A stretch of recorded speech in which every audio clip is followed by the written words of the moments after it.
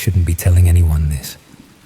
Part of me thinks I should just close this document and forget the whole thing. But I can't.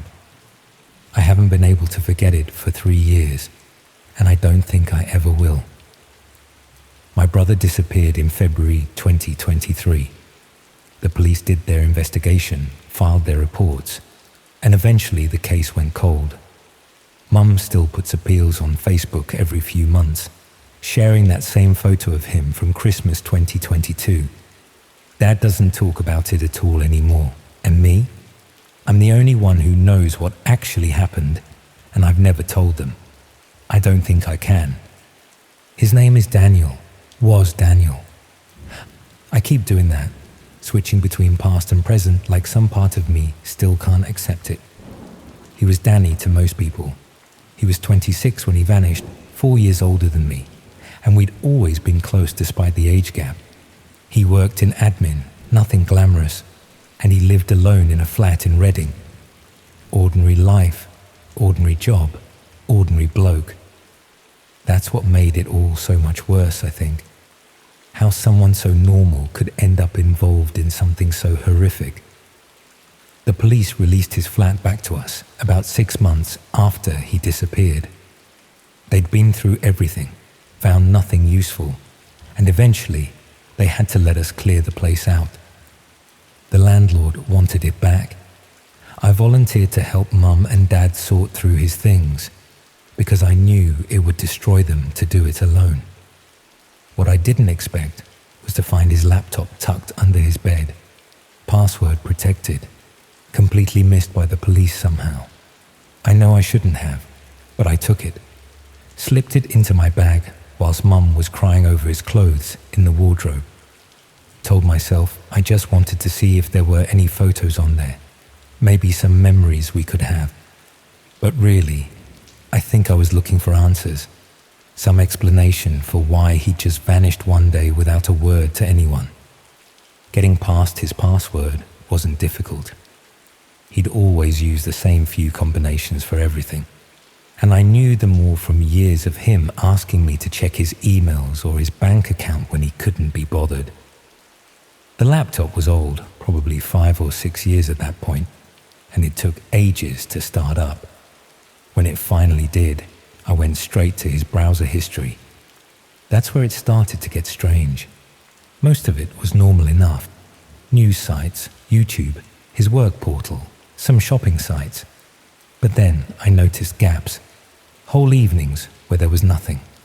No activity at all, which seemed odd for someone who spent most of his free time online. I'm not technical, but it struck me as odd all the same. Danny lived online. Even on quiet nights there was always something. A video, a forum, a stupid rabbit hole. Here there was just nothing. Long stretches of nothing.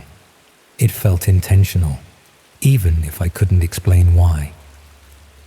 I found a folder buried in his documents called Work Archive 2022. Seemed innocent enough, except Danny was meticulous about keeping work stuff on his work laptop, never his personal one. Inside were just 3 files. One was a text document with what looked like random letters and numbers. No structure to it, no obvious meaning. The second was a bookmark file, but when I tried to open it, nothing happened. And the third was a small application I didn't recognize. I nearly deleted them. Nearly just closed the laptop and forgot about it. But something made me double-click that application. What opened wasn't anything I recognized. It looked like a browser, but stripped back, basic. There was a search bar and nothing else. No favorites, no history visible, no helpful buttons. Just this blank waiting screen. I sat there staring at it for a while, trying to work out what it was for, and then I noticed the URL bar. It didn't say anything normal. It was just a string of random characters ending in .onion. That's when it clicked, slowly and unpleasantly. I didn't recognize the address format, but I recognized the feeling of it, the wrongness. I'd heard about places like this before, in passing, In documentaries I half watched while scrolling on my phone. I just never thought I'd be staring at one on my brother's laptop, but I'd always thought it was just some exaggerated thing from crime documentaries, not something real people actually used. Certainly not something my brother would use. I should have closed it then. Should have shut down the laptop and thrown it away. But I didn't.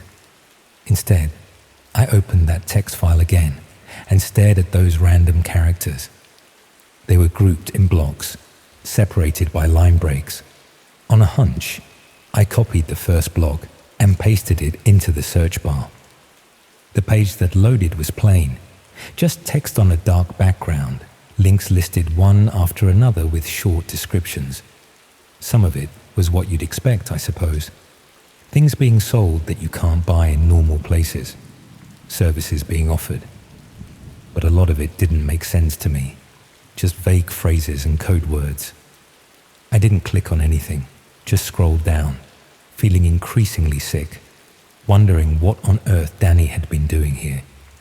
Then I saw a link that made my stomach drop.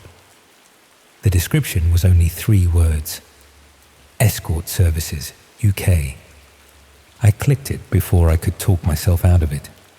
The page that loaded was designed like an old classified ad site, the kind you don't see anymore. Posts listed by region, each one with a title and a short description. Most were London, some Manchester, Birmingham, a few other cities.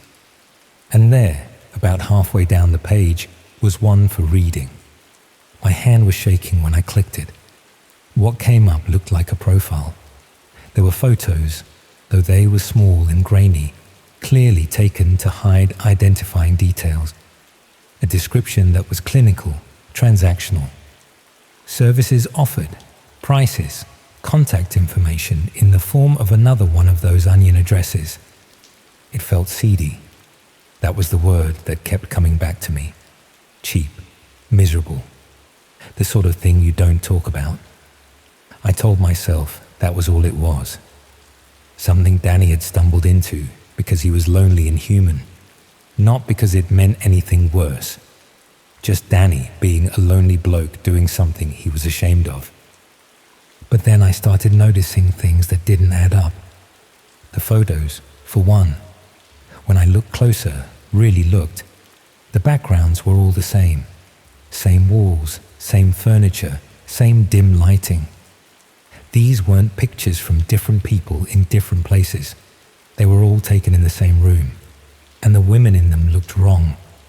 Not wrong like obviously fake or Photoshop, but wrong like they didn't want to be there. Their eyes were flat. Their smiles didn't reach anywhere near their faces. I backed out of the page and went back to the main listings, started clicking through other posts, other regions. And the more I looked, the more I saw the same pattern. Same style of photos, same clinical descriptions, same dead-eyed expressions. This wasn't escorts advertising themselves. This was something else entirely.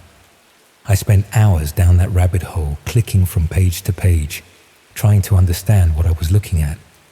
There were other sites linked from that first page, each one more disturbing than the last. One appeared to be reviews, people rating and commenting on experiences they'd had. The language they used was dehumanizing, casual, like they were discussing products they'd bought rather than people. Another site had requests, people describing what they were looking for in specific, horrifying detail. And then I found the messages. They were in a separate application on the laptop, something designed for encrypted communication. I almost missed it completely, but it was listed in Danny's recently used programs. When I opened it, there were only 2 conversations saved. The first was short, just a few messages back and forth with someone whose name showed up as a random string of numbers. Danny had asked about the reading post, asked if the person was still available, what the process was, whether it was safe. The responses were brief and businesslike. Instructions on where to send payment, how to arrange a meeting, what to expect. The second conversation was longer and it started about a week after the first one ended. Danny's first message in it was a question. He asked if the person he'd met was all right, asked if she needed help. The response was immediate and aggressive, telling him to forget what he'd seen and never contact them again. But Danny didn't stop. He sent another message, then another, said he knew what was happening, said he'd seen the fear in her eyes, heard her trying to speak to him in a language he didn't understand, said he couldn't just pretend everything was fine. The responses got more threatening, told him to mind his own business, told him he had no idea what he was involving himself in, told him that asking questions was dangerous for everyone involved, including the people he thought he was helping. Danny's final message in that conversation was sent on the 9th of February, 3 days before he disappeared. All it said was that he'd kept a record of everything and that if anything happened to him, people would know where to look. I felt cold reading that, properly cold, like someone had opened a window in the middle of winter. I went back through his laptop with new urgency, looking for whatever record he'd kept. It took me nearly 2 hours, but eventually I found a hidden folder, password protected, but using the same combination as everything else. Inside were screenshots, dozens of them.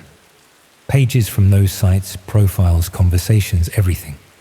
He documented all of it, and at the bottom of the folder was a document, a letter I suppose, though he'd never sent it to anyone. It was addressed to the police. In it, Danny explained everything.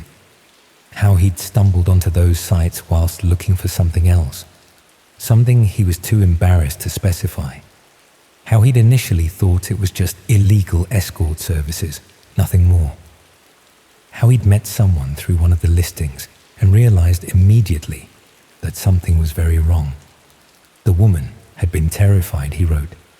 Could barely speak English, kept glancing at the door like she expected someone to burst in. When he'd tried to talk to her, tried to ask if she needed help, she'd just shaken her head frantically and begged him to leave. He'd left, but he couldn't stop thinking about her, couldn't stop thinking about what he'd seen. So he'd gone back online and started digging deeper.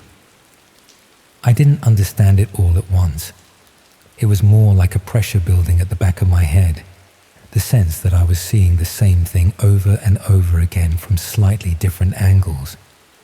He didn't call it a network at first. He kept using words like overlap and coincidence, like he was trying to talk himself out of what he was seeing.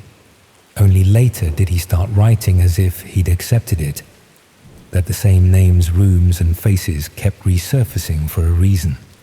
Danny thought he'd worked out locations, addresses that kept cropping up in different forms, sometimes hinted at, sometimes almost spelled out. He wasn't certain. He wrote that more than once, but the patterns bothered him enough that he couldn't ignore them. He'd noted patterns in the posts, worked out which profiles seemed to move between different cities, cross-referenced reviews to build up a picture of who was running things. It was all there in his notes, detailed and careful and absolutely damning. The letter ended with him saying he was going to the police, that he'd gathered enough evidence, that he couldn't sit on it any longer, that someone needed to do something, but he'd never sent it. And 3 days later, he was gone. I sat there with his laptop on my knees, feeling like the walls were closing in. I knew what had happened. I knew it with absolute certainty.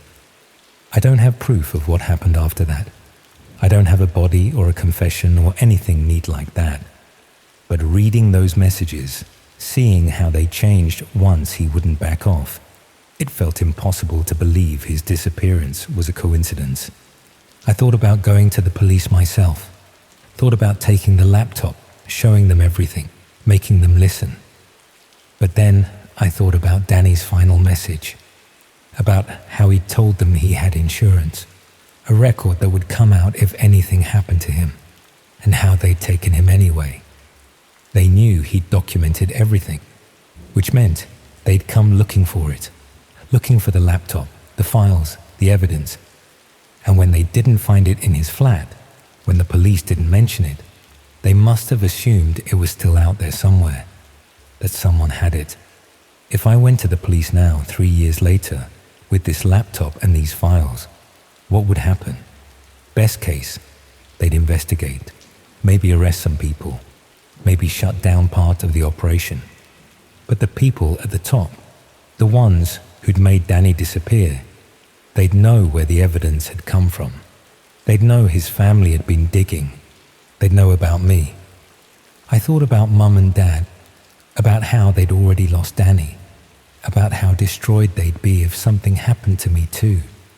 And I thought about the women in those photos, the ones with the dead eyes and the forced smiles, and how going to the police might help them, but might also make everything worse, might drive the whole operation further underground, make the people running it more careful, more brutal. I don't know if I made the right choice. I've questioned it every day since. I deleted everything, every file, every screenshot, every trace of what Danny had found, wiped the laptop completely and took it to a recycling center 3 towns over. Told Mum and Dad I hadn't found anything useful on it, just some old work documents and pictures of his mates. They believed me because why wouldn't they? But I kept one thing, just one screenshot, buried in an encrypted folder on my own laptop. One of the profiles Danny had documented, not because I know what to do with it, but because I couldn't bring myself to erase it all completely. Couldn't let what he'd found just disappear into nothing. Sometimes I look at it, not often, but sometimes. I zoom in on the faces in the background of those photos, the glimpses of rooms and windows, and I try to work out where they might be. I tell myself that one day I'll be brave enough to do something with it, to finish what Danny started.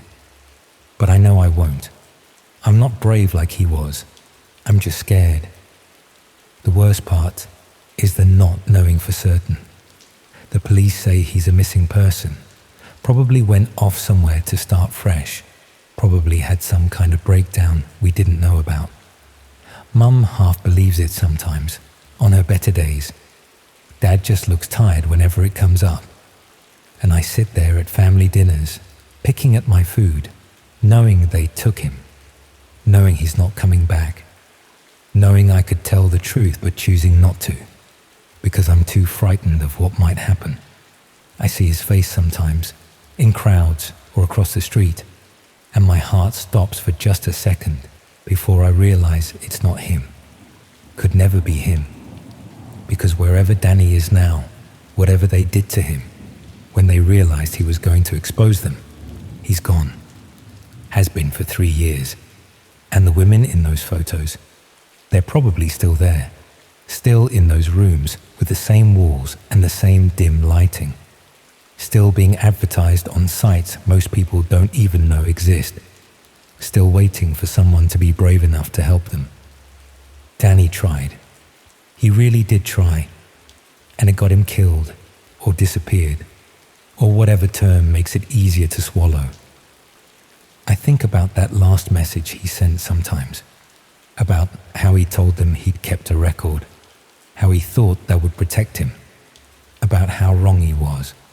And I wonder if somewhere, in whatever hell they put him through before the end, he regretted getting involved at all, regretted not just closing that laptop and walking away like any sensible person would have done. I regret it for him.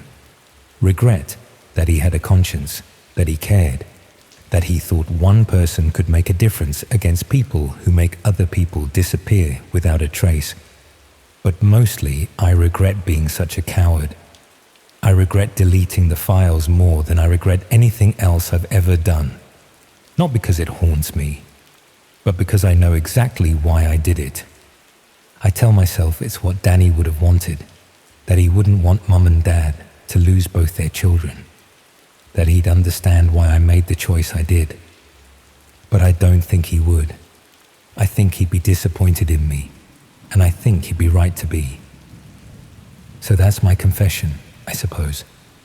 My brother found something terrible on the dark web, tried to do the right thing, and disappeared because of it.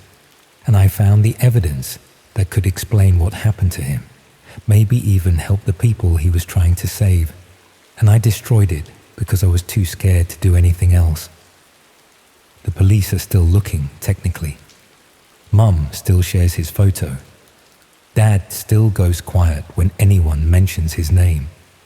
And I still check the news sometimes, looking for stories about trafficking raids or missing persons found or operations shut down, hoping that somehow, without me doing anything, someone else will stumble onto what Danny found and actually have the courage to act on it.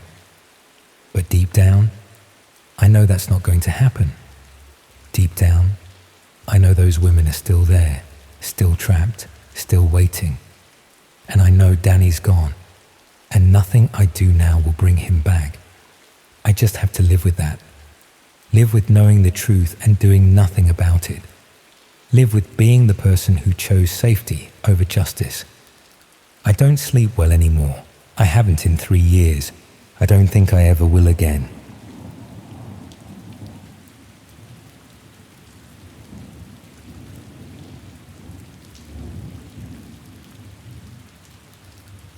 I messed up. I know I did. And there's no point pretending otherwise. What started as curiosity about a strange advertisement has left me looking over my shoulder every time I leave my house, checking faces in crowds, wondering which of my neighbors knows more about me than they should. I work as a copywriter for a marketing agency in Manchester, the kind of job that involves writing product descriptions and website content for clients who rarely appreciate the effort that goes into making their beige services sound interesting. It pays the bills, and I can do most of it from home, which suited me fine since I've always preferred my own company to office politics. The whole thing started when I was researching competitor websites for a client presentation. I'd been looking at various classified advertisement sites, seeing how other businesses positioned their services, what kind of language worked, that sort of thing. Most of it was exactly what you'd expect. Second-hand furniture, cars for sale, people offering gardening services or dog walking. Then I found a listing that didn't quite fit. It was on a legitimate classified site, one of the larger ones that's been around for years. The listing was in the property section, but instead of advertising a flat or house for rent, it simply said, "Viewing available," with an address in Salford and a date the following week. No rental price, no description of the property, no contact details, just those 2 words and a time slot. I probably wouldn't have paid much attention to it, except the address looked familiar. It took me a moment to place it, but I eventually realized it was the street where my mate Rob used to live before he moved to Bristol. I'd been to his old flat several times for dinner or to watch football, and I was fairly certain I remembered the specific house number. Out of curiosity more than anything else, I clicked through to see if there were any other details.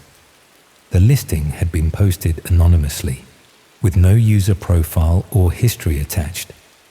The description field was completely blank, except for a reference number composed of random letters and numbers. It had been viewed around 30 times, which seemed low for a property listing, but high for something so vague and uninformative. I searched for the reference number online, thinking it might lead to a proper listing elsewhere with more information. What I found instead was a discussion on an obscure message board, where someone had asked if anyone knew what these types of listings meant. The responses were unhelpful and vague, with most people dismissing it as a posting error or spam. One person suggested it might be code for something, but didn't elaborate on what. The more I looked at that listing, the stranger it seemed. Why would someone post a viewing time for a property without any actual property information? Who would respond to such a vague advertisement? And why did the address have to be a place I recognized? I convinced myself I was overthinking it. Probably just someone who'd messed up their listing and forgotten to include the crucial details. But the coincidence of it being Rob's old address bothered me enough that I sent him a message asking if he knew anything about the current occupants or if the place was up for rent. Rob replied saying he had no idea who lived there now and hadn't kept in touch with anyone from that street. He'd moved out nearly 2 years ago and hadn't been back since. The landlord who'd owned his flat had been selling up properties around that time, so it could be under new ownership entirely. I should have left it there. I had work to do, the client presentation to prepare, no legitimate reason to spend more time thinking about a badly written property listing.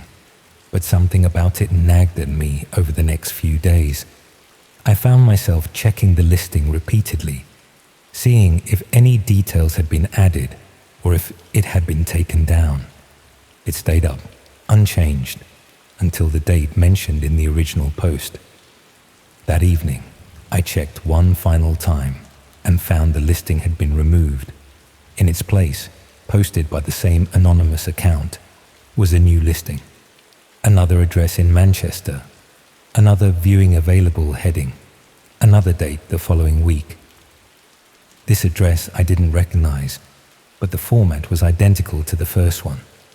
I started searching for similar listings, curious if this was part of some pattern. Over the next hour, I found 5 more scattered across the site, all posted within the past month, all following the same minimal format. Different addresses across Greater Manchester, different dates, but the same mysterious reference numbers and complete lack of property details. What made me genuinely uneasy was discovering that one of the addresses was for a house 3 streets away from my own flat. I'd walked past it countless times, a standard terraced house indistinguishable from dozens of others in the area. The listing gave a viewing time for 2 days later, midday on a Thursday. I knew I was probably being paranoid, but I couldn't shake the feeling that something was wrong about these listings.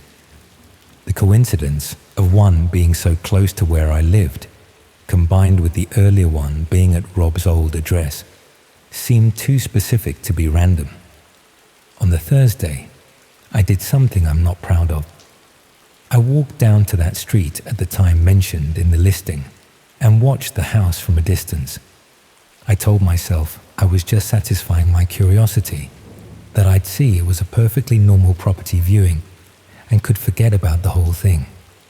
What I actually saw was 3 people arriving separately over the course of about 20 minutes.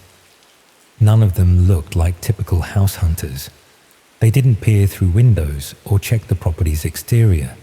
They simply walked up to the front door, which opened before they could knock, and went inside. Each person stayed for maybe 10 minutes before leaving, walking away quickly without looking back. I couldn't see who answered the door from where I was standing, and I didn't get close enough to hear any conversations. But something about the whole interaction felt wrong. The brevity of each visit, the way the door opened before they knocked as though they were expected, the lack of any normal viewing behavior like taking photos or discussing the property. That evening, I made a decision that changed everything. I went back to that classified site and searched for the reference number format I'd noticed on all those strange listings. It took some trial and error, but I eventually found a way to pull up a list of similar postings going back several months. There were hundreds of them, maybe thousands, all following the same pattern. Addresses across the UK, viewing times, nothing else. I selected a few at random and searched for the addresses on Google Street View, trying to understand what these properties had in common. They were ordinary residential streets, a mix of terraced houses, semi-detached properties, and low-rise flat buildings. Nothing obviously connected them, except that they all existed, and all had these mysterious listings attached to them. Then I found one listing that included slightly more information than the others. Below the standard viewing available heading, someone had added a website address, not a normal URL, but one of those long strings of random characters that indicated a dark web site, accessible only through specific software. I spent the next few hours reading about how to access these hidden websites, feeling increasingly like I was crossing a line I shouldn't. But I needed to know what connected all these addresses, what these viewings were actually for. The dark web address was clearly the answer, even if I wasn't sure I wanted to see it. The process of accessing that website was simpler than I'd expected, though it felt transgressive in a way that regular internet browsing never does. The knowledge that I was looking at content deliberately hidden from search engines and normal browsers made everything feel more significant and dangerous. The website itself was professionally designed, organized like a property portal, but with a distinctly unsettling atmosphere. Instead of estate agent listings, it displayed addresses organized by region and date.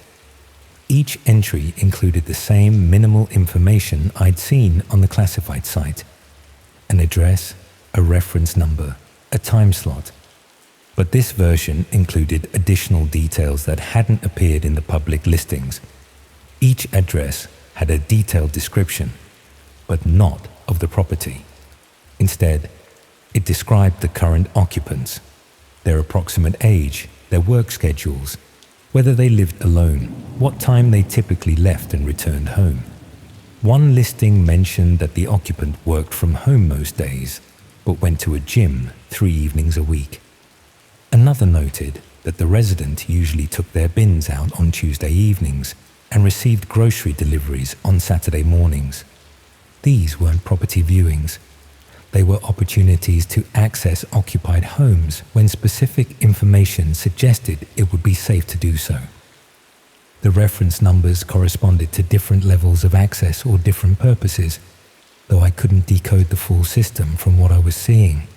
Worst of all, I found my own address, listed with today's date and a time slot in 2 hours, when I was supposedly at my regular Thursday evening circuit training class at the local leisure centre.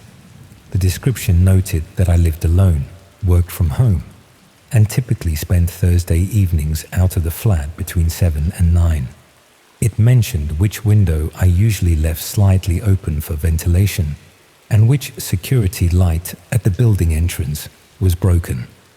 Someone had been watching me, documenting my routine, selling access to my home to whoever wanted it. That first listing at Rob's old address hadn't been coincidence. It had been a test to see if I'd notice, if I'd investigate, if I'd lead myself to exactly where I was now.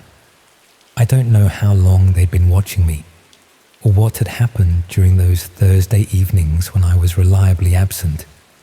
I thought about all the times I'd come home to find small things out of place. A drawer not quite closed, a book moved slightly on the shelf. I'd always attributed it to my own forgetfulness, never imagining someone had been inside while I was doing circuits in a fluorescent lit sports hall. I contacted the police immediately, showing them everything I'd found. They took it seriously, which somehow made it worse. It meant I wasn't being paranoid, that this was a real and recognized threat. They explained these schemes had become increasingly common, with people gathering information about residents and selling access to homes for purposes ranging from theft to far worse. They checked my flat and found evidence someone had been entering regularly, small scratches around the lock that I'd never noticed, suggesting it had been picked multiple times. A tiny camera hidden in the smoke detector that had been recording and transmitting for weeks. Fingerprints that didn't match mine on surfaces I knew I'd cleaned. The police arrested 2 people the following week, caught entering a house across Manchester that had been listed on that same dark website. But the website itself continued operating, moving to new addresses, listing new homes. My own listing was removed, But that didn't undo the weeks or months someone had been accessing my flat, photographing my possessions, recording my routine. I moved out within the month, though I know that doesn't really solve anything. My new address isn't listed yet, but that just means yet. I've learned to check those classified sites regularly, searching for my new postcode, looking for any sign that someone started watching again. I've installed proper security, changed all my locks, covered my windows with blackout curtains even though I hate how dark it makes the rooms. But mostly, I've learned that privacy is an illusion maintained only as long as you're not interesting enough for someone to violate it. Your home is secure only until someone decides it isn't.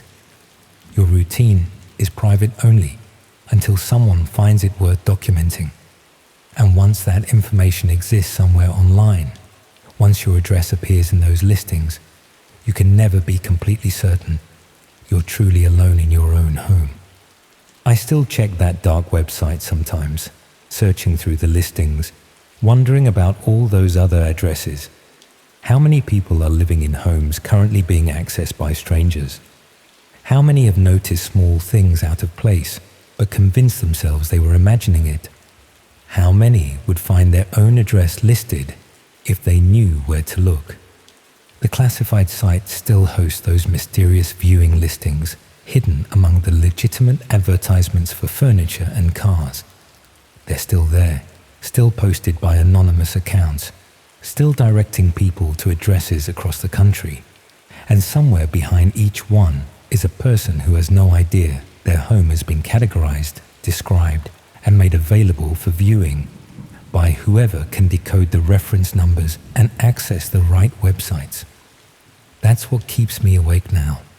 Not just what happened to me, but the knowledge of how many others it's happening to right now. The woman 3 streets away whose listing mentioned she worked late on Wednesdays. The elderly man in Bolton whose entry noted he was hard of hearing and went to bed by 9. The family in Leeds whose schedule was documented down to which days the children had after-school activities. All those addresses, all those lives, all that private information gathered and sold in hidden corners of the internet where normal people would never think to look. And I found it by accident, following a curiosity that seemed harmless at the time, but led me to discover exactly how vulnerable we all are. I messed up by investigating those listings in the first place, but I'm still not sure if I'd make a different choice, because now I know the truth. Uncomfortable as it is, now I understand that the locks on our doors and the routines we think are private are only as secure as we are invisible. And in a world where information has value, none of us are invisible enough.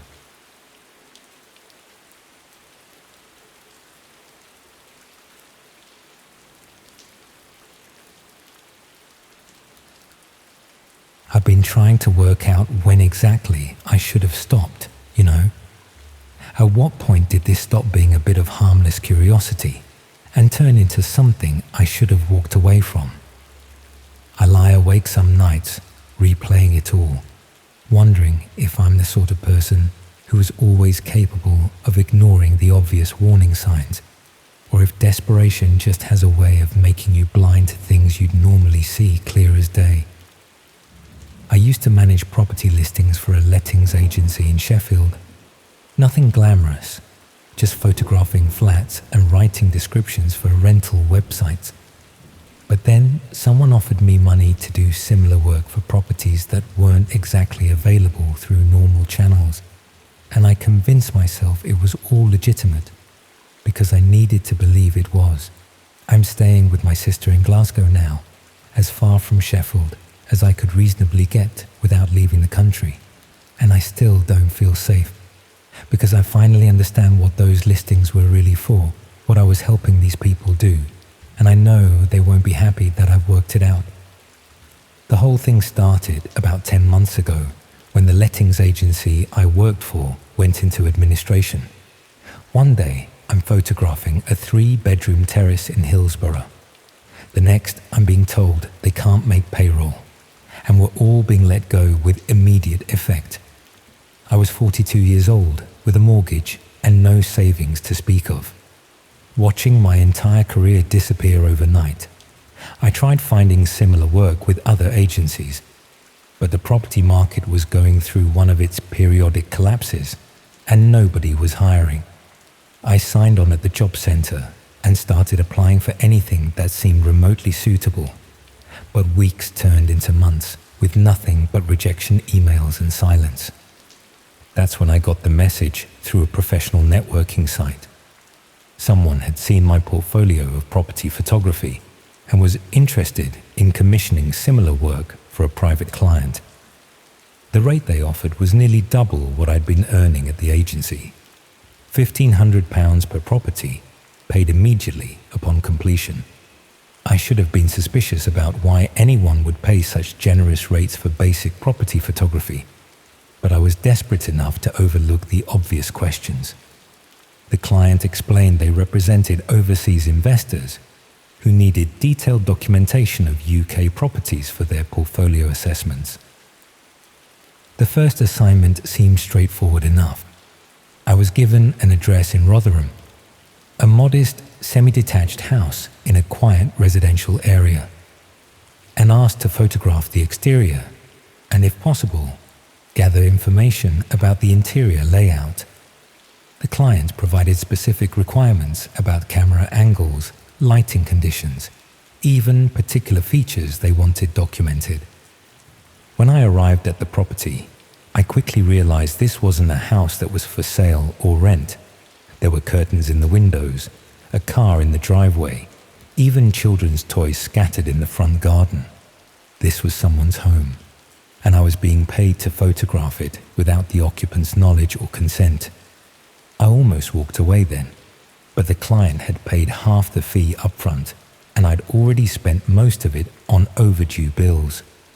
So I convinced myself I was just taking photographs from a public street. Nothing technically illegal about documenting buildings that anyone could see. I took the exterior shots as requested, making sure to capture all the angles and features the client had specified. Then I walked around to the back alley and photographed the rear of the property as well, noting the security arrangements and access points as the brief had requested. When I submitted the photographs, the client was pleased with my work and paid the remaining fee immediately. They also offered me another assignment for the following week, a different property in Doncaster with similar requirements. Over the next few months, I photographed dozens of properties across South Yorkshire. All of them were occupied homes rather than properties for sale, and all required the same detailed documentation of security features, access points, and daily activity observations. The assignments came with increasingly specific requirements. I was asked to note what time residents left for work, whether they had security systems or dogs, even to identify which windows were typically left open during warm weather. The client claimed this information helped their investors assess neighborhood security and property maintenance standards. But I was starting to understand that I wasn't documenting properties for investment purposes. I was conducting surveillance for people who intended to break into these homes. The detailed information I was gathering would allow burglars to identify vulnerable properties, plan their approach, and minimize the risk of being caught. I tried to convince myself I was being paranoid, that there were innocent explanations for why overseas investors might need such detailed security assessments. But the evidence was mounting that I'd been recruited to provide reconnaissance for organized crime. The breakthrough came when I was assigned to photograph a property in Chapeltown. The house was a neat bungalow occupied by an elderly couple who I'd occasionally see tending their garden when I drove past during my surveillance work. The client's brief was more detailed than usual. They wanted photographs documenting the couple's daily routine, the times when the property was empty, even close-up shots showing the type of locks on the doors and windows. This wasn't property assessment. It was target reconnaissance for people planning to victimize vulnerable elderly residents. I couldn't ignore what I was really doing anymore. I'd been providing intelligence that enabled criminals to identify and exploit the most vulnerable members of our community. Every photograph I'd taken, every security assessment I'd compiled, had probably contributed to someone's home being burgled. But I couldn't just stop accepting assignments without facing serious consequences. I'd become financially dependent on the income, and the client had made it clear they valued discretion above all else. People who cause problems for their operation might face difficulties of their own. I started keeping detailed records of all my assignments, documenting which properties I'd surveilled and what information I'd provided. I told myself I was preserving evidence in case I needed to cooperate with law enforcement. But really, I was just trying to feel less guilty about what I was doing. That's when I discovered the client wasn't just commissioning surveillance from me. They were coordinating dozens of reconnaissance operatives across the country, building a comprehensive database of vulnerable properties and their security arrangements. The operation used hidden internet channels to coordinate activities and share intelligence. I only discovered this because the client sent me login credentials to access their secure communication system, apparently deciding I was trustworthy enough to participate in their wider operations. What I found when I accessed their system was more sophisticated and extensive than I'd imagined. They had detailed profiles of thousands of properties across the UK, all compiled by operatives like me who'd been recruited to conduct surveillance work.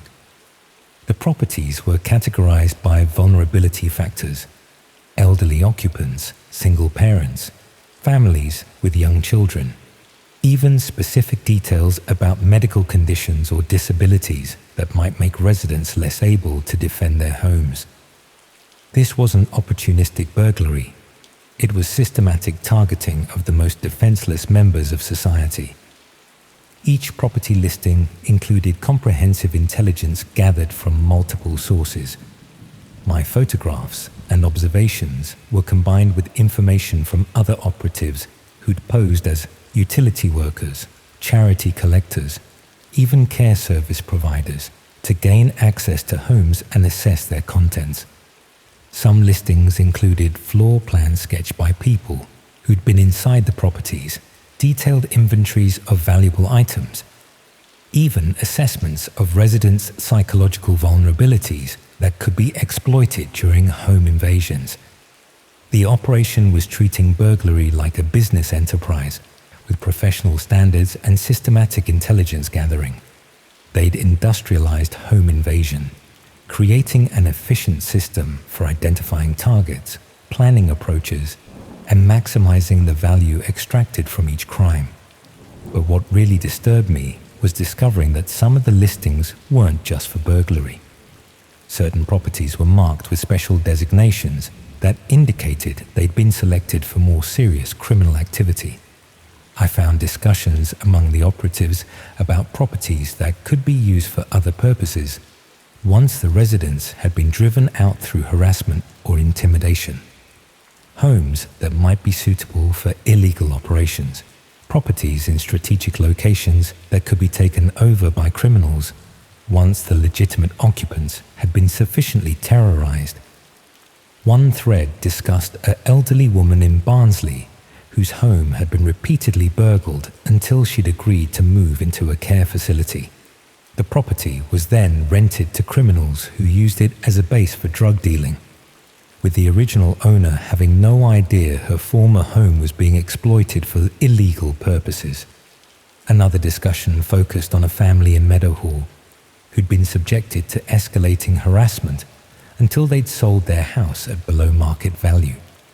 The property had been purchased through a front company and was now being used for purposes the operatives wouldn't specify in their online communications. I realized I'd been part of an operation that went far beyond simple burglary. These people were systematically identifying and exploiting vulnerable residents, not just stealing their possessions, but driving them from their homes and taking over the properties for criminal enterprises. The surveillance work I'd been doing wasn't just enabling individual crimes. It was facilitating a form of domestic terrorism that destroyed people's lives and communities. Every property I documented was potentially being targeted not just for theft, but for systematic harassment, designed to drive out legitimate residents.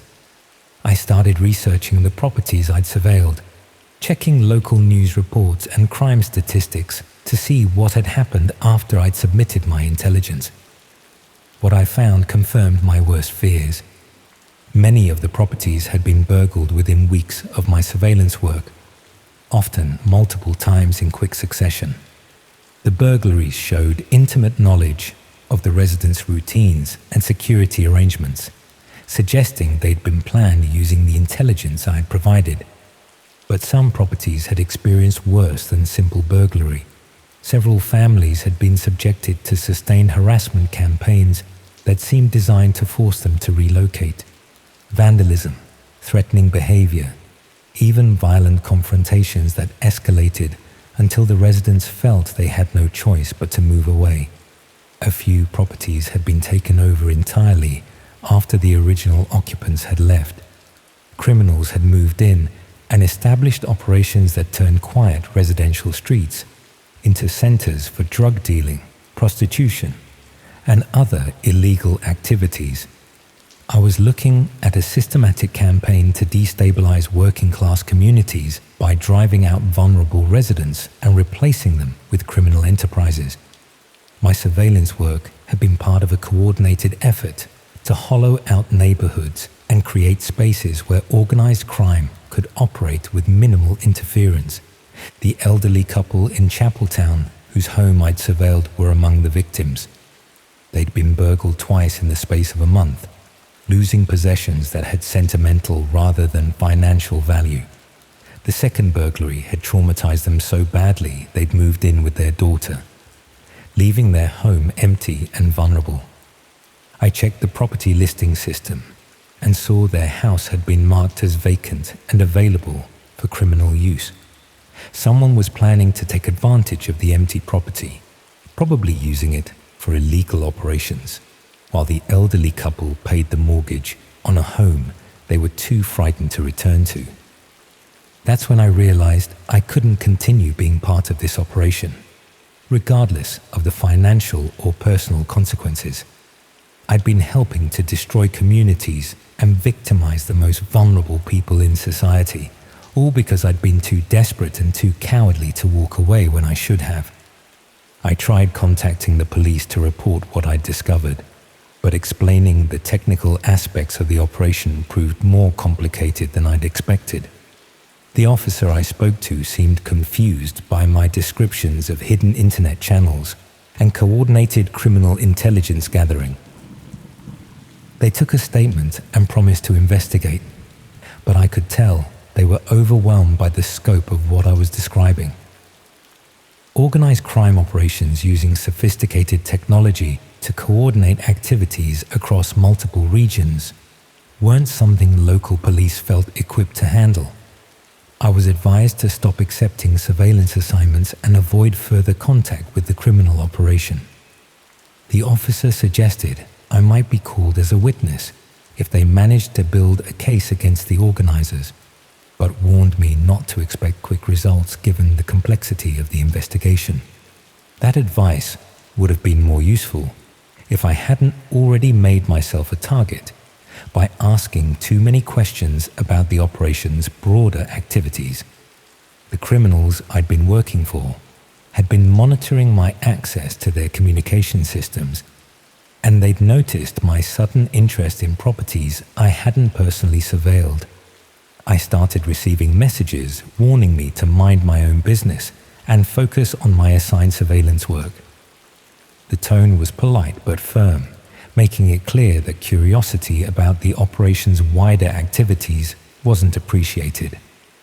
When I ignored these warnings and continued investigating what happened to the properties I documented, the messages became more explicit. I was told that people who cause problems for the operation had a tendency to experience problems of their own, and it would be unfortunate if I found myself in a similar situation. That's when I noticed I was being watched. Cars following me when I drove to surveillance assignments, people photographing me from across the street, even evidence that someone had been through my flat while I was out working. I found my own details posted on the same hidden communication system I'd been using to access the property listings. My home address, my daily routine, even a floor plan of my flat that someone had obviously sketched after gaining access while I was away. The message was clear. I was now a target myself, subject to the same surveillance and intelligence gathering I'd been conducting against others. They were demonstrating that they could reach me anywhere, that they knew intimate details about my life, and that I was just as vulnerable as the elderly couples and single parents I'd been helping them victimize. The surveillance escalated quickly after that. My flat was broken into while I was at the supermarket, though nothing was stolen.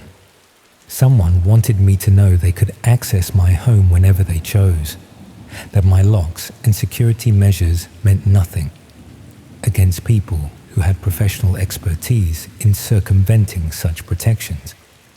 I started finding evidence of their intrusions everywhere. Personal belongings moved slightly out of position, computer files accessed and deleted, even photographs of me sleeping that had been left on my bedside table as a threat. The psychological impact was worse than any physical harm. I couldn't sleep knowing that strangers were entering my home while I was unconscious and vulnerable. I couldn't relax knowing that I was being watched and documented with the same systematic precision I'd applied to surveillance of others. I reported the break-ins to the police, but without evidence of theft or damage. They treated it as low-priority harassment rather than serious criminal activity. They suggested I improve my home security, apparently unaware that I was being targeted by professionals who could circumvent any reasonable security measures. That's when I realized I needed to leave Sheffield entirely. The surveillance operation knew where I lived, where I worked, even where I shopped and socialized.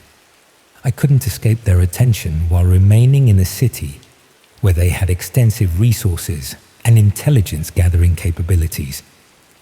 I packed essential belongings and drove to Glasgow to stay with my sister, leaving behind most of my possessions and my entire life in Sheffield. I told my sister I needed a change of scene after losing my job, not wanting to burden her with the truth about what I'd been involved with.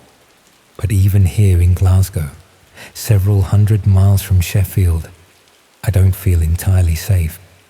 The surveillance operation extends across the country, with operatives in every major city conducting reconnaissance work for criminals who treat home invasion as a professional enterprise. I keep checking the hidden communication system I still have access to, monitoring whether my details have been flagged for targeting by operatives in Scotland. So far, I haven't found any specific threats, but I know that could change at any moment. The worst part is knowing that the operation continues without me. Other desperate people are being recruited to conduct surveillance work, probably telling themselves the same lies I did about legitimate property assessment and overseas investors. The properties I documented are still being targeted for burglary and harassment. The elderly couples and vulnerable families I helped identify are still being victimized by criminals who use the intelligence I provided to plan their attacks. I keep thinking about that couple in Chapeltown who are too frightened to return to their own home after being burgled twice in a month. About the family in Meadowhall who sold their house at a loss because the harassment became unbearable. About all the other victims whose lives I helped destroy because I was too desperate for money to ask the obvious questions about what I was really doing. The surveillance operation has probably moved on to recruiting new operatives by now, finding other unemployed property professionals who are desperate enough to accept generous payment for documenting homes without asking why anyone would pay such rates for simple photography work. And somewhere in South Yorkshire, criminals are probably using the intelligence I gathered to plan their next burglary or harassment campaign. Breaking into homes where elderly residents live alone, targeting families with young children, driving vulnerable people from their properties so the homes can be exploited for illegal purposes. I suppose I'm telling you this because I need someone to understand how these operations recruit ordinary people, how they exploit financial desperation to make us complicit in serious crimes, and how they're systematically destroying communities across the country. If you're ever approached with offers that seem too generous for simple work, if someone wants to pay you to photograph properties or gather information about residents, please walk away immediately. Don't make the same mistake I did by convincing yourself it's legitimate, because you need to believe it is. Because once you're involved with these operations, once you understand what they're really doing and who they're targeting, you can't unknow what you've learned. You become a liability they need to manage, a potential threat they need to monitor and control. And if you cause them enough problems, if you try to expose their activities or interfere with their operations, you might find yourself on the receiving end of the same surveillance and harassment you helped inflict on others. I'm living with that fear every day now, wondering if they've decided I'm enough of a threat to warrant more serious attention, wondering if the next property listing I see on their communication system will include my sister's address here in Glasgow. The operation taught me that privacy is an illusion, that home security means nothing against determined professionals, and that anyone can become a target if they threaten the wrong people's criminal enterprises.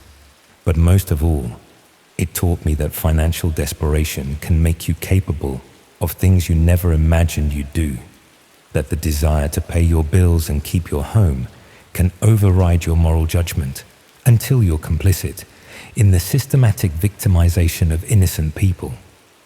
I can't undo the damage I helped cause, can't restore the sense of security I helped destroy for dozens of families across South Yorkshire. All I can do is hope that someone with more resources and authority will eventually dismantle these operations before they destroy more communities and ruin more lives. And hope that my sister never asks why I jump every time I hear a car door close outside, or why I check the locks 3 times before going to bed, or why I can't seem to settle into normal life here in Glasgow, despite being several hundred miles from the people who turned me into both a criminal and a victim.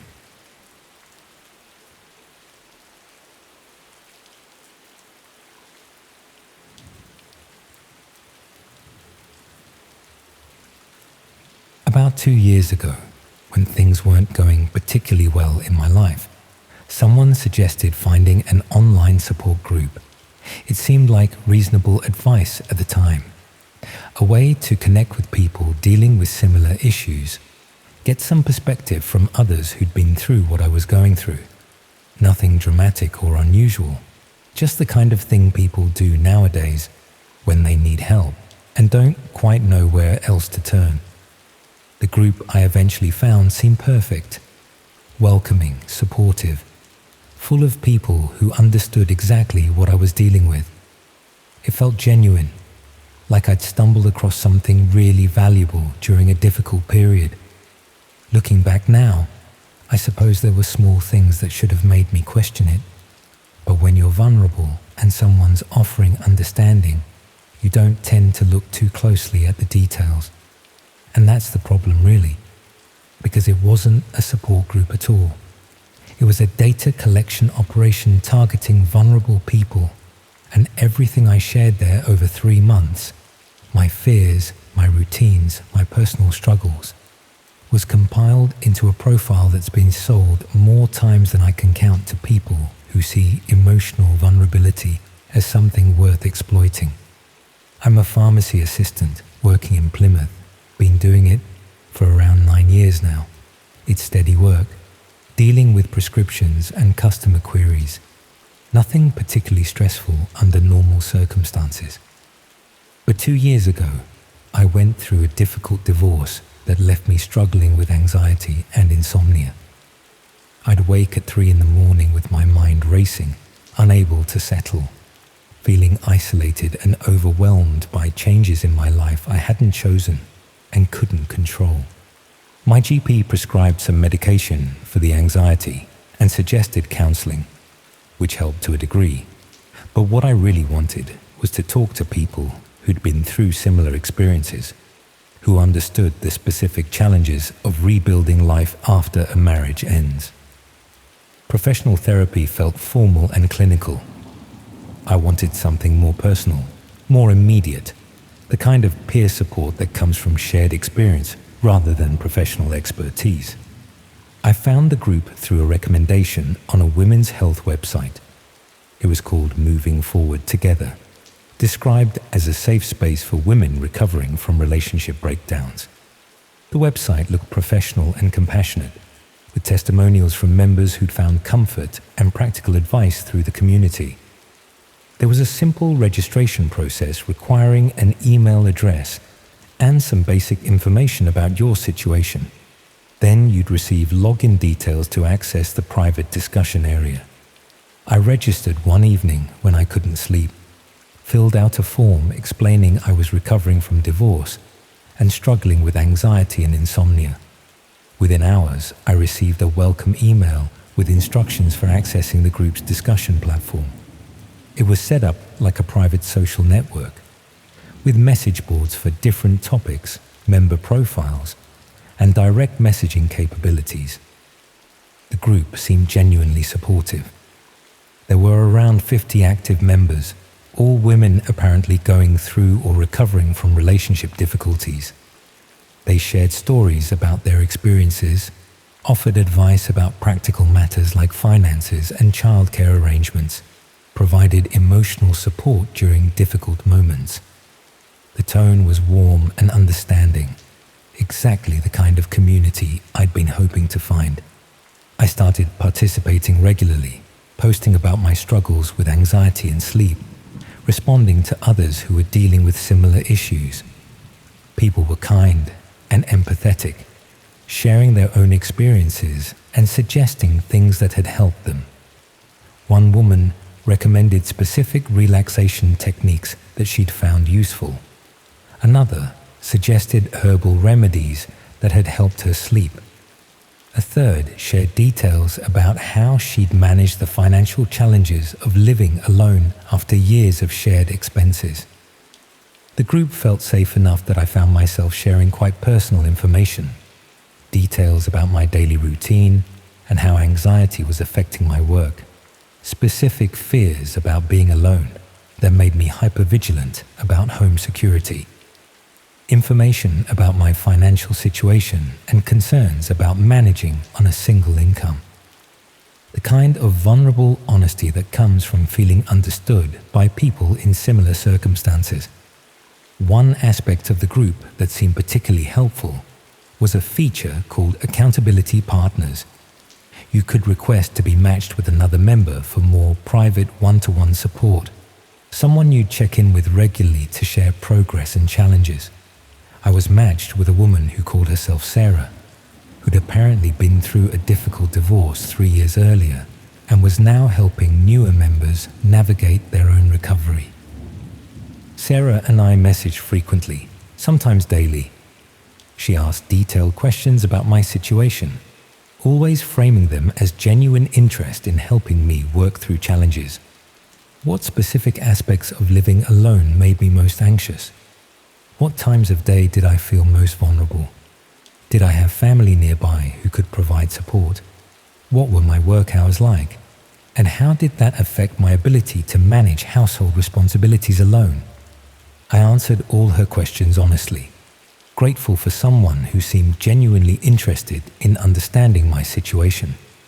I told her about my morning routine and how I'd struggled to get motivated to leave for work, about coming home to an empty house in the evenings and feeling the absence of another person more acutely then.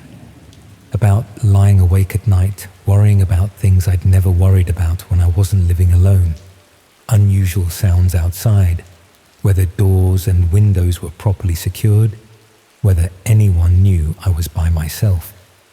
Sarah would respond with understanding and practical advice. She'd share similar experiences from her own recovery, suggest specific strategies for managing anxiety, ask follow-up questions that showed she was really listening and thinking about my situation. It felt like genuine friendship developing, the kind of connection that helps you feel less alone during difficult times. After about 3 months of active participation in the group, I started feeling better. The anxiety was more manageable, I was sleeping more consistently, and life as a single person was becoming normal rather than frightening. I participated less frequently in the group discussions, not because I was unhappy with the community, but because I simply needed it less. I check in occasionally, but mostly I was moving forward with my life, which was the entire point. Then, about 6 months after I'd largely stopped participating, I received an email from someone claiming to be a journalist investigating online support groups. She explained that she'd found evidence that moving forward together wasn't what it appeared to be, and she was trying to contact former members to warn them about what their personal information might have been used for. I was skeptical at first, thinking it might be spam or some kind of scam, but the journalist provided specific details about the group that convinced me she was legitimate. She explained that moving forward together was operated by people who specialized in gathering detailed personal information from vulnerable individuals, information that could be used for various forms of exploitation, including targeted fraud, stalking, and burglary.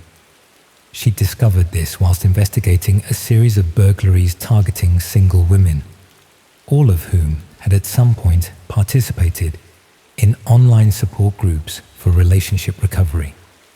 The pattern had been subtle enough that police hadn't initially connected the cases, but the journalist had noticed similarities in how the victims had been selected and the timing of when they were targeted. The journalist had managed to gain access to back-end systems used by the people running Moving Forward Together, and what she found was disturbing. The group wasn't a genuine support community. It was a sophisticated information-gathering operation designed to extract detailed personal information from emotionally vulnerable women under the guise of peer support and friendship. Every post made in the group was being analyzed and compiled into individual member profiles. The direct messages, the accountability partnerships, the private conversations where members shared their most vulnerable moments, all of it was being recorded and organized into comprehensive dossiers about each participant's life, fears, routines, and circumstances. My profile included everything I'd shared over those 3 months, my work schedule at the pharmacy and typical routines, my home address, which I'd mentioned in context of discussing my neighborhood and feeling isolated there, detailed information about my anxiety triggers and specific fears about living alone, notes about my financial situation and what valuables I owned, even analysis of my sleeping patterns and what times I was most likely to be home versus away.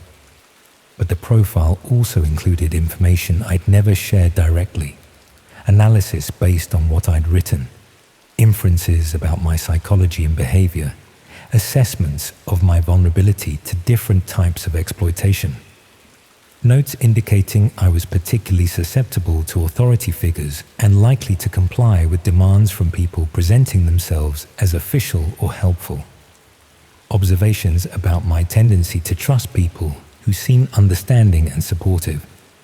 The journalist showed me screenshots of the dark web marketplace where these profiles were being sold. It was organized like a database of vulnerable targets, searchable by location, living situation, specific vulnerabilities, and types of exploitable information available. My profile was listed under single women in the Plymouth area with documented anxiety and security concerns. The listing emphasized the quality and detail of information available.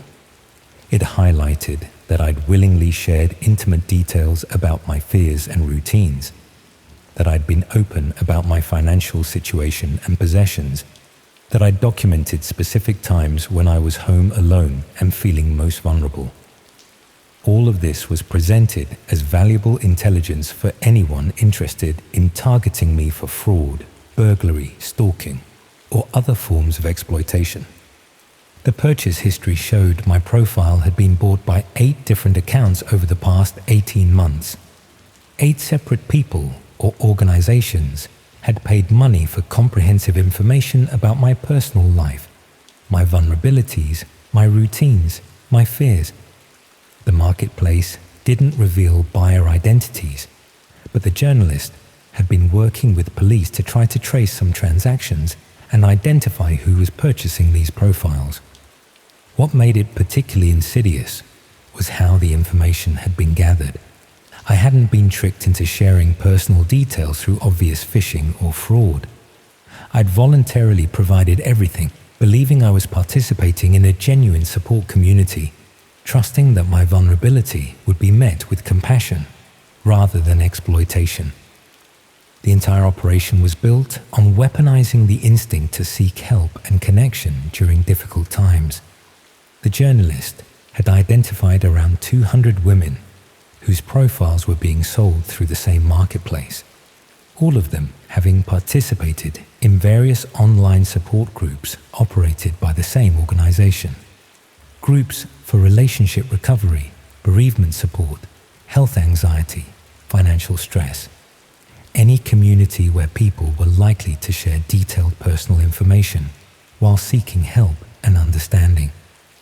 Several women whose profiles had been purchased had subsequently been victims of crimes. Burglaries timed to occur when they were reliably away from home. Sophisticated fraud attempts targeting their specific financial vulnerabilities. Stalking by individuals who'd used the profiles to learn their routines and locations. The journalist had documented around 15 cases where profile purchases correlated clearly with subsequent victimization. I contacted the police after speaking with the journalist.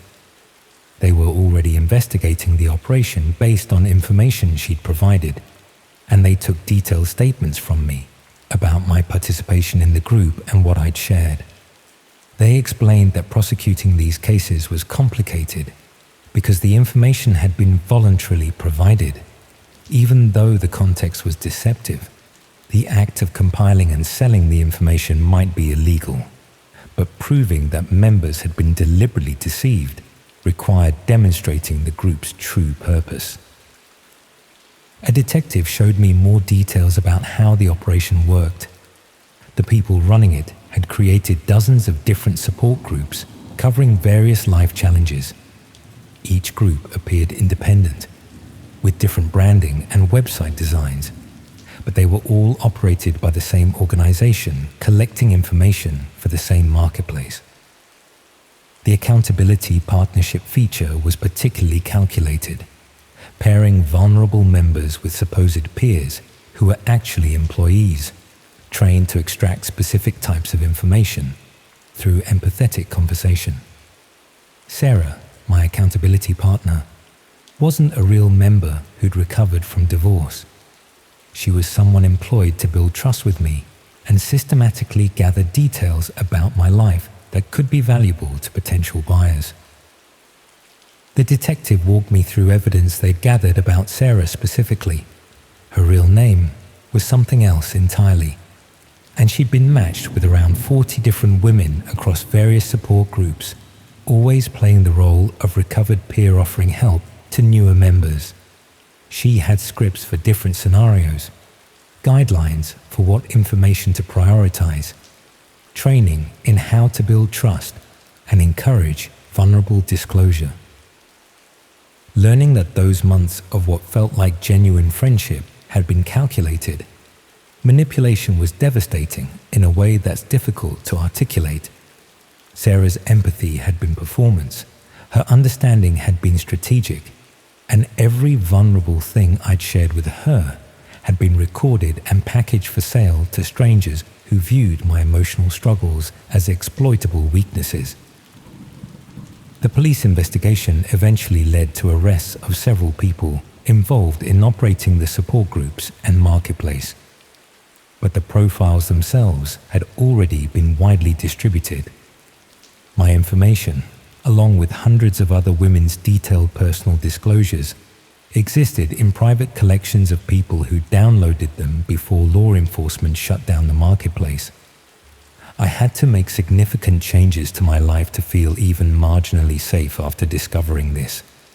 I moved to a different area within Plymouth, stopped using my previous routines, closed down most of my social media presence. I'm hypervigilant about what information I share online now, even in contexts that seem genuinely helpful and supportive. The experience has made me deeply suspicious of online communities and reluctant to seek help even when I need it. What haunts me most is thinking about the 8 unknown buyers who purchased my profile. Who were they? Why were they interested in detailed information about me specifically? What did they plan to do with knowledge of my fears and routines? The journalist and police identified connections to some crimes, but most buyers remained untraced, their intentions unknown, their continued interest in my information impossible to assess. I also think about the other women whose profiles were sold through that marketplace. How many of them still don't know what happened, still believe they participated in genuine support groups, still trust that their vulnerable disclosures were held in confidence by compassionate peers? The journalist contacted everyone she could identify, but there were gaps in member information, and many women who'd used pseudonyms that couldn't be traced to real identities. The psychological impact has been harder to manage than the practical security measures. I struggle to trust people now, particularly when they seem understanding or supportive. I question whether kindness is genuine or calculated, whether people asking about my well-being actually care, or are gathering information for purposes I don't understand. The suspicion affects my relationships and makes it difficult to accept help even from people who genuinely want to provide it. I joined that support group looking for help during a difficult time in my life. I shared my fears, my struggles, my vulnerable moments, believing I was participating in a community of mutual support and understanding. Instead, I was providing detailed intelligence that was compiled, analyzed, and sold to people who viewed my emotional vulnerability as exploitable weakness. That's what I think about now when I see online support groups advertised. Not whether they're genuinely helpful or moderated by caring people, but whether they're information gathering operations targeting vulnerable individuals. Whether the supportive responses and empathetic questions are genuine or strategic, designed to extract valuable personal details that can be packaged and sold to buyers with malicious intent. The profiles exist. The violation is permanent. And somewhere, 8 different people or organizations possess comprehensive information about my life during my most vulnerable period. Information I shared voluntarily, believing I was seeking help from people who understood my struggles. That knowledge has changed how I navigate the world, making me cautious where I used to be trusting, suspicious where I used to be open, isolated where I used to seek connection. I sought help when I was struggling, and that decision to reach out left me permanently compromised. My vulnerability was weaponized, my trust was exploited, and my most private struggles were converted into a product sold to strangers whose interest in me is anything but compassionate. That's the price I paid for trying to find support during a difficult time, and it's a price I'll be paying for the rest of my life.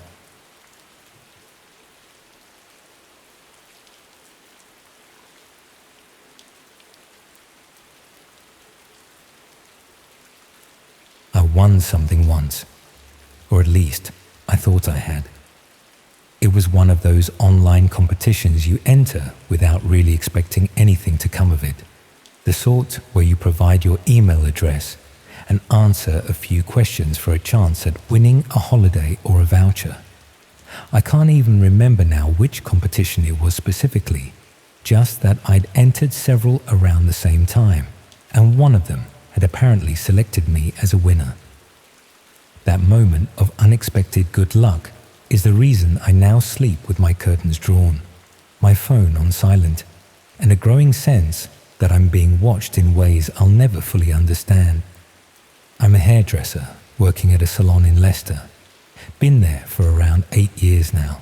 It's a good job, steady clientele.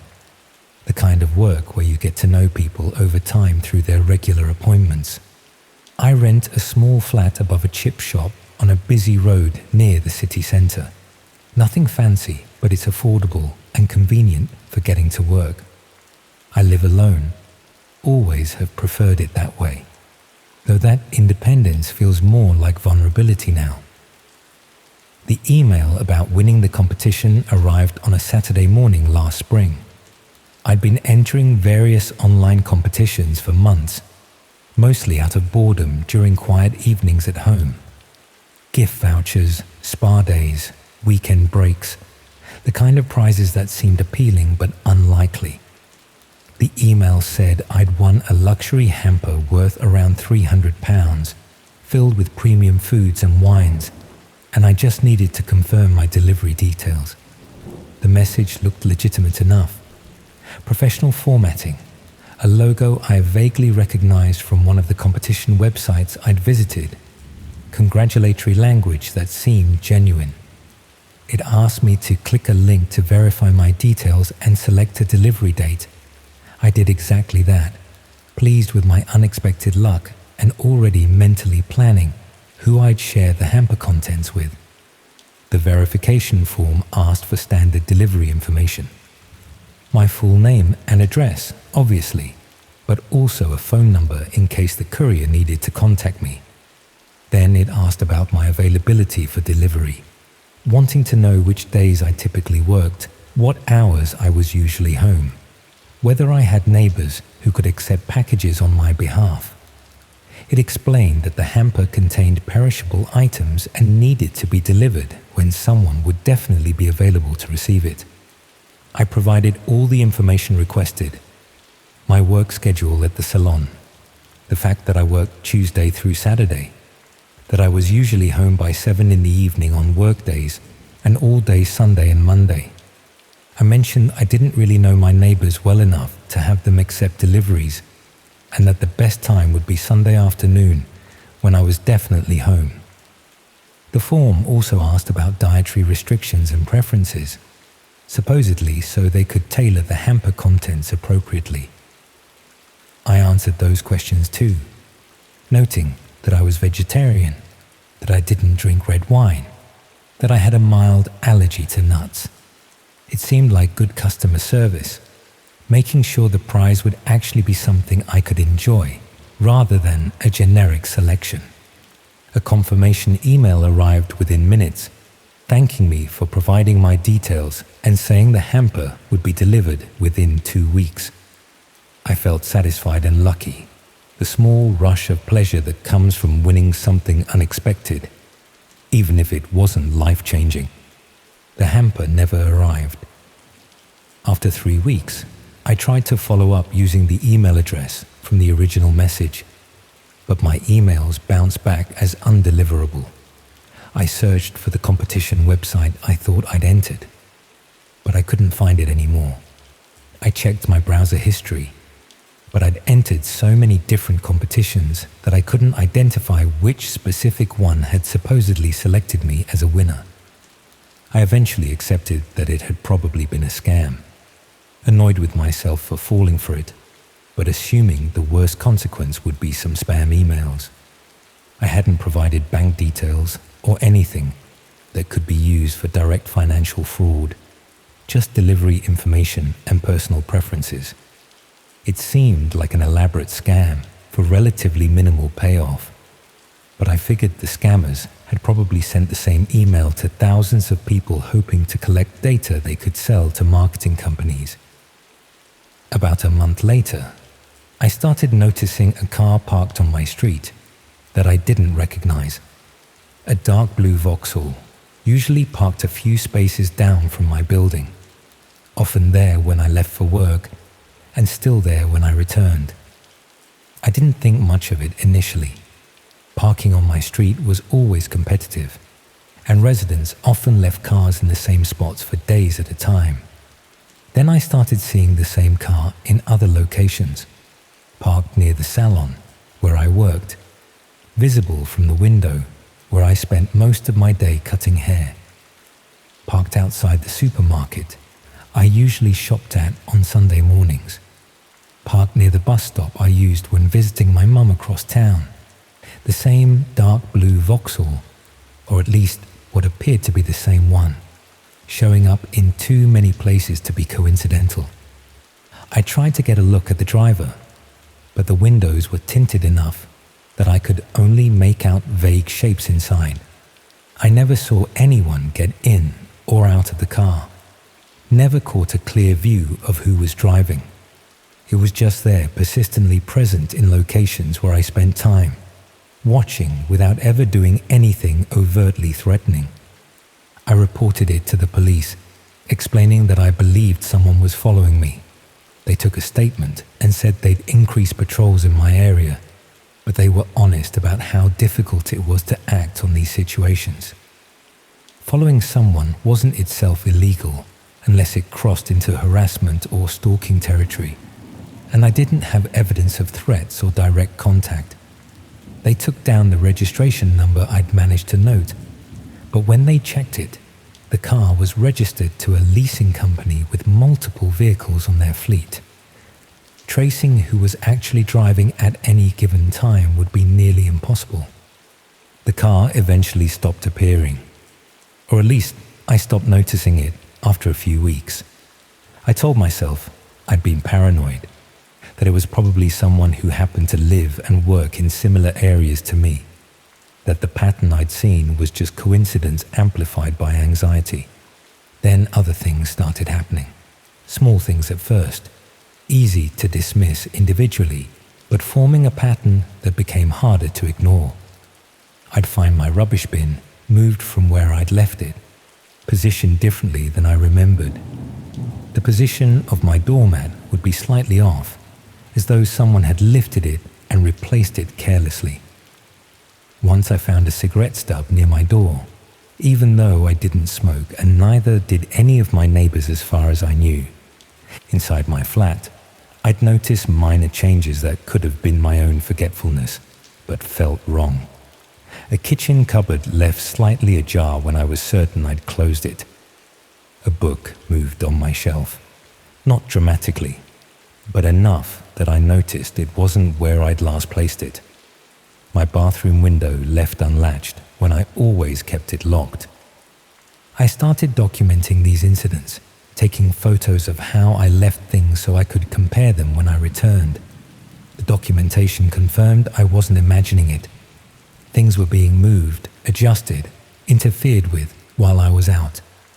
Someone had access to my flat, entering and leaving without forcing locks or breaking windows, just subtle enough that each individual incident could be explained away as forgetfulness or accident.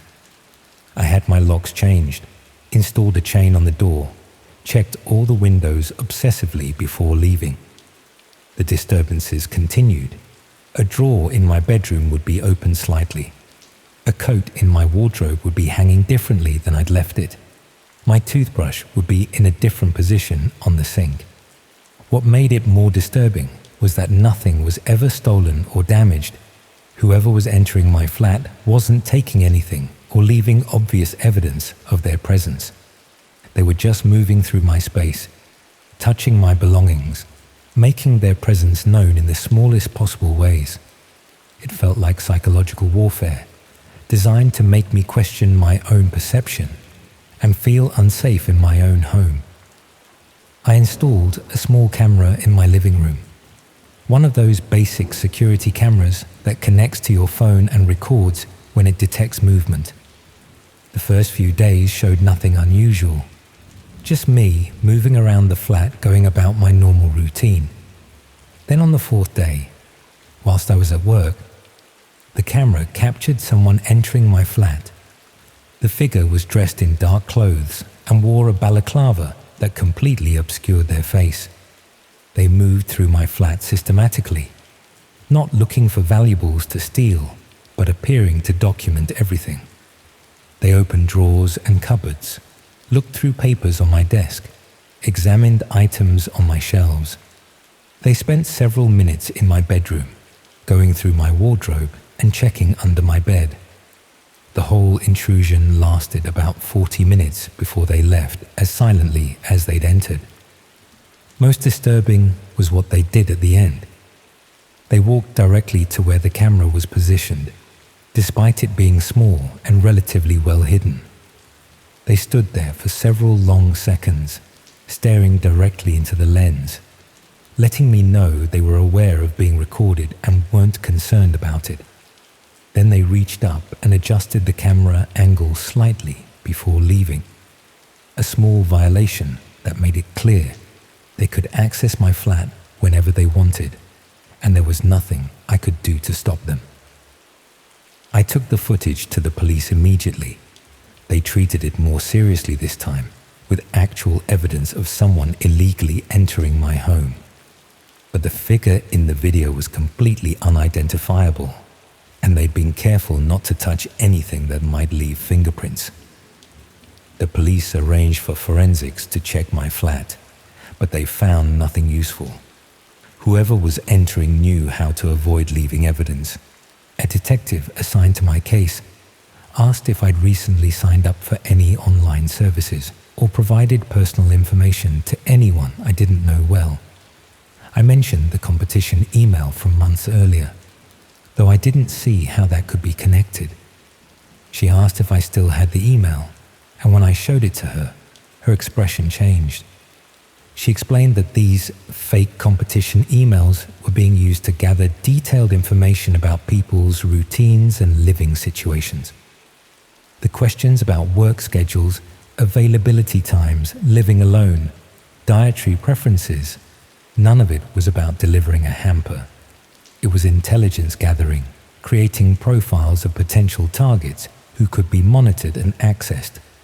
The detective showed me how to access a dark web marketplace where these profiles were being sold. My information was listed there, complete with everything I'd provided on that verification form, and additional details that had apparently been gathered through surveillance. My work schedule, the fact that I lived alone, my regular shopping times, even my recent habit of visiting my mum on Sunday afternoons, all documented, analyzed and made available for purchase. The listing described me as an ideal target for what they called residential access services. People could purchase rights to enter my flat during specific time windows when I was reliably away.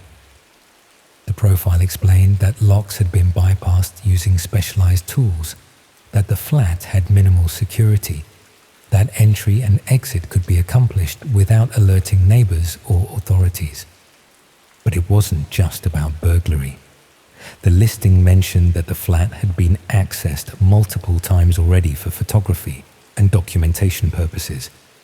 There were buyers interested in detailed images of someone's private living space, in being able to study how a person organized their belongings, in having visual access to intimate details of a stranger's life.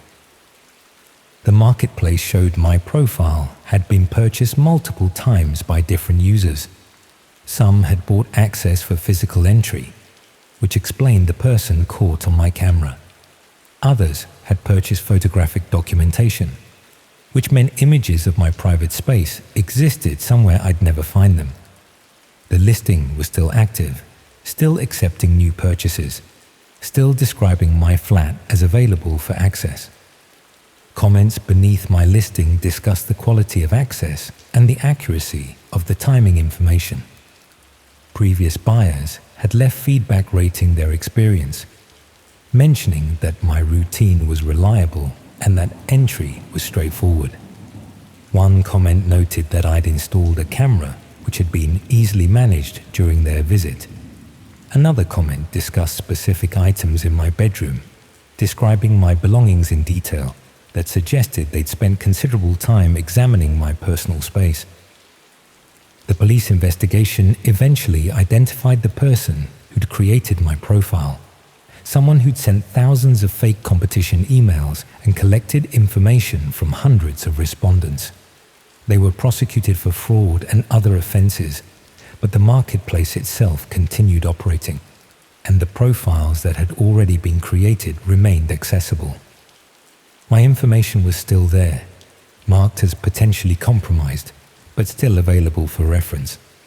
I moved out of that flat within weeks of discovering the marketplace. I couldn't stay somewhere that had been so thoroughly violated, that multiple strangers had accessed and photographed while I was away. My new place has serious security, proper locks, multiple cameras, alarm system, the works. I'm hyper-vigilant about any requests for personal information, no matter how innocent they seem. But I know the profile still exists somewhere online. My old address, my routine from that period, images of my former living space that strangers can still view and study. The listing has been updated to note that I've moved, but the historical information remains accessible, permanently archived in spaces I can't reach or control.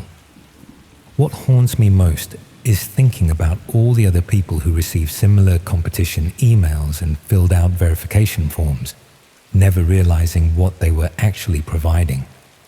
The detective told me thousands of these profiles had been created across the UK, targeting people who lived alone, who had predictable routines, who seemed vulnerable in ways that made their living spaces attractive to buyers on these dark web marketplaces. I still see marketing emails sometimes about competitions and prize draws, and I wonder how many are legitimate and how many are intelligence-gathering operations. Every request for personal information makes me suspicious now. Every form that asks about my schedule or living situation raises red flags that most people would never notice. The person caught on my camera was never identified. The police believe they were hired specifically to enter my flat and document it. Probably someone who'd purchased access through that marketplace and decided to verify the information they'd bought. They might have been planning something more serious, or they might have just been satisfied with the intrusion itself, the violation of entering someone's private space without their knowledge. I'll never know how many times my flat was accessed before I installed the camera. How many strangers walked through my rooms, examined my belongings, photographed my space while I was at work or visiting my mum. The camera only caught one person, but the marketplace comments suggested there had been multiple successful entries by different buyers over several months. That's what I think about now when I'm alone in my new flat, despite all the security measures I've installed.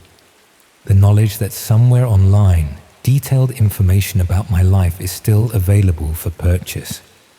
That images of my former bedroom, my wardrobe, my personal belongings exist in private collections I'll never locate. That I enabled all of it by entering a competition I can't even remember, by filling out a verification form that seemed completely harmless. I won something once, or thought I had. What I actually won was a permanent place in a dark web marketplace, a profile describing my vulnerabilities and routines, and the knowledge that my privacy was systematically violated by people I'll never identify. All from answering a few questions about a hamper I was never going to receive. The competition was fake, but the consequences were real. That's what keeps me careful now, questioning everything, trusting nothing that seems too good to be true, because I learned the hard way that sometimes the cost of free entry is everything you thought was private, documented, and sold to strangers who view your life as a commodity worth purchasing.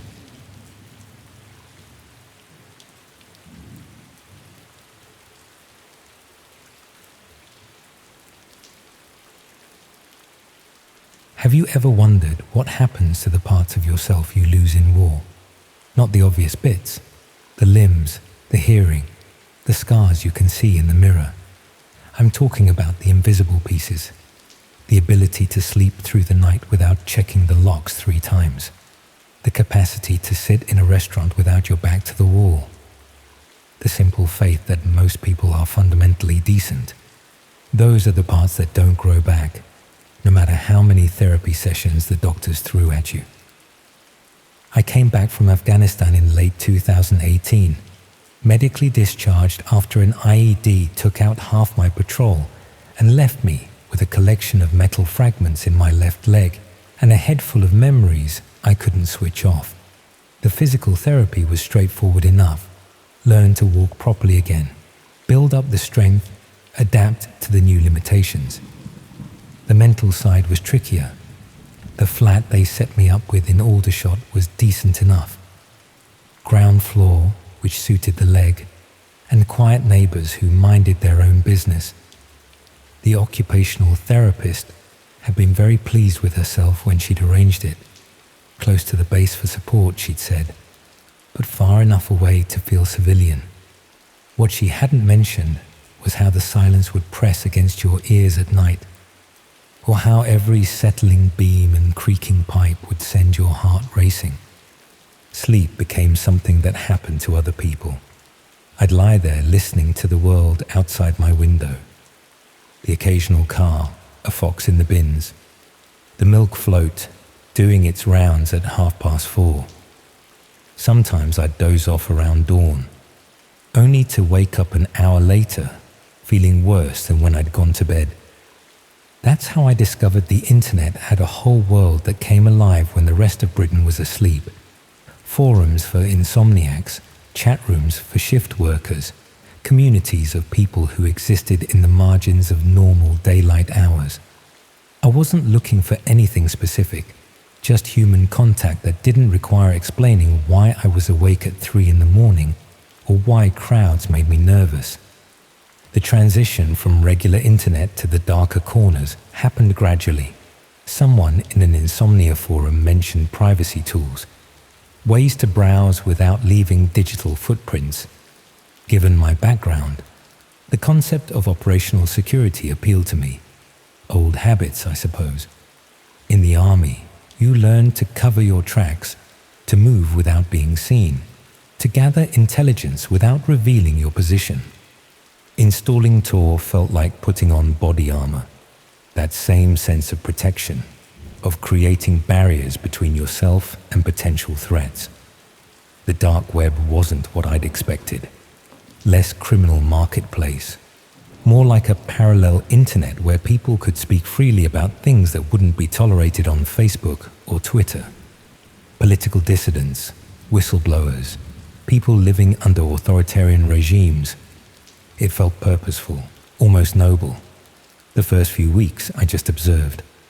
Reading forums about government surveillance, privacy rights, digital freedom. There was something therapeutic about it.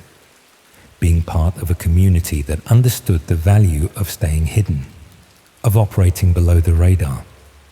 These people got it in a way that civilian therapists never could. It was in one of these privacy forums that I first heard about red rooms, not from someone promoting them, but from a discussion about online myths and digital urban legends. Someone had posted a long thread debunking various dark web horror stories, explaining how most of the sensational stuff you read in newspapers was either exaggerated or completely fabricated. Red rooms, according to this poster, were particularly ridiculous. The technical challenges alone made them impractical. Streaming live video over Tor was unreliable, the latency was terrible, and the bandwidth requirements were enormous. More importantly, they argued, the risk to reward ratio made no sense. Why would criminals expose themselves to that level of surveillance and law enforcement attention when there were easier ways to make money? The post was thorough, well-researched, and completely convincing. It also had the unintended effect of making me curious about whether they actually existed. I told myself it was just intellectual curiosity. After years of intelligence work, you develop a natural skepticism about official narratives.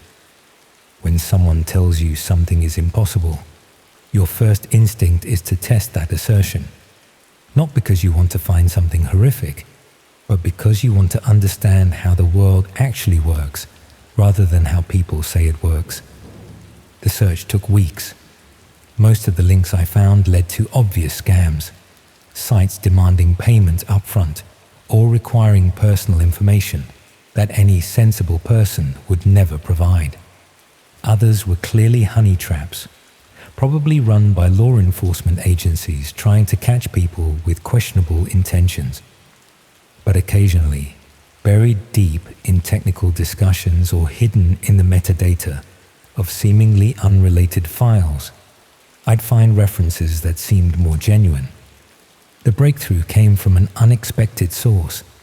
I'd been helping out at a veteran support group, not talking, just making tea and setting up chairs, when I overheard a conversation between two ex-Signals operators about online payment systems. They were discussing the profit margins on different digital services, and one of them mentioned that the real money wasn't in legitimate businesses, but in providing services that people couldn't get through normal channels. He didn't elaborate, and I didn't ask, but something about the way he'd said it stuck with me. The next time I was browsing the dark web, I started looking at it differently. Instead of searching for red rooms directly, I started following the money, payment processors, digital transfer systems, the financial infrastructure that would be needed to support something like live streaming to paying customers. That's how I found the marketplace. It was hidden several layers deep, accessible only through a series of referral links that changed daily. The front page looked like any other dark web market. Drugs, fake documents, stolen credit card details. But there was a section marked Premium Services that required additional verification to access. The verification process was more thorough than anything I'd encountered. Not just prepayment through untraceable methods, but proof of identity that had to be cross-referenced against previous purchases, references from existing members, even a brief interview conducted through encrypted chat to confirm you weren't law enforcement.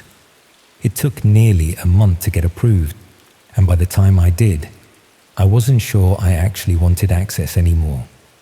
But the same compulsion that had carried me through 3 tours in Afghanistan, the need to see a mission through to completion, kept me going. The Premium Services section was smaller than I'd expected, maybe 30 or 40 listings, mostly for things that were disturbing, but not particularly surprising.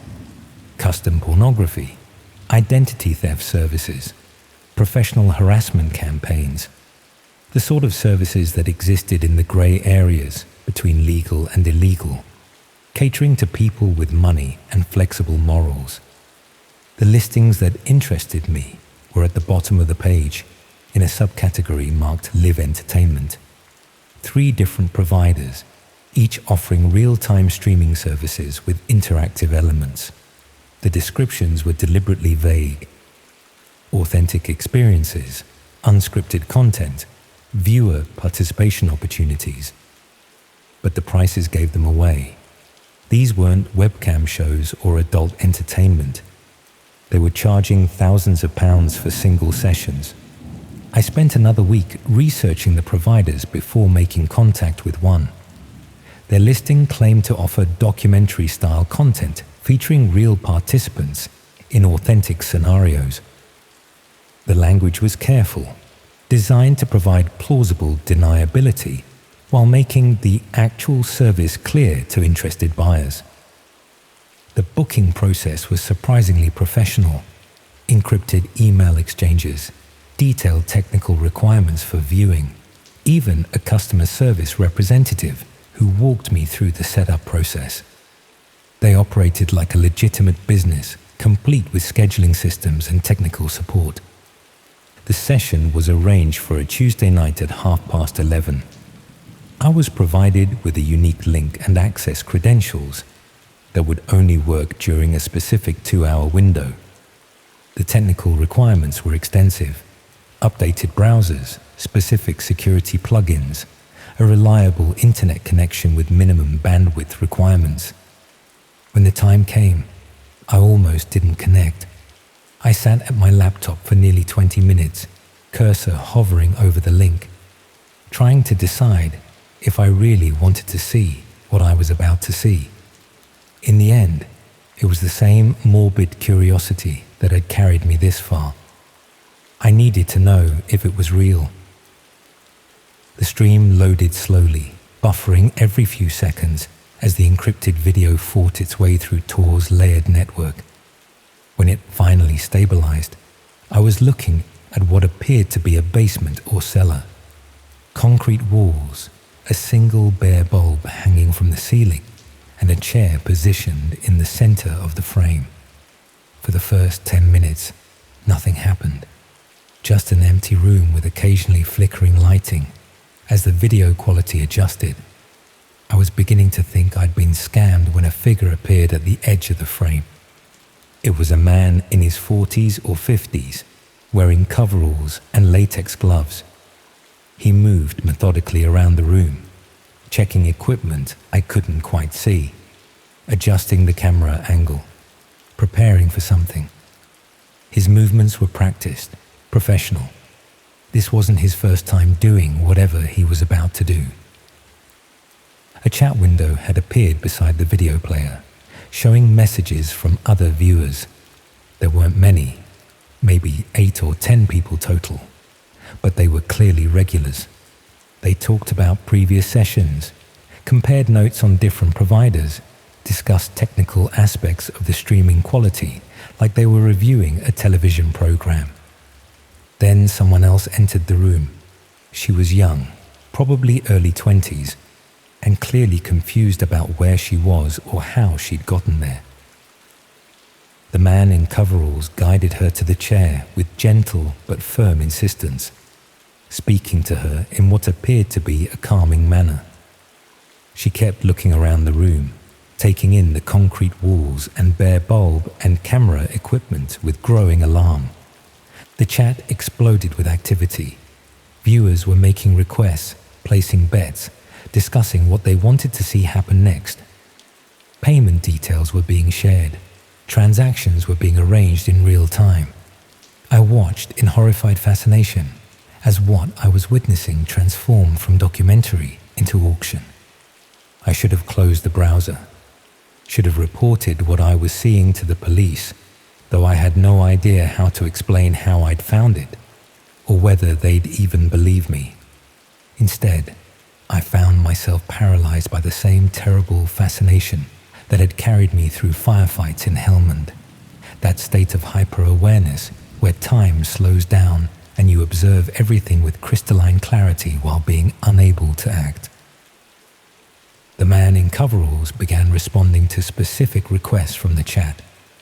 He would pause, read something on a screen I couldn't see, then nod or shake his head.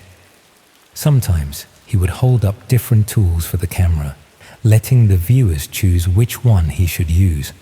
It was interactive in the most disturbing way possible. A live-streamed crime where the audience was complicit in every decision. Then something changed. The chat messages stopped, replaced by a single repeated warning from multiple users. Terminate session, terminate session, terminate session. The man in coveralls looked directly at the camera, his expression shifting from professional calm to genuine alarm. He moved quickly to something off screen, and seconds later the video cut out entirely. I stared at a blank screen, showing only a connection error message. When I tried to reload the page, The link was dead. The entire marketplace had vanished, as if it had never existed at all. Over the next few days, I tried to convince myself that what I'd witnessed had been staged.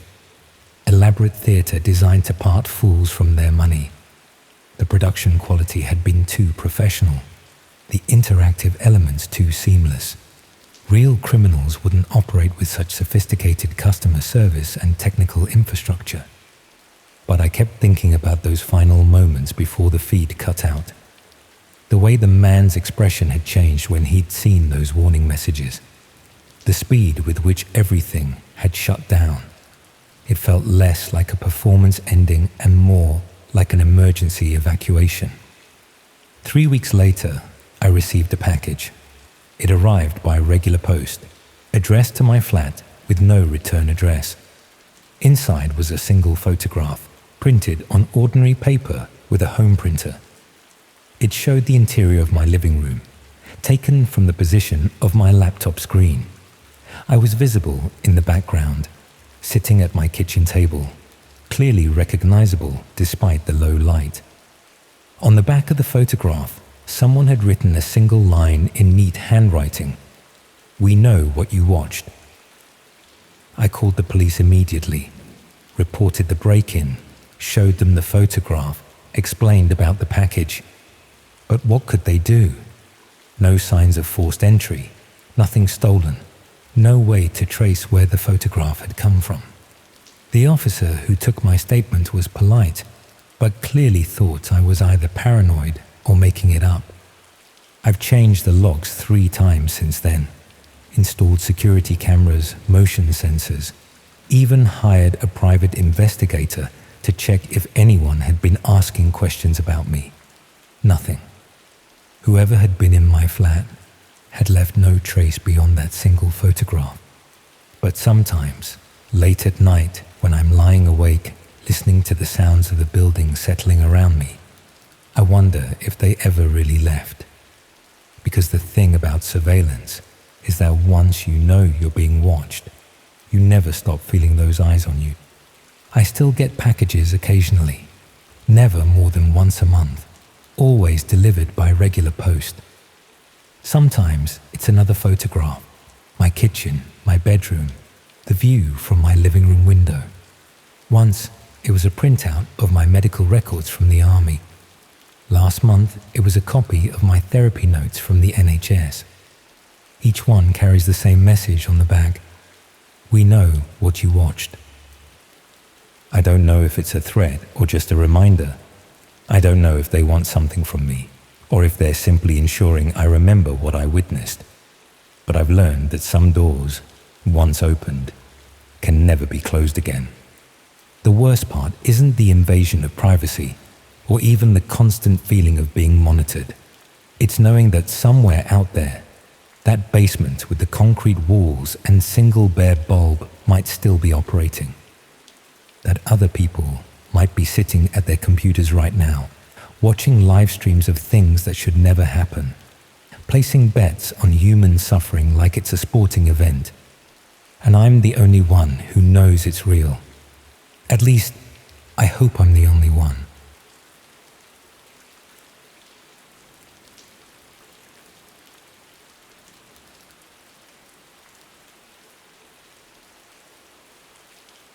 What would you do if you woke up one day and found photographs of yourself asleep? What if they were uploaded to a website you've never heard of and taken inside your own bedroom by someone you've never seen? That happened to me, and I wish I noticed something was wrong sooner than I did. I should explain that I'm not the sort of person who worries excessively about security. I live in a quiet residential street in Reading, the kind of area where people still leave their bins out overnight without them being knocked over, and where the biggest crime is usually teenagers writing on garden walls. My house is a small terraced place, built sometime in the 30s, with the original locks on most of the doors, because I'd never seen any reason to change them. The whole thing started when my neighbor Jenny mentioned she'd seen someone in my back garden around 3 in the morning. She'd been up with her newborn and happened to glance out the window whilst feeding him. She saw a figure moving along the side passage between our houses, staying close to my wall. At the time, she assumed it was me taking the bins out or checking on something, and thought nothing more of it until she mentioned it in passing a week later. I told her it definitely hadn't been me.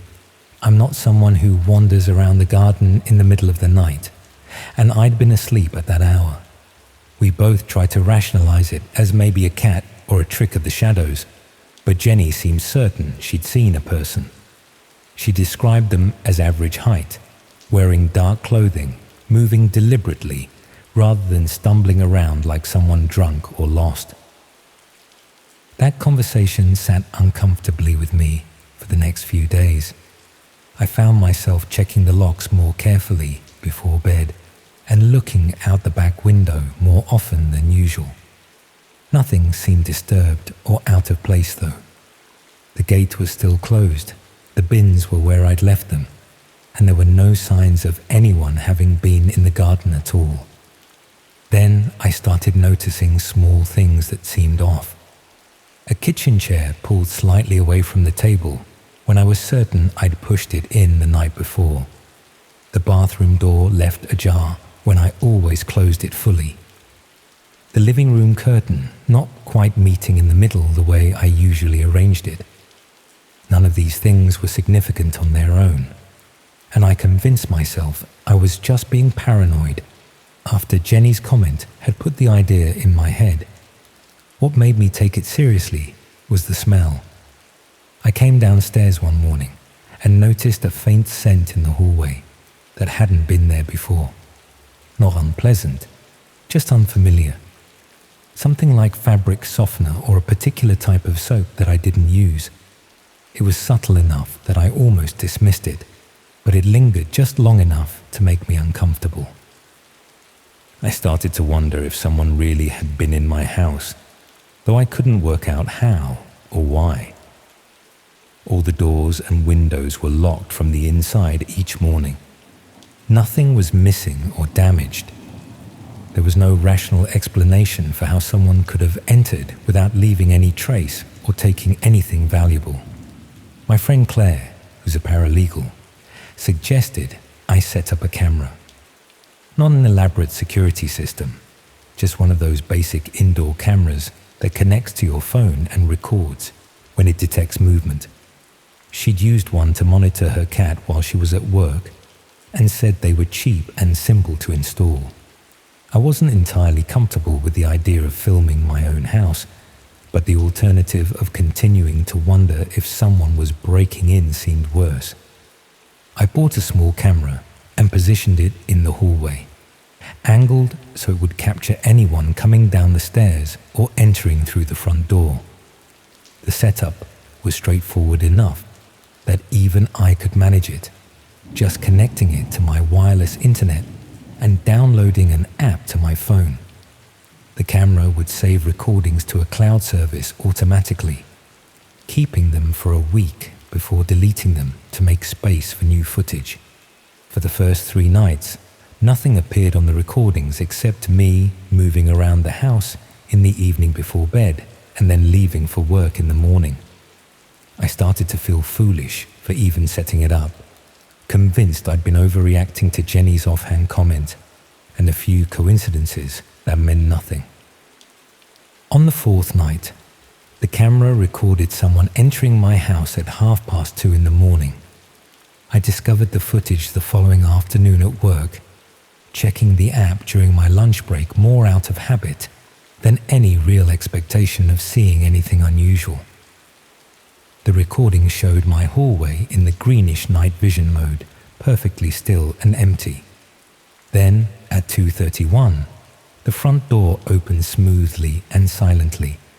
A figure stepped inside, closed the door behind them with careful precision, and stood motionless in my hallway for nearly a minute.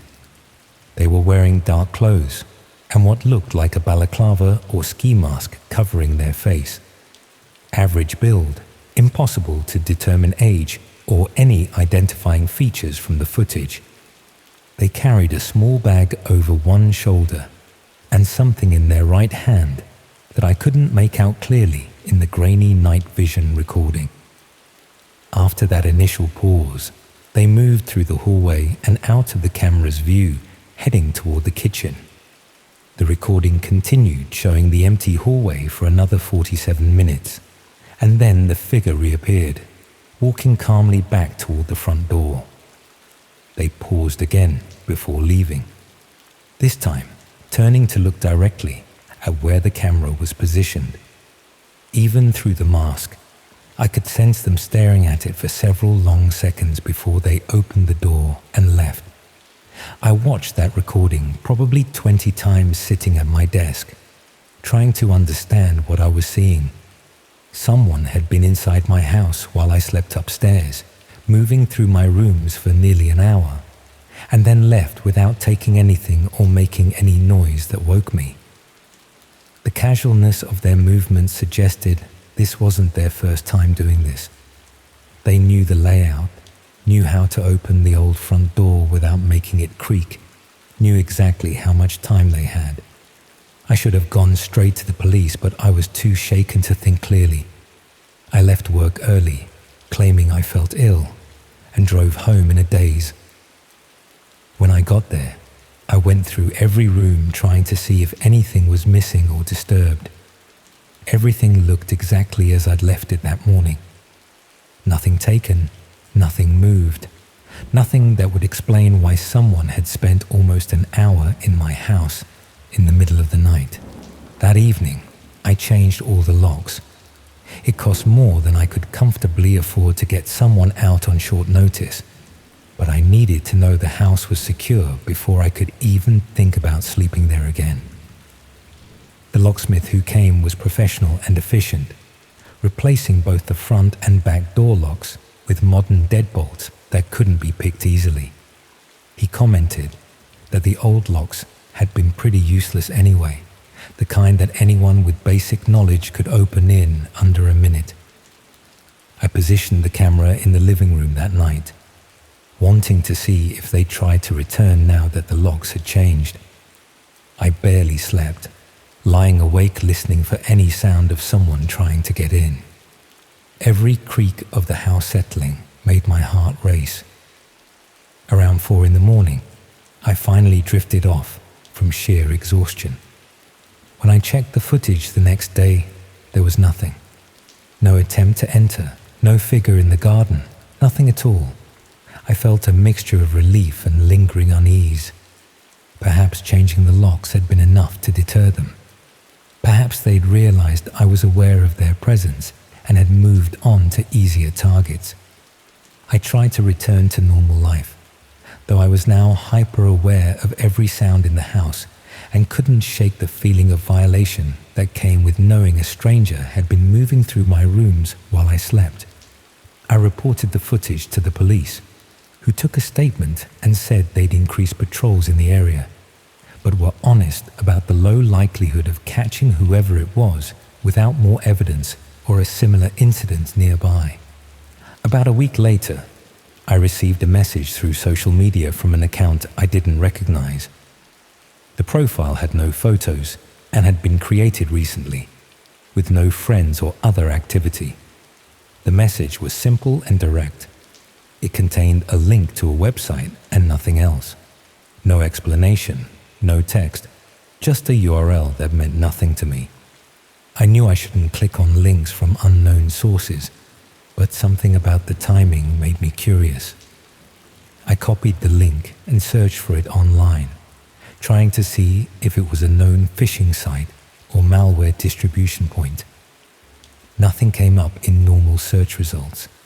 The link appeared to be to a website on the dark web, one of those addresses made up of random letters and numbers that couldn't be accessed through regular browsers. I spent the rest of that evening reading about how to access these hidden websites, though I was increasingly certain I didn't want to know what was at that particular address. But the not knowing was almost worse than any concrete information could be. I kept thinking about that figure standing in my hallway, staring at the camera, and wondering if this link was connected to those intrusions. Eventually, I set up the necessary software and entered the address, half expecting it to be some kind of virus or trap. What loaded instead was a simple website with minimal design, just a dark background and a grid of thumbnail images. It took me a moment to recognize what I was looking at.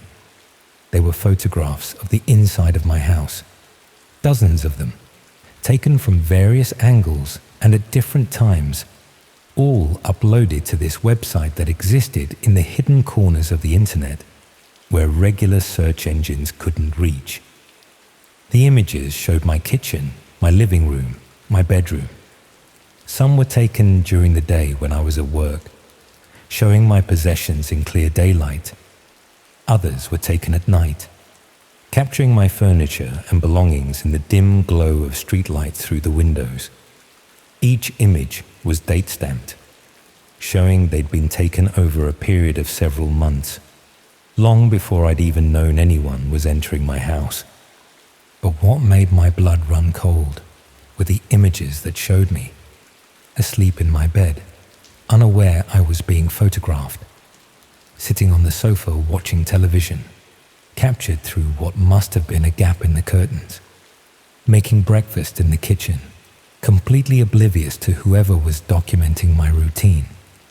Below the grid of images was a counter showing how many times the page had been viewed. The number was in the hundreds. Hundreds of people had accessed this website and looked at photographs of the inside of my house and of me going about my private life, completely unaware I was being watched and documented.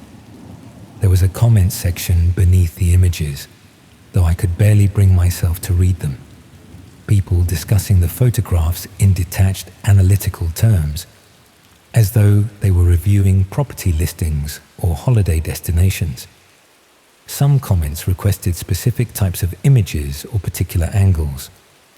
Others debated technical details about the photography equipment used or the best times to capture certain shots.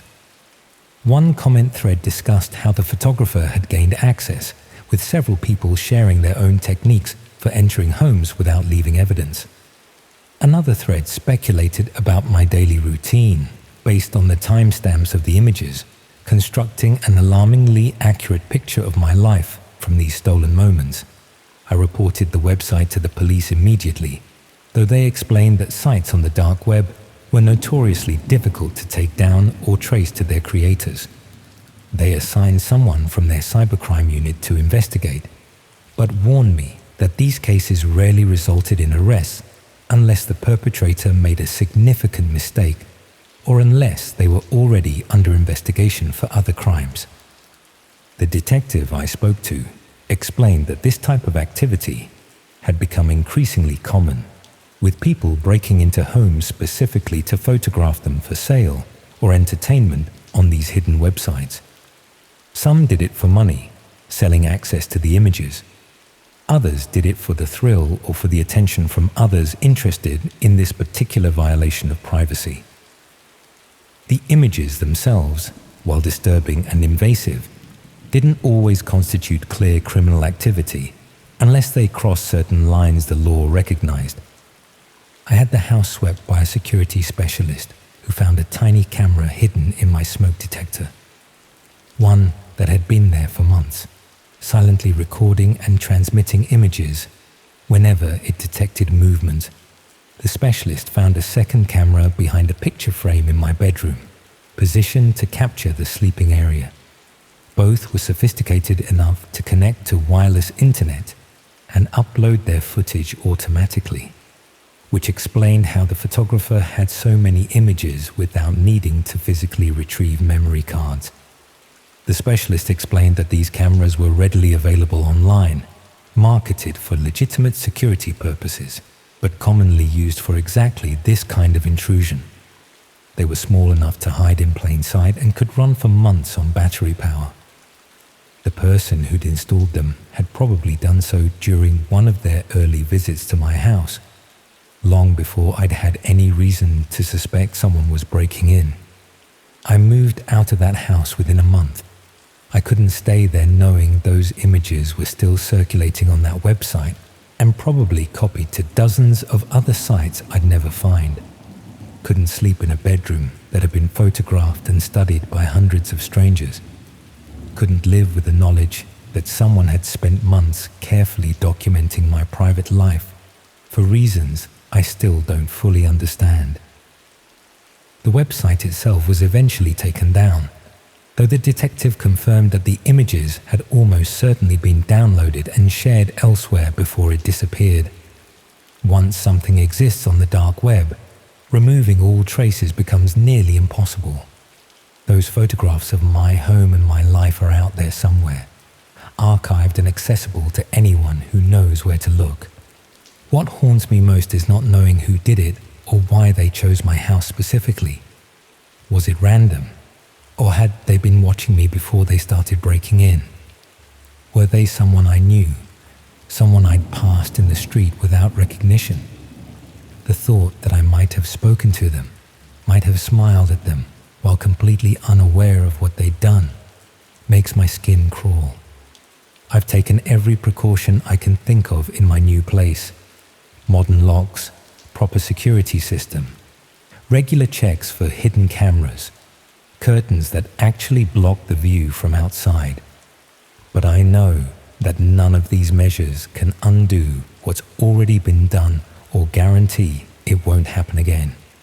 I know that somewhere online, accessible to anyone with the knowledge to find it, there's a record of my most private moments, shared and discussed by strangers who see my violation as entertainment. Sometimes I wonder if the person who did this is reading this account, recognizing the details even though I've been careful not to identify myself too specifically. I wonder if they moved on to someone else after I moved out, if there's another house somewhere with cameras hidden in smoke detectors and another person going about their life unaware they're being watched. The worst part is knowing how long it went on before I noticed anything wrong. Months of someone entering my house regularly, setting up equipment, taking photographs, treating my home like their own private project. Months of me sleeping peacefully while a stranger stood in my bedroom photographing me. All of that happened in a quiet residential street in Reading, in a house I'd felt completely safe in, to someone who'd never given anyone reason to target them. That's what keeps me awake now, in a different house with better locks and security cameras of my own. Not fear of the person who did it, but the knowledge of how easy it was for them, how little effort it took to turn my home into something else entirely, something I can never get back no matter how many times I move or how many precautions I take. The photographs exist, the violation exists, and somewhere on the hidden internet, it always will.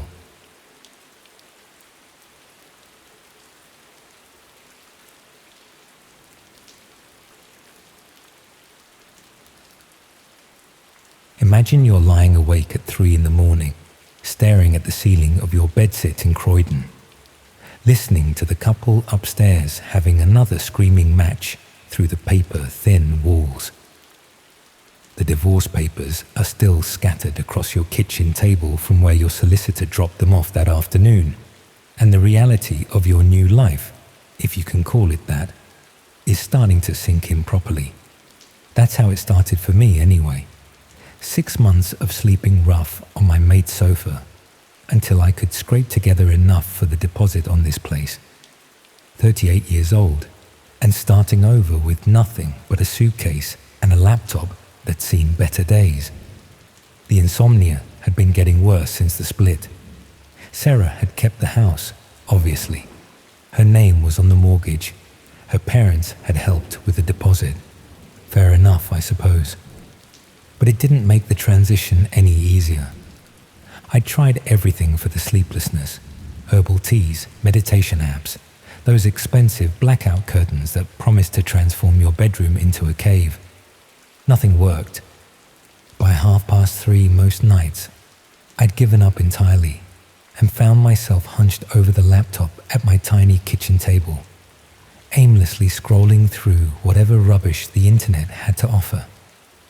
It was during one of these late-night sessions that I first stumbled across the forums. Not the usual Reddit threads or Facebook groups, deeper than that. Someone on a cryptocurrency discussion board had mentioned something about hidden marketplaces, places where you could find things that weren't available through normal channels. Nothing sinister, mind you, just hard-to-find electronics, rare books, that sort of thing. The conversation had piqued my curiosity. I'd heard about the dark web before, of course. Everyone has. Usually in the context of drug dealers and identity theft. The sort of thing that makes for sensational newspaper headlines. But there was something almost academic about the way these forum users discussed it. They talked about privacy, about digital freedom, about accessing information that governments and corporations would prefer you didn't see. It seemed less criminal, more philosophical. I told myself I just wanted to see what all the fuss was about. The browser installed easily enough, though it took ages to connect through all those layers. When it finally loaded, I found myself staring at a search engine that looked like something from the early days of the internet. Basic, functional, utterly unremarkable. For the first few nights, I just browsed randomly. There were forums dedicated to every conceivable topic. Marketplaces selling everything from vintage records to questionable pharmaceutical products, and endless political discussions that made the comments section of any mainstream news site look positively civilized. Most of it was surprisingly mundane, actually. Not the digital den of iniquity I'd been expecting. The red rooms were mentioned in passing during a conversation about live streaming technology. Someone had posted a technical question about bandwidth requirements for real-time video, and another user had made a joke about not needing that much speed unless you were running a red room. Several people had laughed, or at least posted laughing emojis, but I didn't get the reference. A bit of searching revealed that red rooms were supposedly live streams where viewers could watch and direct real-time violence. Urban legend stuff, mostly. Digital folklore. Every explanation I found came with disclaimers about how they probably didn't really exist. How the stories were just myths designed to make the dark web seem more sinister than it actually was. The consensus seemed to be that the technical requirements alone made them impractical. Real-time video streaming over Tor was unreliable at best, and the whole premise seemed more like something from a horror film than actual criminal enterprise. Still, the idea lingered. During those long, sleepless nights, I found myself thinking about it more than I probably should have. Not because I wanted to find one, you understand. The whole concept was revolting. But there was something compulsive about the mystery of it, like picking at a scab or probing a sore tooth with your tongue. It was probably around my third week of regular dark web browsing when I first saw the link. Hidden in a forum discussion about online privacy, posted by a user with a string of random characters for a name. No description, no context, just an address that was significantly longer than the usual ones I'd encountered. Something about it looked different, more complex, more deliberately obscured. I stared at that link for the better part of an hour. Common sense told me to close the browser, make some tea, maybe try to get some sleep.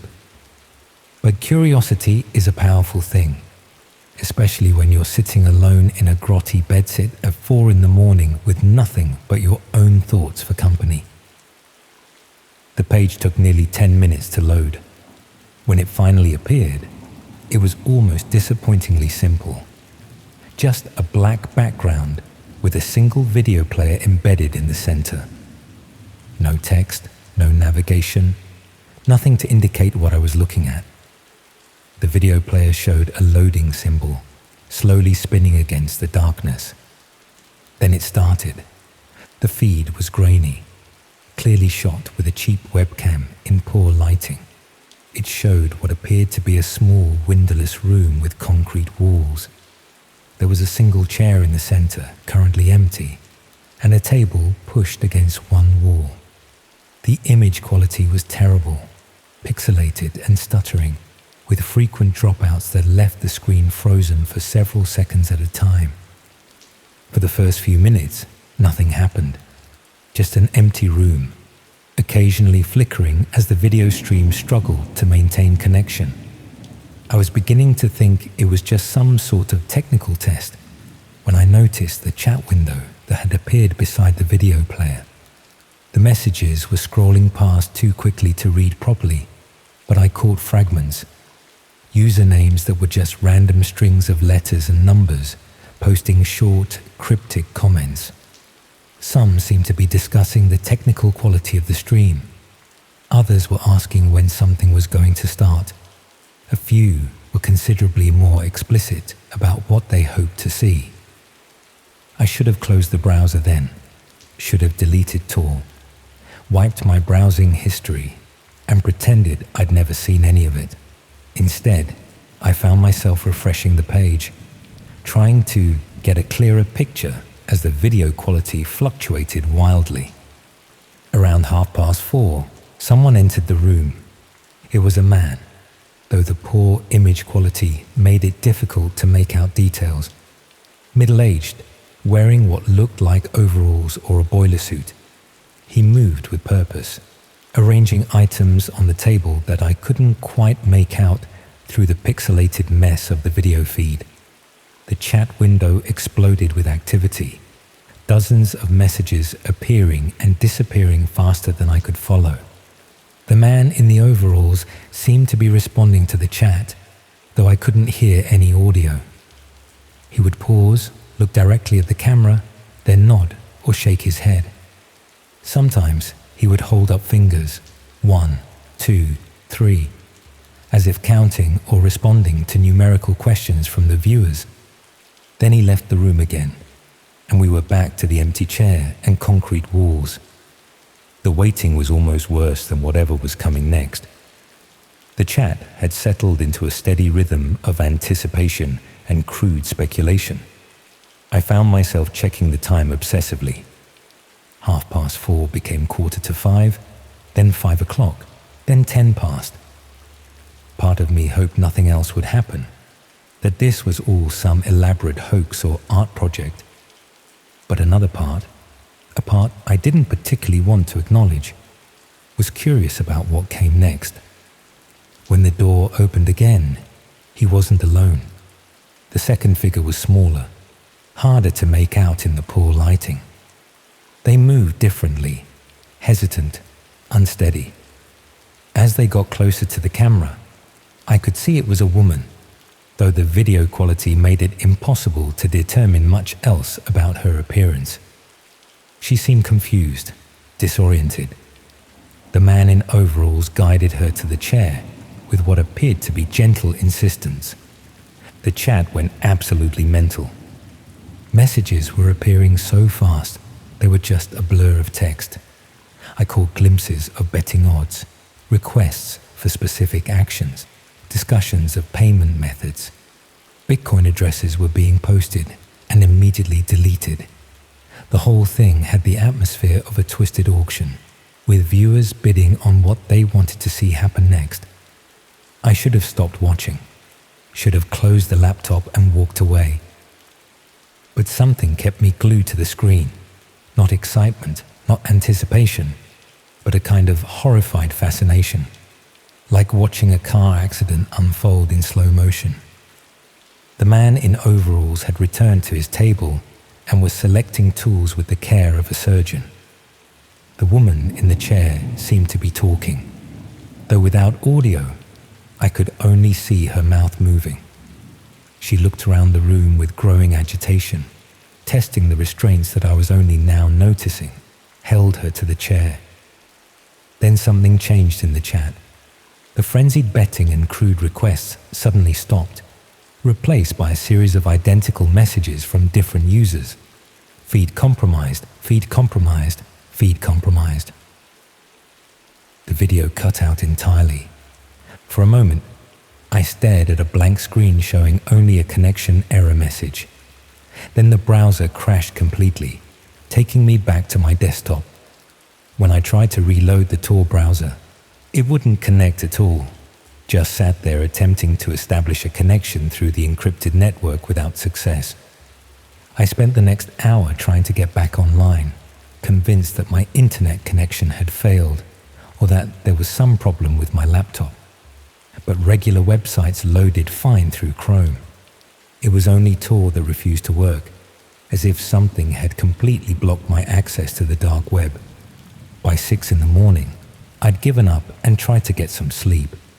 But every time I closed my eyes, I saw that grainy video feed. The empty room, the concrete walls, the woman in the chair. I kept thinking about those final moments before the connection died. The way she'd looked around the room, the careful way the man had selected his tools, the frantic energy of the chat as viewers realized something was wrong.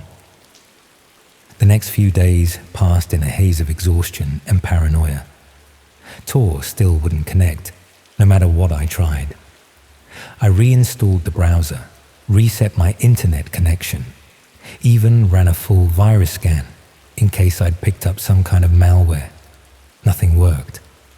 It was as if my computer had been permanently banned from accessing the dark web entirely.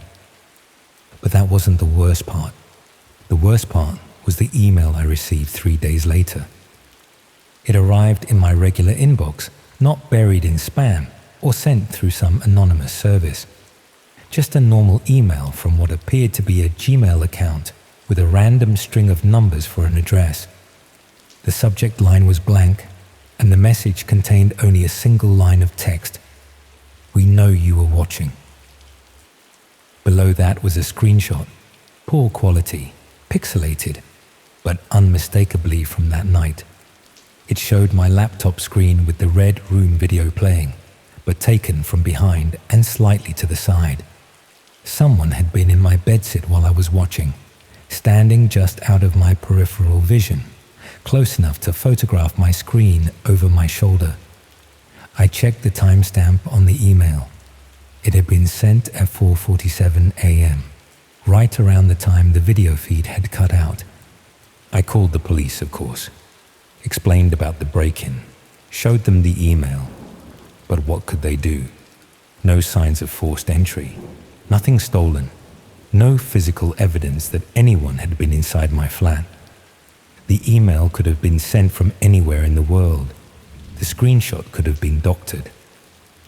Without the original video, which I couldn't access anymore, there was no way to prove what I'd actually been watching. The officer who took my statement was polite, but clearly skeptical. He suggested I change my locks and maybe install a security camera, but his tone suggested he thought I was either lying or having some sort of breakdown. I couldn't really blame him.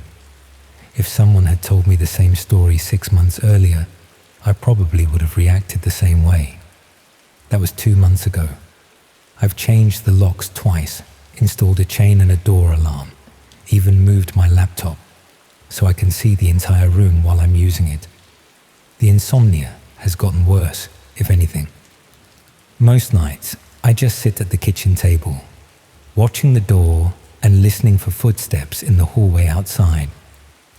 Tor still won't work on my laptop. I've tried everything, different browsers, VPN services, even buying a completely new computer. Nothing connects. It's as if I've been permanently blacklisted from accessing that part of the internet entirely. But sometimes, late at night, when the building is quiet and I'm sitting alone with just the glow of the laptop screen, for company, I wonder if that's actually protection rather than punishment. Because if they could get into my flat once without leaving any trace, if they could take that photograph without me noticing, if they could block my internet access with such precision, what else might they be capable of? I never found out what happened to the woman in the chair, never learned whether what I witnessed was real or just an elaborate hoax designed to draw in curious viewers like myself. But I keep thinking about those final messages in the chat, feed compromised, and wondering if maybe, just maybe, someone had been trying to help her, or if they'd simply been warning each other about people like me. The thing that bothers me most isn't the email or the photograph or even the break-in. It's the timing. The feed cut out at exactly the moment when things were about to go too far, as if someone had been monitoring not just the stream but the viewers as well, as if they knew precisely when to pull the plug to leave people like me with just enough glimpse to be haunted, but not enough evidence to cause real trouble. I still get emails sometimes, never more than once a week, always from different addresses, usually just timestamps, 4:43 a.m., 4:51 a.m., 4:38 a.m., but occasionally something more specific. Last week, I received one that simply said, "Still watching." I don't know if they mean they're still watching me, or if they think I'm still watching them. Both possibilities keep me awake at night.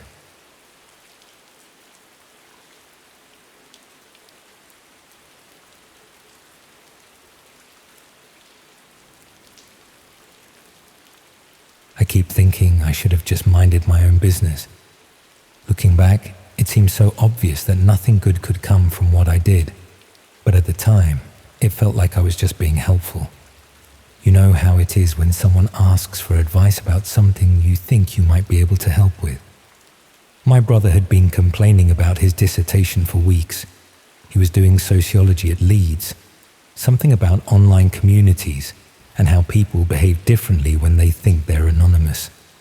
The research was going badly because he couldn't find what he called genuine examples of how people actually interact in these spaces. Everything he was looking at felt too sanitized, too aware of being observed. His supervisor had mentioned that the most interesting social dynamics happen in the darker corners of the internet, places where people feel completely free from normal social constraints. But my brother had no idea how to access those areas safely, and frankly, neither did I. That's when I made what I now realize was a terrible decision. I mentioned his research problem to Sarah, a colleague from work who dealt with online fraud investigations in our compliance department. She'd been with the company for years and seemed to know about all sorts of digital investigation techniques. Sarah listened to my explanation with more interest than I'd expected. She said she might know someone who could help, someone who specialized in what she called deep web research for academic purposes. She made it sound perfectly legitimate, like there were proper channels for this sort of thing. 2 days later, she gave me a business card with just a name and email address. No company logo or phone number, which should have been a warning sign. She said her contact preferred to keep things simple and would only communicate via email initially. I passed the details on to my brother without really thinking about it. He was desperate to make progress on his dissertation, and Sarah had made it sound like a normal academic resource, the sort of specialist consultant that researchers sometimes use when they need access to areas they can't navigate themselves. My brother emailed the contact that same evening. Within a few hours, he received a reply suggesting they meet for coffee in Leeds to discuss his research requirements. The message was professional and courteous, exactly what you'd expect from someone offering legitimate research assistance. They met the following Saturday at a cafe near the university. My brother described the man as ordinary looking, probably in his 40s, wearing the sort of casual clothes that wouldn't stand out anywhere. He seemed knowledgeable about academic research methods and asked sensible questions about the dissertation requirements. The man explained that he could provide access to several online communities that would be perfect for my brother's research, places where people engaged in completely unfiltered social interaction. which was exactly what the dissertation needed to demonstrate genuine digital behavior patterns. He offered to set up secure access and provide guided tours of these communities, ensuring my brother could observe without compromising his safety or inadvertently breaking any laws. It sounded professional and thorough, like the sort of service that probably existed quite legitimately for researchers. The arrangement was that my brother would pay a small fee upfront for the setup work, then an hourly rate for guided access sessions. Nothing unreasonable, roughly what you might expect to pay for any specialist research assistance. My brother transferred the initial payment that weekend and received detailed instructions for accessing a private communication channel where they could coordinate the research sessions. For the first couple of weeks, everything went exactly as promised. My brother would arrange sessions where he could observe various online communities, while his contact provided context and explanation about what he was seeing. The material was perfect for his dissertation, genuine examples of how people interact when they believe they're completely anonymous. The communities were exactly what his supervisor had suggested he needed to find. People engaging in frank discussions about topics they would never mention in their real lives, forming relationships based purely on shared interests or experiences, creating social hierarchies and rules that were completely different from anything that existed in mainstream society. My brother was making excellent progress on his dissertation. He had more than enough material to support his arguments about authentic digital behavior, and his supervisor was impressed with the quality of his research findings. But somewhere around the third week, things started to shift in ways that were subtle at first. His contact began suggesting additional communities that might be interesting, places that were less directly relevant to the dissertation, but which might provide useful background context. My brother didn't want to seem ungrateful, and the hourly rate meant he wasn't paying for time he didn't want, so he agreed to explore these additional areas. These new communities were darker than the previous ones. Still nothing obviously illegal or dangerous, but the conversations were more intense, more personal. People sharing details about their real lives that went far beyond what seemed safe or sensible.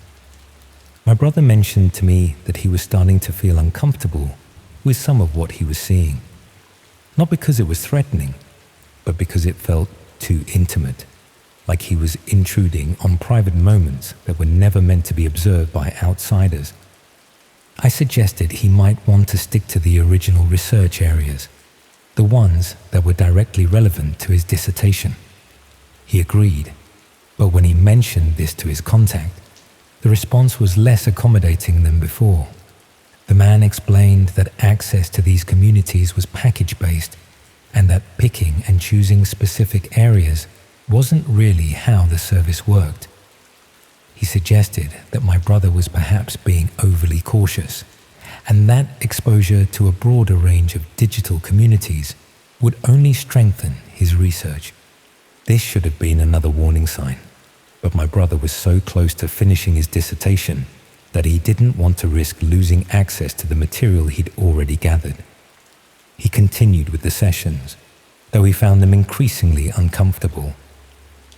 Around the fourth week, his contact started asking more personal questions about my brother's background and interests. Nothing that seemed directly threatening, but queries that went beyond what was necessary for research purposes. Questions about his family, his living situation, his plans after graduation. My brother answered some of these questions without thinking much about it. When you've been working with someone for several weeks, sharing personal details feels natural, like normal conversation. But then the questions became more specific. His contact wanted to know about his daily routines, where he spent time outside of his studies, whether he lived alone. The sort of information that could easily be justified as friendly interest, but which felt increasingly intrusive when combined with everything else. My brother started deflecting these questions, but his contact became more persistent. He suggested that understanding my brother's lifestyle and social context was important for properly interpreting the research material they were gathering together. This is when my brother should have ended the arrangement, but he was afraid of losing access to his research data. His dissertation deadline was approaching, and he'd built his entire project around the material from these communities. Instead, he continued with the sessions while trying to avoid providing any more personal information. But he noticed that his contact seemed to know things about his routine that hadn't been discussed during their conversations. Small details, like mentioning that my brother seemed tired because he'd been up late the previous evening, when my brother was certain he hadn't mentioned staying up late. Or references to specific locations around Leeds that my brother frequented, presented as casual observations about student life in the area. When my brother mentioned these concerns to me, I realized I should have been more careful about who I was putting him in contact with. But by then, he was already deeply involved in the arrangement, and both of us were uncertain about how to extricate him safely. The breaking point came when my brother received an email from his contact containing photographs that had clearly been taken without permission or knowledge. Pictures of my brother walking to and from the university, sitting in the library, meeting friends at various locations around Leeds. The photographs weren't threatening in themselves, but they demonstrated a level of surveillance that went far beyond anything that could be justified for research purposes. The email suggested that these photographs were just examples of the sort of observational research techniques that my brother could learn to use in his own academic work. But the implication was clear. He was being watched, and his contact wanted him to know it. My brother immediately tried to end the arrangement, but when he sent an email explaining that he no longer needed research assistance, the response was not what he expected. His contact explained that the research project had evolved beyond simple academic assistance. My brother had been providing valuable information about student life and social patterns that could be useful for future research projects. The arrangement would need to continue for several more weeks to complete this broader research initiative. The tone of the message had shifted completely. What had previously been professional and accommodating was now directive and non-negotiable. My brother tried to simply stop responding to emails and avoid the arranged sessions, but this triggered a more direct approach. He started receiving text messages on his phone, which he'd never given to his contact. Messages that demonstrated detailed knowledge of his movements and activities, presented as friendly check-ins, but clearly intended to show that avoiding contact wouldn't be possible. The messages would arrive when he was in specific locations, referencing things he was doing or people he was with. Not threatening, but impossible to ignore or dismiss as coincidence. When my brother tried to change his phone number, he discovered that his contact had somehow accessed other forms of communication. Emails to his university account, messages through social media platforms, even contact through people he knew who had somehow been approached with requests to pass on messages. It became clear that his contact had built up a comprehensive profile of my brother's life and social connections, and was prepared to use that information to maintain contact regardless of my brother's preferences. This went on for another month, with my brother becoming increasingly isolated and anxious. He couldn't explain the situation to most people because it sounded paranoid and unbelievable. He couldn't report it to authorities because technically, nothing obviously criminal had occurred. The research assistance had been provided as promised. The payments had been legitimate, and the ongoing contact could be interpreted as professional follow-up. The surveillance felt sinister, but proving that it was unwanted or inappropriate would be difficult. My brother finished his dissertation, but the sense of being constantly observed made it impossible for him to feel any satisfaction in the achievement. Every time he went somewhere or met someone, he found himself wondering whether it was being documented and reported back to his contact. The situation only ended when my brother graduated and moved back home to Manchester. Even then, he received occasional messages for several more weeks, but they eventually stopped once it became clear that his routine had changed completely. We never found out what the real purpose of the arrangement had been, whether it was some kind of recruitment attempt, a data gathering operation, or just someone who enjoyed the sense of control over another person's life. Sarah, the colleague who had provided the original contact, left the company shortly after my brother's graduation. When I tried to ask her about her research contact, she claimed not to remember giving me any details and seemed genuinely confused about what I was referring to. My brother submitted his dissertation and received a good grade, but he never pursued academic research after graduation. The experience had made him too aware of how easily someone's curiosity could be exploited and turned against them. I still think about how different things might have been if I just minded my own business instead of trying to be helpful. My brother had asked for advice, not for me to find him a contact in areas I knew nothing about. The recommendation had seemed harmless at the time, just putting him in touch with someone who might be able to help with legitimate research. But I'd handed over responsibility to a stranger without knowing anything about their real intentions or methods. Even now, I find myself being more careful about who I trust and what information I share. Not because I think I'm still being watched, but because the experience showed me how easily normal social interactions can be manipulated by someone with the right knowledge and patience.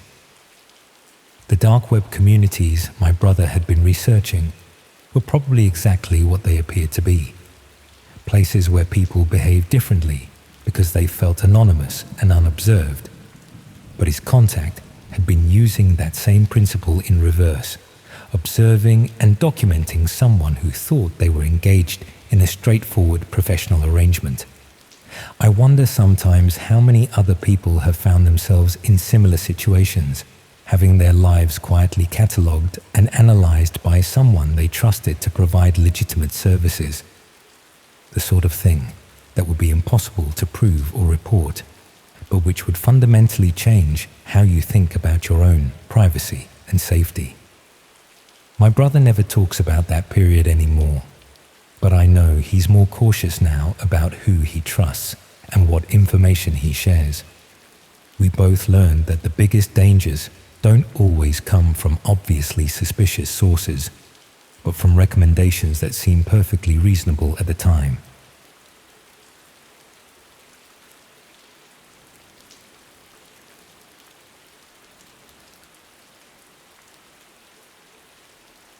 My daughter's face appeared on a website I should never have been able to find, and discovering why it was there has made me question every interaction I've had over the past year. I'm still not sure how much of what happened was random and how much was deliberately orchestrated, but I know I played a part in something I'll never be able to make right. I should explain that I'm a single mother living in Southampton. My daughter, Emma, is 7 years old, bright and cheerful. The sort of child who makes friends easily and trusts people instinctively. After her father and I separated 3 years ago, I've done my best to maintain some stability in her life whilst managing work and childcare on my own. I work as a dental receptionist, regular hours that usually align well with school times, though the gaps in coverage have always been a challenge.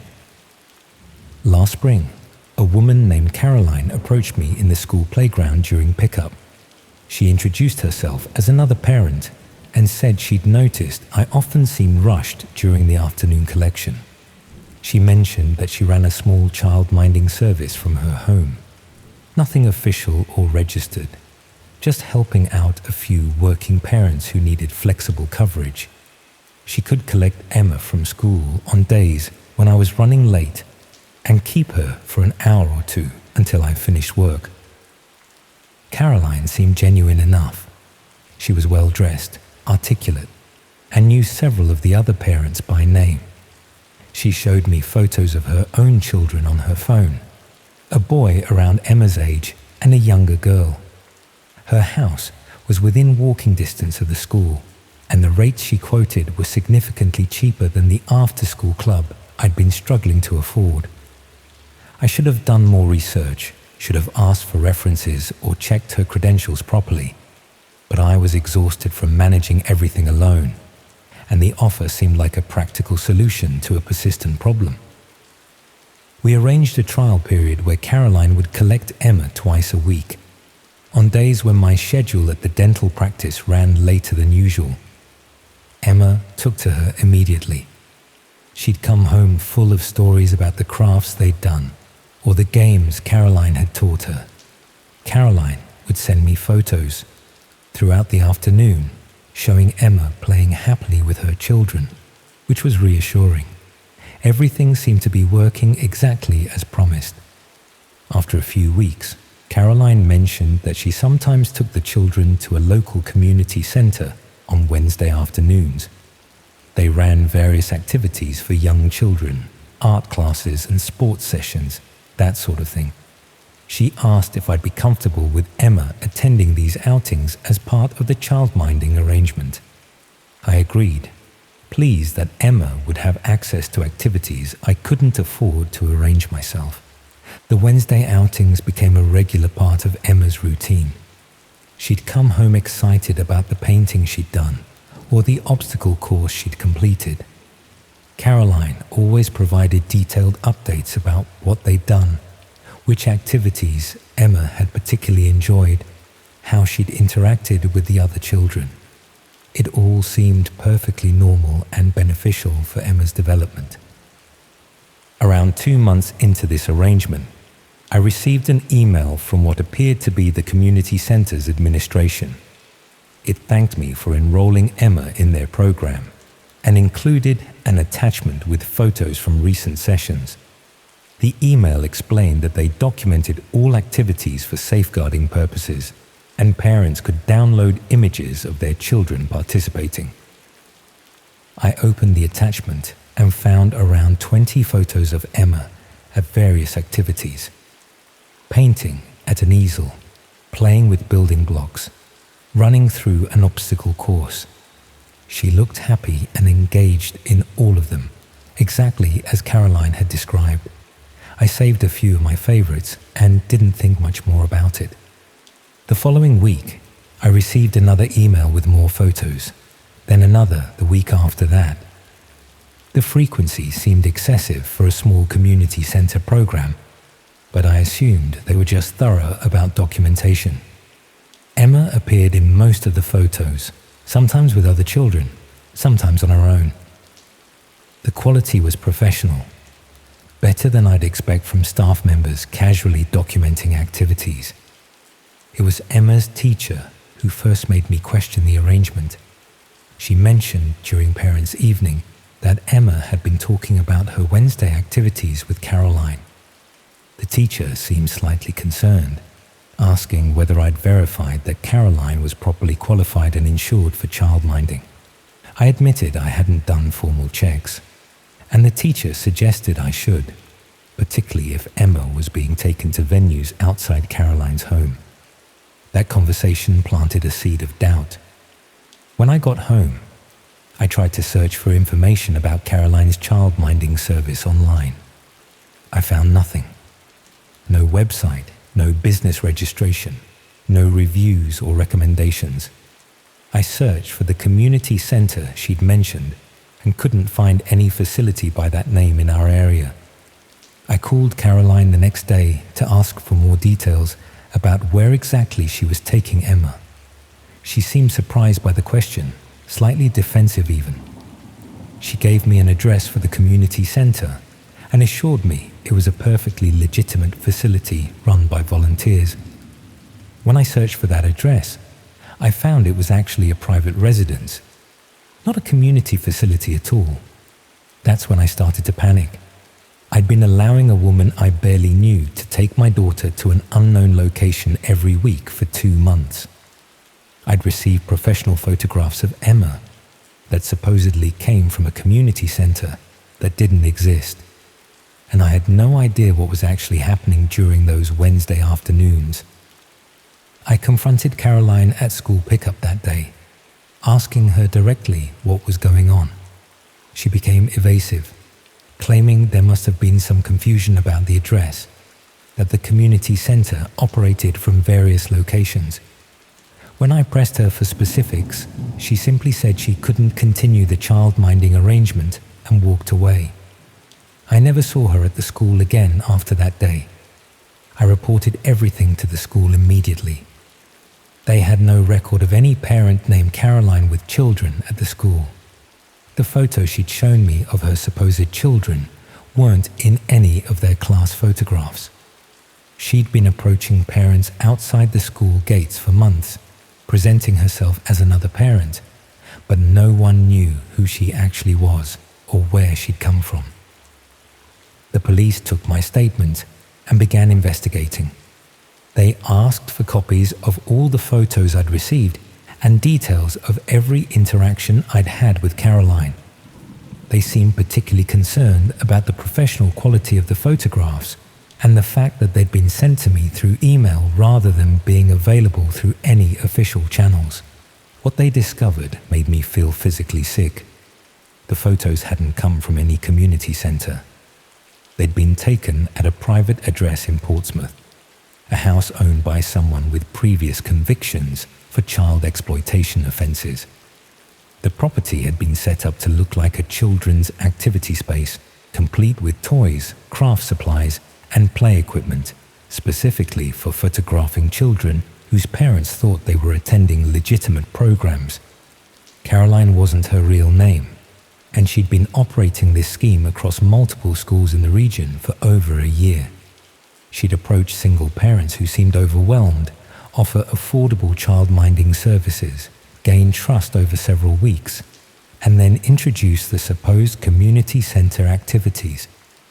The children were never harmed physically, but they were photographed extensively in various activities and settings.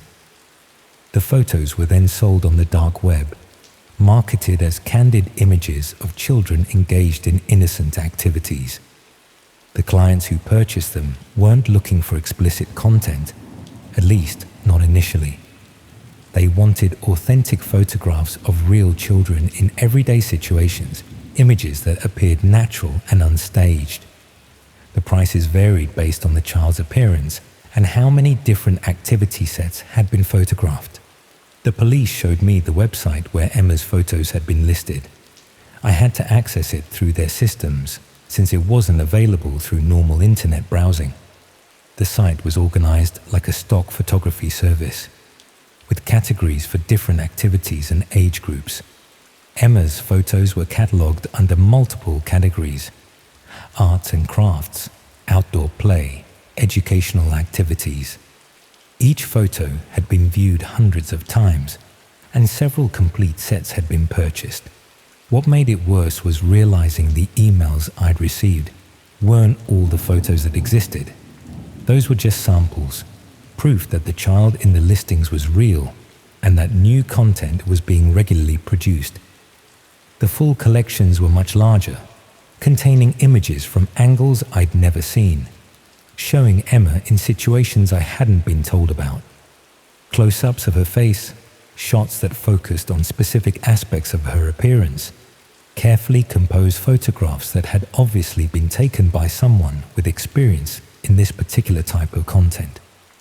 The investigation revealed that Caroline worked with several other people who performed different roles in the operation. Someone else owned the property where the photos were taken. Another person managed the website and handled client communications. Caroline's specific role was recruitment, identifying potential targets and building enough trust to gain regular access to the children. They'd refined the approach over time, learning which parents were most vulnerable to the offer of affordable child-minding. Single parents, particularly mothers who who were juggling work and childcare alone were ideal targets. The promise of flexibility and low cost made it difficult to refuse, and the gradual introduction of the community center activities made the whole thing seem like a genuine enrichment opportunity for the children. Emma was one of 7 children who'd been photographed at that property over the past year. The others belonged to parents in similar situations, all of whom thought their children were attending legitimate activities. None of us had checked Caroline's credentials properly. None of us had visited the supposed community center. We'd all been too grateful for affordable help to ask the difficult questions we should have asked. The police arrested 4 people in connection with the operation. Caroline, whose real name was Sarah and who had no children of her own, received a prison sentence for child exploitation and fraud. The property owner received a longer sentence due to his previous convictions. The others involved received various punishments, though the sentences seemed inadequate given what they'd done. The website was shut down, but the police confirmed the photos had been downloaded by numerous clients before they could seize the servers. Emma's images, along with those of the other children, were almost certainly saved on private devices and potentially redistributed through other platforms. Once digital content exists, removing every copy becomes nearly impossible. I had to explain to Emma why she couldn't see Caroline anymore, why the police needed to ask her questions about the Wednesday activities. She didn't understand what had happened, couldn't grasp why the fun afternoons she'd enjoyed were actually something sinister. She just knew that something had changed and that I seemed upset whenever the subject came up. The hardest part was dealing with my own guilt. I'd handed my daughter over to a stranger because it was convenient and affordable.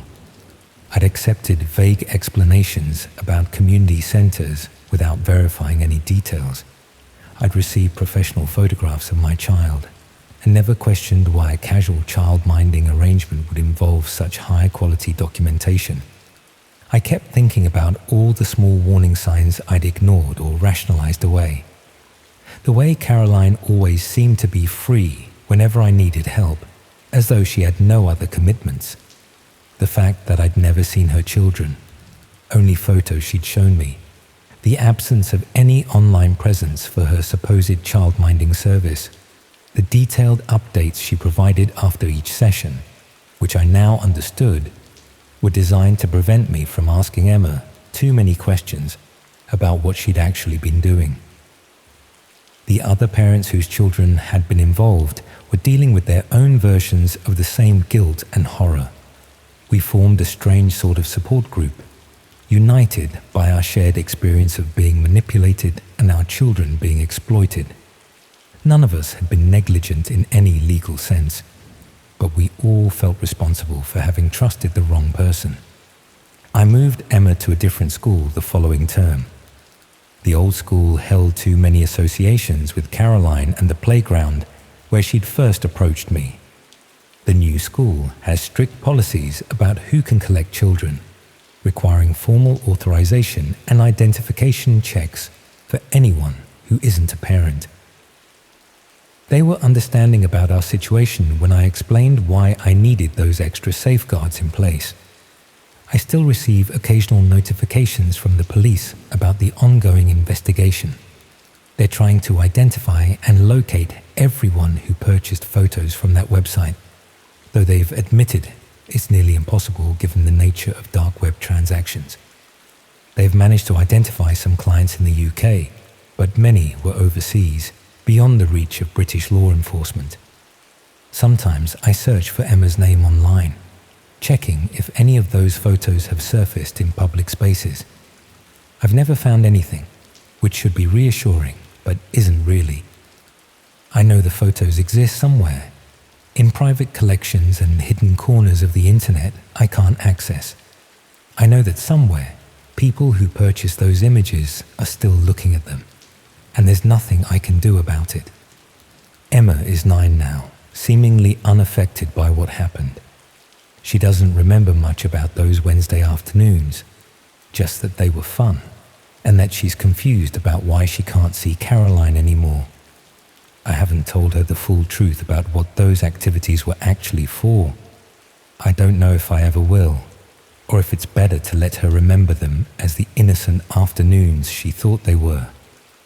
But I remember every photo I received, every email that thanked me for enrolling Emma in a program that didn't exist. I remember Caroline's friendly smile in the playground, and how relieved I felt when she first offered to help. I remember thinking I'd found the perfect solution to my childcare problems, never imagining I was actually handing my daughter to someone who saw her as content to be produced and sold. The guilt doesn't fade. 2 years later, I still question every decision I make regarding Emma's care. I'm hypervigilant about who she spends time with, to the point where it probably affects her social development. I can't bring myself to use childminders or after-school clubs, even legitimate registered services with proper credentials. I've reduced my working hours so I can always do the school pickup myself. Even though the financial strain is significant, I've learned that the dark web isn't just a place where illegal goods are traded. It's where ordinary moments from children's lives can be commodified and sold to people whose interest in those moments is anything but ordinary. It's where professional-looking websites can exist without any oversight, hosting content that shouldn't exist at all. And it's where photos of my daughter, taken during afternoons I thought were enriching her life, continue to circulate in spaces I'll never be able to access or control. The police kept telling me I wasn't at fault, that the operation was sophisticated and deliberately targeted vulnerable parents. But I know I could have been more careful. I could have checked Caroline's credentials properly. I could have visited the supposed community center before allowing Emma to go there. I could have asked more questions when something seemed too good to be true. Instead, I was grateful for help and tired from managing everything alone, and someone exploited that vulnerability in a way I never saw coming. That's what keeps me awake now. Not just what happened to Emma, but what might be happening to other children whose parents are facing the same struggles I was. How many other single mothers are being approached in school playgrounds right now by people claiming to offer affordable childminding? How many are accepting out of desperation, never suspecting what those services actually involve? I wanted to warn other parents, to share my story as a cautionary tale about checking credentials and trusting instincts. But doing so means admitting publicly what happened, potentially exposing Emma to questions and judgment she doesn't deserve. So instead, I remain silent, carrying this knowledge alone, hoping that somehow my mistake won't be repeated by others who find themselves in similar circumstances. The photos exist. The website was replicated before it was shut down, probably multiple times, preserving all the content for anyone who wants to access it. Emma's face is out there in those hidden corners of the internet, tagged and categorized, available to people I'll never identify. And there's absolutely nothing I can do except hope that one day, somehow, all traces of those images will disappear. But I know they won't. Digital content is permanent, especially when it exists in spaces designed to preserve what mainstream internet would delete. That's the reality I live with now. Not the dramatic horror of immediate danger, but the quiet, persistent horror of knowing something irreversible happened, and that my daughter's childhood innocence was documented and distributed for purposes I can barely stand to think about. All because I accepted help from someone whose friendliness masked something much darker, and I didn't ask the right questions until it was far too late.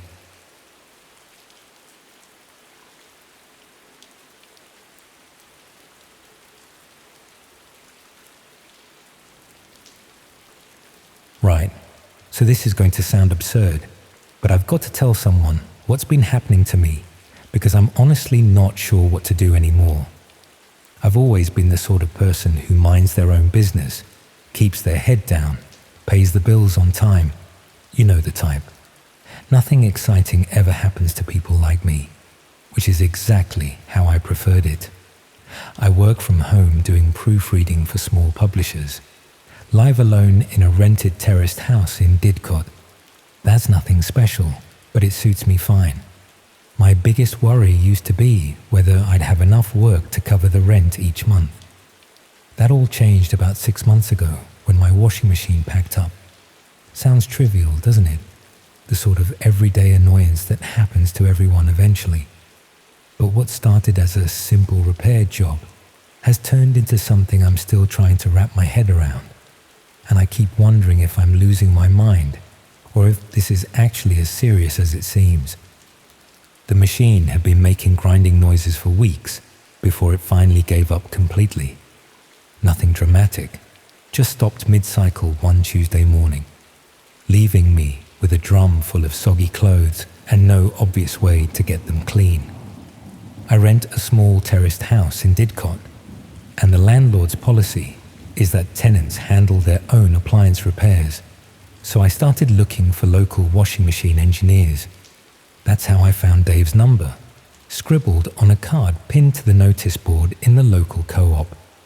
No fancy business name or website address, just Dave, all appliances fixed, with a mobile number written in blue biro. The sort of basic advertising you see from tradesmen who rely on word of mouth rather than internet marketing. I called him that afternoon and he sounded professional enough over the phone. Said he could come round the following day during his lunch break to have a look at the machine, and that his call-out fee was £30 whether he could fix it or not. Standard rates for that sort of work, and he seemed keen to fit me in quickly. Dave turned out to be a short, stocky bloke in his 40s, wearing navy overalls and carrying a toolbox that looked like it had seen better days. He was polite and methodical, spending nearly an hour diagnosing the problem with my machine. Eventually, he concluded that the drum bearings had failed and would need replacing, but the parts would cost more than the machine was worth. Instead of trying to sell me an expensive repair, he suggested I might be better off buying a replacement. He mentioned that he occasionally had refurbished machines available and that he could probably source something suitable within my budget if I wasn't in a rush. This seemed reasonable enough, so I gave him my contact details and asked him to let me know if anything appropriate came up. He said he'd keep an eye out and would call me within the week if he found anything promising. Dave called 3 days later with details of a nearly new machine that had come from a house clearance.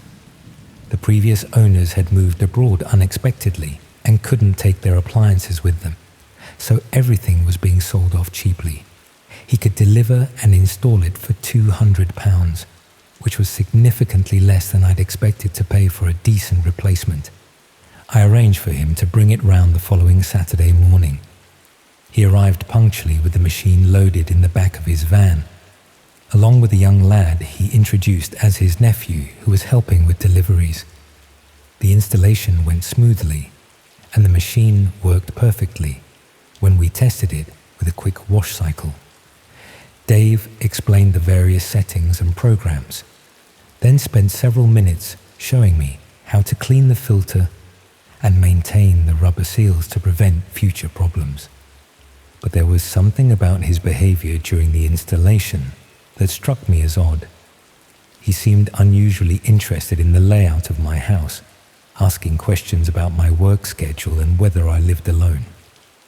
When I mentioned that I worked from home as a freelance proofreader, he made several comments about how convenient it must be to have such a flexible routine. He also spent considerable time examining my existing plumbing and electrical connections, taking photographs with his phone supposedly, to ensure he had the right fittings for future reference. This seemed professional enough, but he photographed more than just the utility connections. I noticed him capturing images of my kitchen layout, the view from my windows, and even the contents of some cupboards while he was checking pipework. At the time, I assumed this was just thoroughness on his part. Some tradesmen are very methodical about documenting their work, and Dave had been professional in every other respect. It was only later that I started questioning his motives for gathering so much information about my living arrangements. The first sign that something wasn't right came about 2 weeks after the installation. I started receiving marketing calls from companies I'd never heard of, all offering services that seemed remarkably well tailored to my specific circumstances. There were calls about home security systems that would be ideal for someone living alone in a terraced house. Offers of broadband upgrades that mentioned my work from home situation, despite the fact that I'd never discussed my internet usage with any service providers. Even unsolicited quotes for household insurance that included specific details about my property layout and contents. The callers knew too much about my personal circumstances for this to be coincidental marketing. Someone had provided them with detailed information about my living situation, work arrangements, and daily routine. I started paying attention to other changes in my routine that had occurred since Dave's visit. I'd been receiving more posts addressed to previous occupants of my house, including bank statements and official documents that suggested someone was using my address for financial services I'd never heard of. There had also been several instances of people knocking on my door asking for directions or claiming to be conducting surveys, but their questions seemed more focused on confirming my identity and schedule than gathering general information. Most concerning was a pattern of minor problems with services and deliveries. My internet connection had become unreliable. My post was being delivered at inconsistent times, and I'd received several packages that I hadn't ordered, but which contained items that were obviously intended for someone monitoring my daily activities. These packages contained things like small electronic devices, camera equipment, and recording equipment that had no obvious legitimate purpose for someone in my circumstances. I began to suspect that Dave's visit had been more than a simple appliance repair and replacement operation. Looking back at his behavior during the installation, I realized that his questions about my routine and his extensive photography of my property had been systematic rather than casual. He'd been gathering intelligence about my living situation for reasons that had nothing to do with washing machine maintenance. I tried to contact him using the mobile number from his original advertisement, but it was no longer in service. The card had disappeared from the co-op notice board, and none of the local appliance repair businesses I contacted had heard of anyone called Dave operating in the area. He'd vanished completely, leaving only the washing machine and the growing evidence that my personal information was being circulated among people with unknown motives for wanting detailed intelligence about my daily life. I started researching similar cases online, looking for information about tradesmen who used service calls as opportunities to gather personal information for identity theft or other criminal purposes. What I found suggested this was a more common problem than I'd realized, but the cases I discovered seemed to focus on financial fraud rather than the comprehensive surveillance I was experiencing. Following various leads and references led me into online communities where people discussed more sophisticated forms of personal intelligence gathering. Some of these communities operated through private channels that required special access methods to reach. Eventually, I found myself exploring parts of the internet that exist beyond normal search engines. What I discovered was that Dave hadn't been working alone, and his operation wasn't focused on traditional financial fraud. The platforms I accessed contained extensive databases of personal information about ordinary people, organized by location, lifestyle, and vulnerability factors. My own details were there, listed under a section that seemed to specialize in people who lived alone and worked from home. The information was remarkably comprehensive, including not just the basic details Dave had observed during his visit, but additional intelligence that had been gathered through other methods. Details about my work clients, my financial situation, my social relationships, and my daily routine that could only have been obtained through systematic monitoring of my activities. But this wasn't a passive database. It was an active marketplace where detailed personal information was being sold to buyers with specific requirements. The platform operated like a sophisticated customer service operation, with different categories of information available at various price points. Basic profiles cost relatively small amounts, but comprehensive intelligence packages that included real-time monitoring and regular updates were priced at several £1,000s. Dave's role had been what they called primary access acquisition, gaining entry to target properties under legitimate pretexts and gathering initial intelligence that could then be developed through other methods. The washing machine replacement had been a perfect cover for conducting a thorough survey of my living situation while establishing credibility for future contact. But the operation didn't stop with Dave's visit. The information he'd gathered had been used to coordinate a comprehensive monitoring program that involved multiple people and various surveillance methods. The marketing calls, the misdirected post, the unexpected deliveries.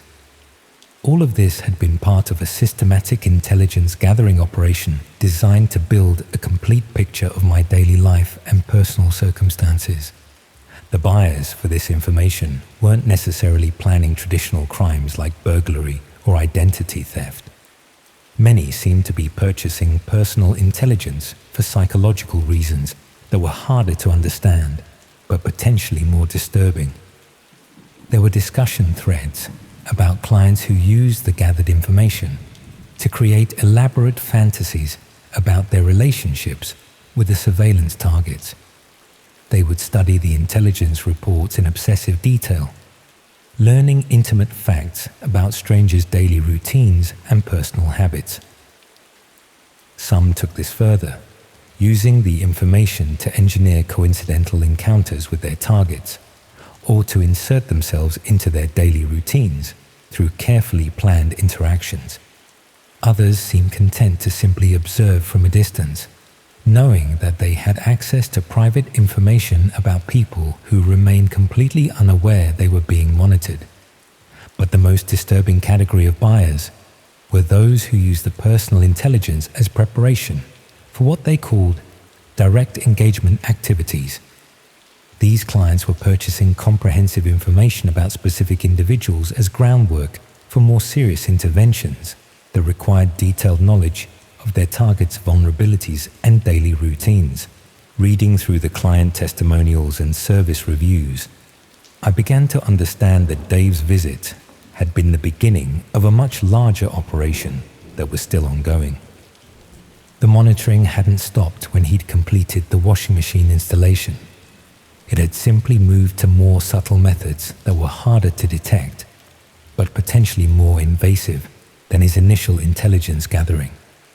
My internet activities were being tracked, my phone calls were being monitored, and my daily movements were being documented through methods I couldn't identify, but which provided whoever was watching me with real-time information about my activities and whereabouts.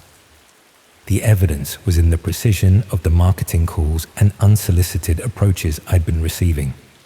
The callers knew not just my basic personal details, but also my current mood, my recent purchases, and even my immediate plans for the day. They were accessing information that could only be obtained through comprehensive surveillance of my digital communications and physical activities. I realized that the washing machine Dave had installed probably contained monitoring equipment that was providing ongoing access to my home network and personal devices. The machine was connected to my Wi-Fi for diagnostic purposes, and it would be relatively simple to use that connection for unauthorized data collection. But I also suspected that my property had been accessed again since Dave's visit, probably to install additional surveillance equipment in locations where it would be virtually undetectable. The pattern of minor service problems I'd been experiencing, internet outages, delivery issues, unexpected correspondence, could all be explained as methods for testing and maintaining surveillance systems that had been installed throughout my property. I was living in a house that had been comprehensively compromised by people who were monitoring my every activity and selling that information to anonymous buyers with unknown motivations. The realization made me physically sick, but it also explained why I'd been feeling increasingly paranoid and anxious over the past few months. My subconscious had been picking up on signs of surveillance that my rational mind had dismissed as coincidence. I started paying closer attention to my environment, looking for evidence of the monitoring equipment I now knew had been installed throughout my property. What I found confirmed my worst suspicions. There were small cameras concealed in light fittings and smoke detectors, audio recording devices hidden in electrical outlets, and monitoring equipment built into appliances I'd assumed were legitimate. The washing machine Dave had installed was certainly part of the surveillance network, but it was just one component in a comprehensive monitoring system that covered every room in my house. They could see and hear everything I did, 24 hours a day, and they were presumably sharing that information with the clients who had purchased access to my personal intelligence profile. But discovering the surveillance equipment didn't provide any obvious path toward removing it or escaping from their monitoring network. The devices were professionally installed and integrated into my property's essential systems in ways that would make removal virtually impossible without completely rewiring the house. Even if I could identify and disable all the obvious surveillance equipment, there were probably backup systems and remote monitoring methods that would maintain their access to my personal information. More troubling was the realization that moving to a different property wouldn't solve the problem. The intelligence they'd gathered about my routine, preferences, and behavior patterns would allow them to re-establish surveillance wherever I relocated. They knew me well enough to predict my actions and could simply repeat Dave's initial approach with whatever cover story seemed most appropriate for my new circumstances. I was trapped in a surveillance network that had been designed to be inescapable once the initial intelligence gathering had been completed. The only way to stop the monitoring would be to somehow identify and confront the people operating the network, but they remained completely anonymous and operated through platforms that were designed to protect their identities. I could report the surveillance to the police, but what evidence could I provide beyond my suspicions about a washing machine repair that had seemed legitimate at the time? The monitoring equipment had been professionally concealed, and the intelligence marketplace operated through channels that would be virtually impossible for authorities to investigate. Even if I could prove that surveillance was taking place, the operators could simply claim it was legitimate research or marketing activity. The information they were gathering and selling wasn't necessarily illegal. It was just comprehensively invasive. I've been living with this knowledge for 3 months now, trying to maintain normal routines, while knowing that everything I do is being monitored and potentially shared with anonymous buyers who might have any number of motivations for wanting detailed access to my private life. The psychological pressure is worse than any physical threat could be. Knowing that your most private moments are being observed and commodified creates a level of paranoia that makes normal life almost impossible to maintain. But I've also started to notice changes in my circumstances that suggest the monitoring operation is moving to a new phase. People have begun approaching me in public places, engaging in conversations that demonstrate surprising knowledge about my personal interests and daily routine. Shop assistants who know details about my purchasing habits that they shouldn't have access to. Neighbors who seem unusually interested in my work schedule and social relationships. Even delivery drivers and service technicians who visit my property seem to know more about my circumstances than their professional roles should require. I'm surrounded by people who have access to intimate details about my private life, while I remain ignorant of their true motivations for engaging with me. The surveillance network hasn't just been monitoring me, it's been building a comprehensive profile that can be used to engineer social interactions and manipulate my daily environment in ways that remain virtually undetectable. I think they're preparing for something that requires more direct access than remote surveillance can provide.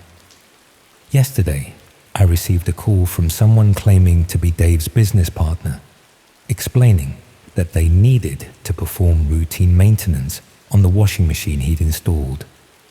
They offered to come round this weekend to check the connections and update the software systems. I know this is the next phase of whatever operation began with Dave's initial visit 6 months ago. But I also know that refusing the appointment would only confirm their assessment that I've become aware of their surveillance activities, which might accelerate whatever they're planning to do next. Sometimes the only choice available is between cooperating with people who are exploiting you or resisting them in ways that might make your situation even worse. I'm going to let them into my house this weekend because I don't think I have any realistic alternative. But I wanted to document what I've learned in case something happens to me, or in case my behavior suddenly changes in ways that concern people who know me.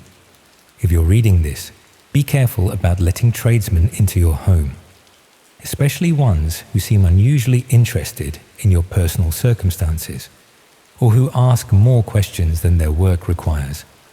Dave is probably still out there, looking for new targets and gathering intelligence for clients who remain completely anonymous, but definitely aren't benign.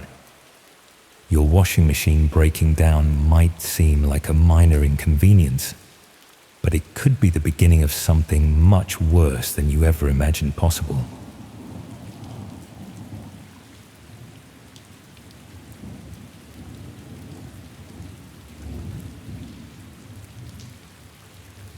I don't really know how to start this without it sounding strange, so I'm just going to start where it actually began, which is a lot more boring than you'd expect.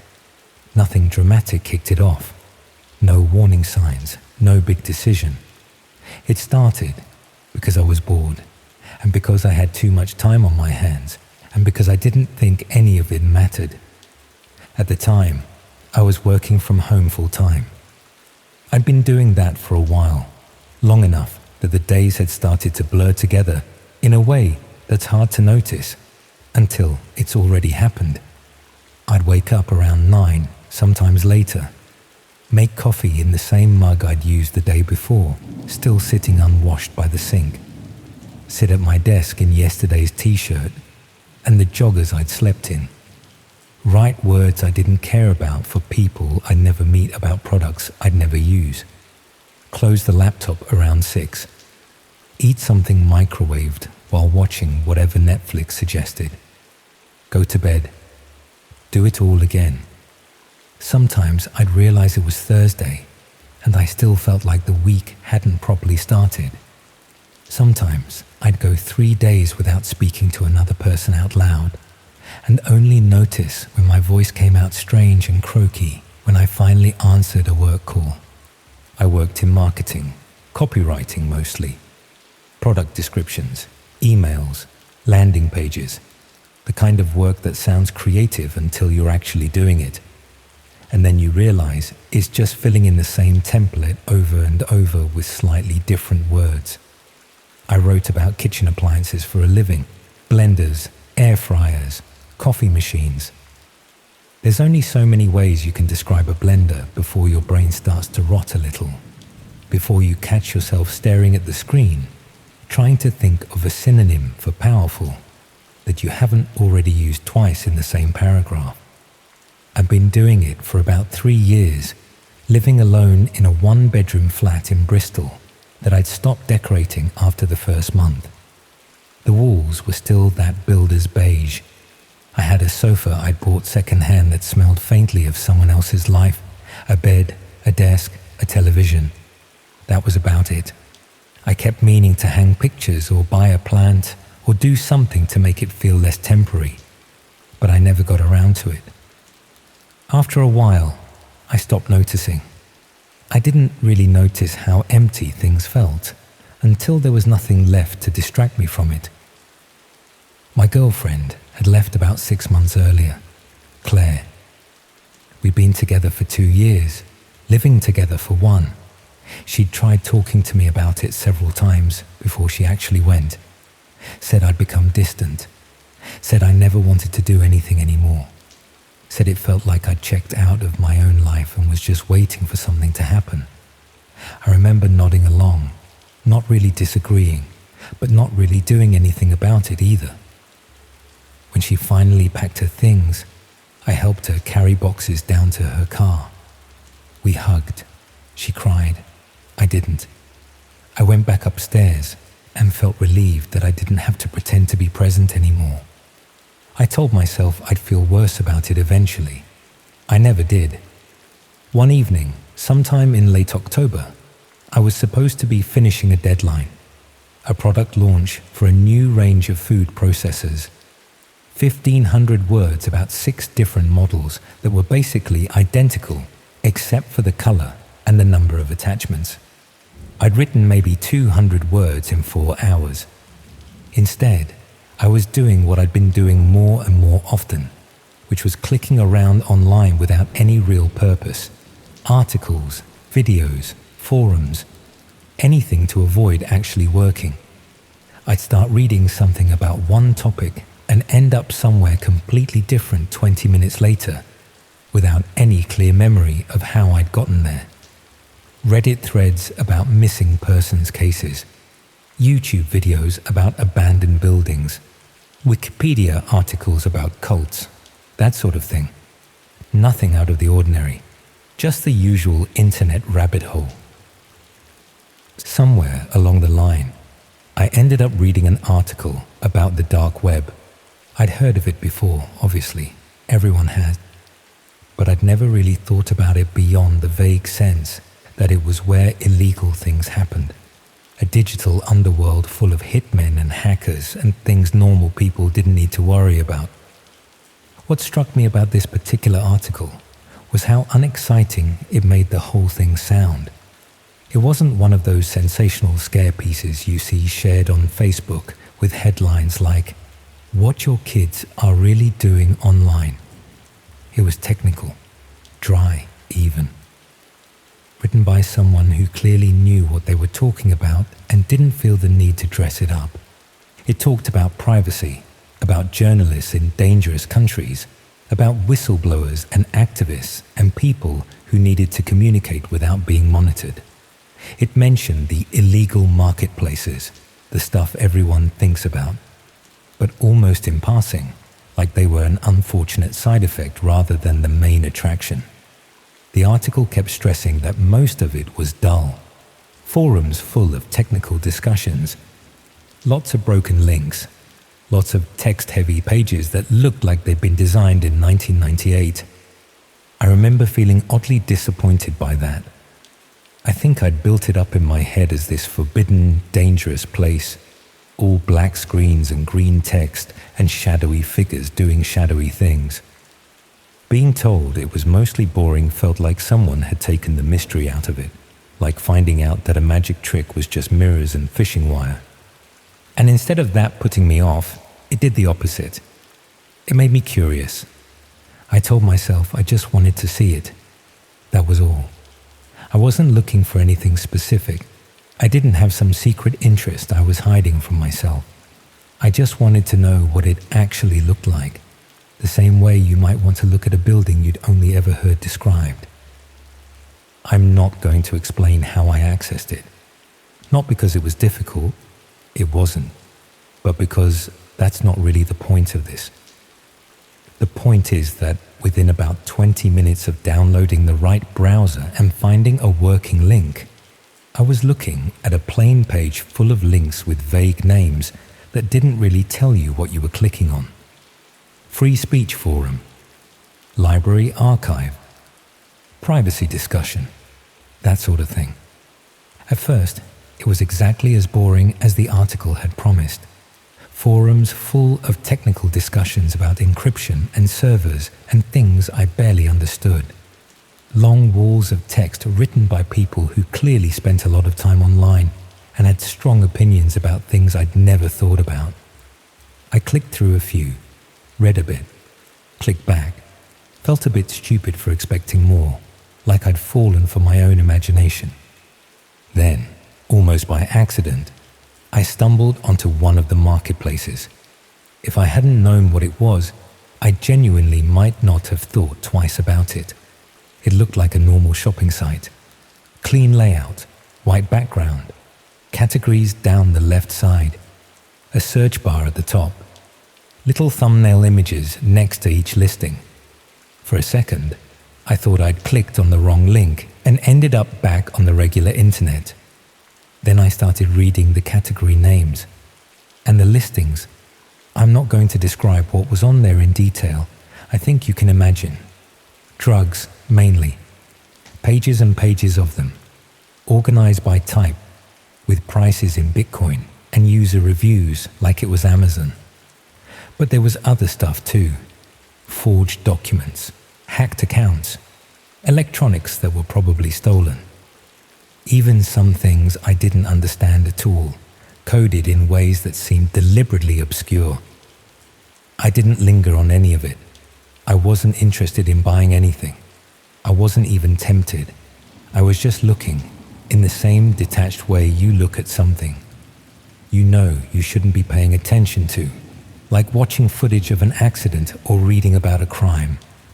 What stuck with me, though, weren't the obvious listings. It was the ones that didn't quite explain themselves.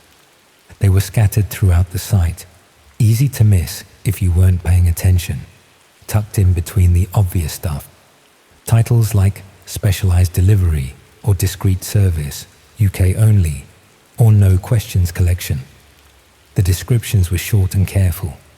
A few lines about professionalism, reliability, discretion. Satisfaction guaranteed. No prices listed.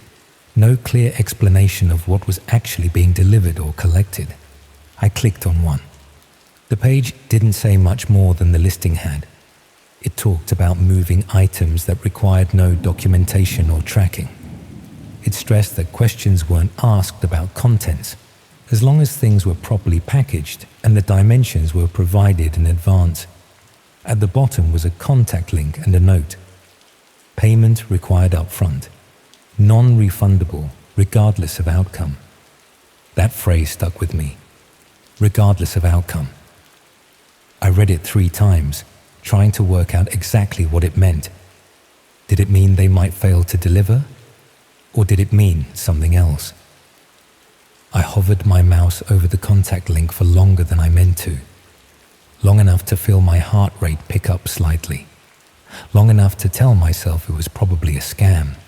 That anyone offering something like this so openly couldn't be serious. That this was exactly the kind of thing designed to prey on curious idiots. Eventually, I closed the page, shut the browser, turned my laptop off, went and made tea I didn't drink.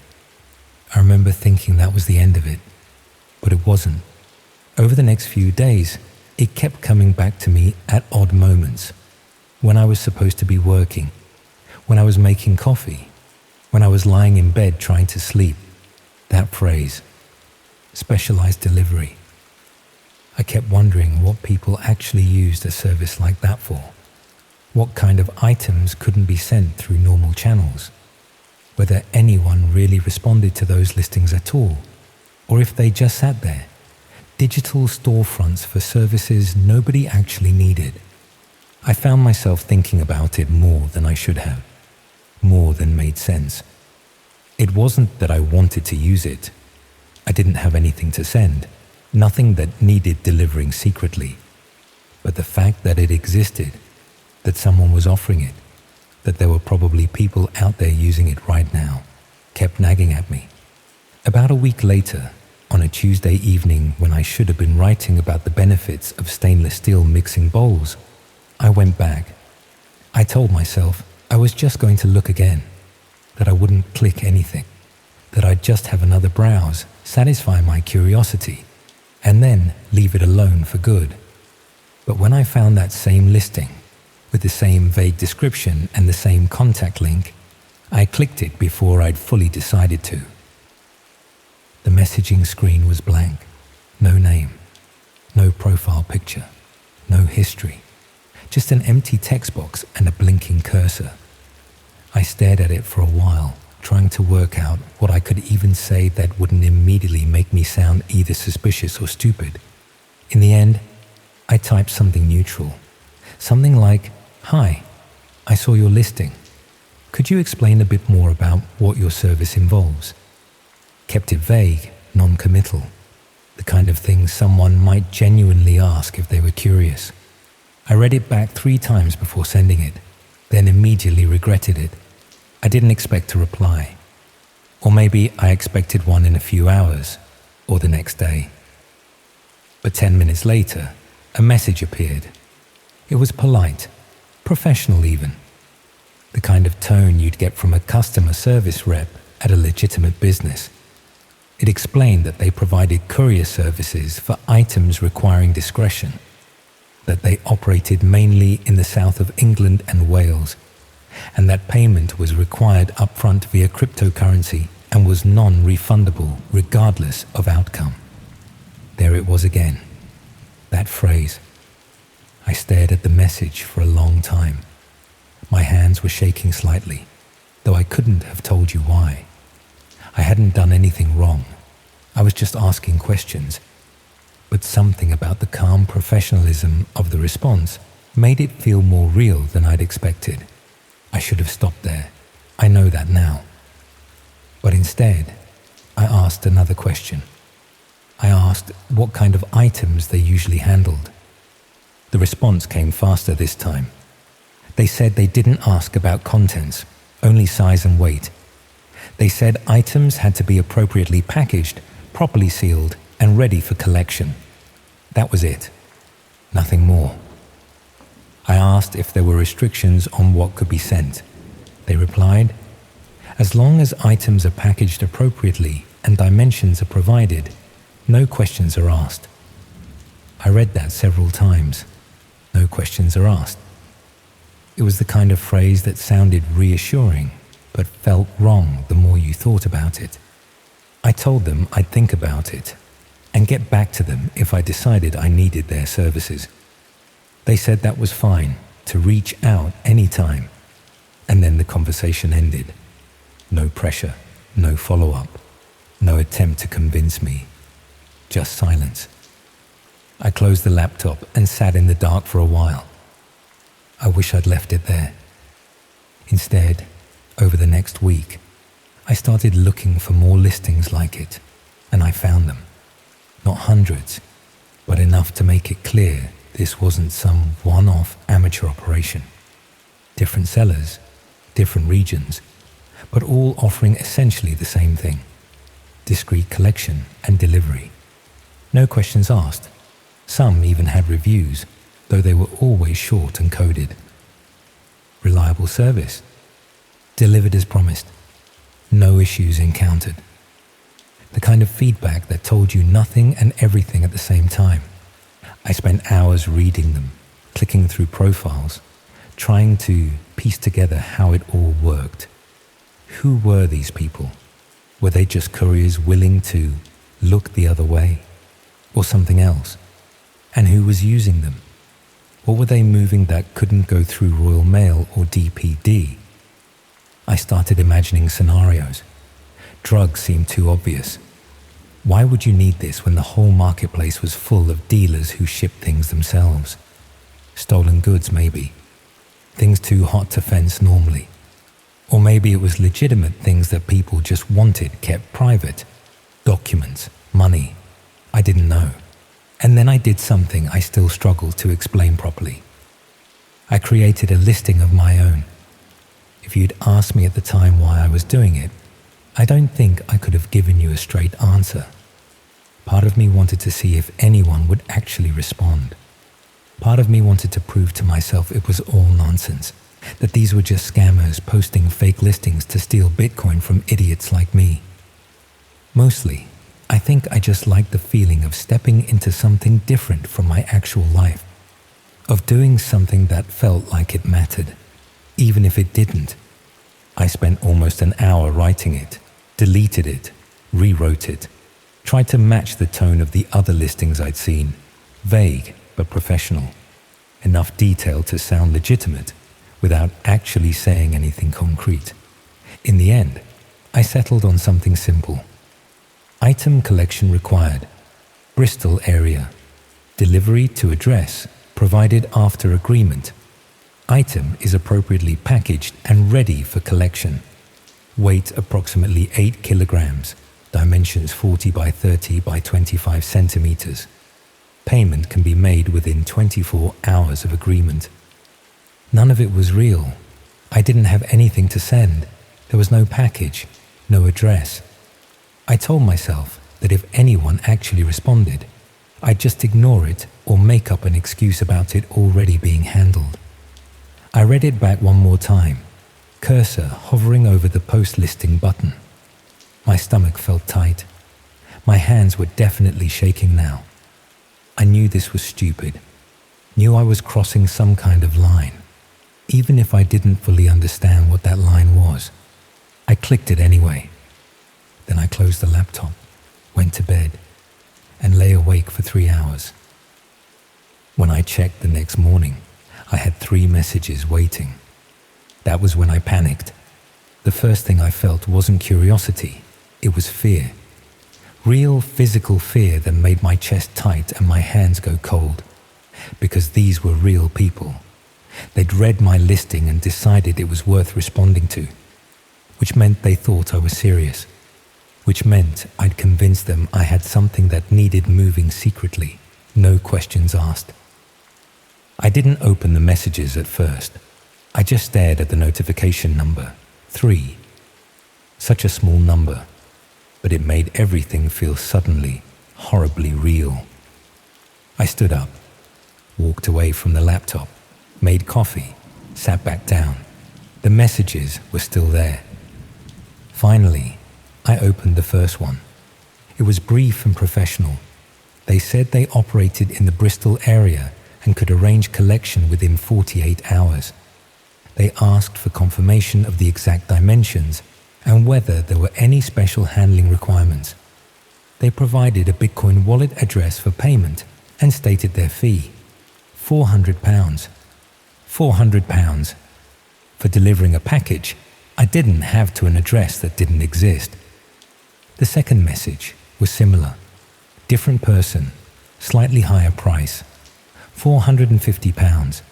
They could do it within 24 hours. I opened the third message with my heart hammering. This one was different, longer. The tone wasn't quite as polished. They said they'd been doing this kind of work for 18 months and never had an issue. They said they understood that discretion was important and that some items required special consideration. They asked if the package contained anything that might be heat sensitive or time critical. Heat sensitive, time critical. I felt sick because I suddenly understood what they thought I was asking them to move. What kind of items would be heat sensitive and time critical? What would need to be exactly 8 kilograms and fit in a box that size? I closed the laptop so fast I nearly broke the screen. For the next 2 days, I didn't open it again. I didn't check the messages. I tried to pretend I'd never posted the listing, never contacted anyone, never even heard of any of this. I did my actual work, wrote bland sentences about kitchen appliances, ordered takeaway, watched television, and tried very hard not to think about the 3 messages sitting in my inbox. But on the 3rd day, I checked again. There were 7 messages now, and one of them said, "Still available. Can collect tonight if needed."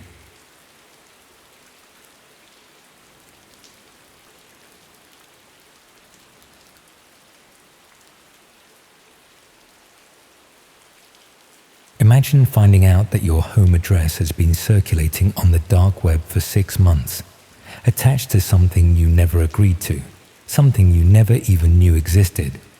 That's what happened to me, and I'm still not entirely sure how to process it.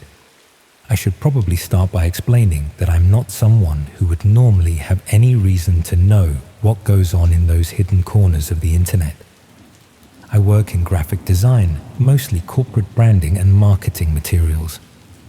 My technical knowledge extends to Adobe Creative Suite and basic troubleshooting when my laptop decides to act up. The dark web was something I'd heard about in news reports, usually linked to drug markets or stolen credit cards. But it wasn't something I'd ever had cause to think about seriously. What changed was a conversation I overheard at my sister's house last summer. Her husband works in cybersecurity, and he was telling someone about a case his firm had been consulted on. A woman in Manchester had discovered that her home was being used as a drop point for illegal goods without her knowledge. Parcels would arrive addressed to fake names, and before she could refuse them or return them to sender, they'd disappear from her doorstep. Someone had been using her address as part of a distribution chain. The story stuck with me because of how vulnerable it made the woman sound. She hadn't done anything wrong, hadn't signed up for anything suspicious, but somehow her address had been selected and used by people she'd never met for purposes she couldn't begin to understand. Her brother-in-law mentioned that these schemes were often coordinated through the dark web, where addresses could be bought and sold like any other commodity. I didn't think much more about it until a package arrived at my flat in Bristol 3 weeks later. Nothing immediately suspicious about it, just a standard padded envelope with my address printed on a label. The name on the package wasn't mine though. It was addressed to someone called M. Richardson, which wasn't even close to my actual name. I live alone in a converted warehouse building near the harbour, the sort of place that got gentrified about 10 years ago and now houses young professionals and small creative agencies. The postal situation has always been a bit chaotic because the building was divided into flats without much thought for how mail would be distributed. We have individual letterboxes in the entrance hall, but delivery drivers often just leave packages in the communal area if they can't work out which flat they're meant for. This package had been left outside my door specifically, which suggested the delivery driver had made more effort than usual to find the right address. I assumed it was a mistake, probably meant for a previous tenant or someone who'd given my address by accident when ordering something online. It happens more often than you'd think. I left the package in the communal hallway with a note explaining it had been delivered to the wrong person, thinking whoever it was meant for would collect it eventually. When I came home from work that evening, it was gone. Problem solved, or so I thought. The second package arrived 4 days later. Same handwriting on the label, same name, same padded envelope. This time, I opened the main door to find it propped against my specific flat door, not just left in the general area. Someone had made a deliberate effort to ensure it ended up at my flat rather than anywhere else in the building. I called the courier company listed on the label to explain the mistake.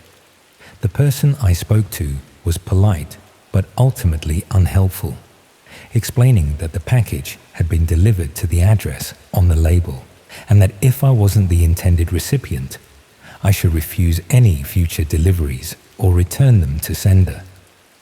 She couldn't tell me who had sent it or what it contained, just that their record showed successful delivery to the correct address. The problem was that the address was correct. My flat number, my building, my postcode, everything matched. The only thing wrong was the name, and apparently that wasn't enough to constitute a delivery error in their system.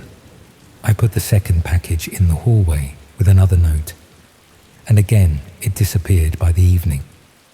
Whoever M. Richardson was, they were collecting these packages promptly and efficiently.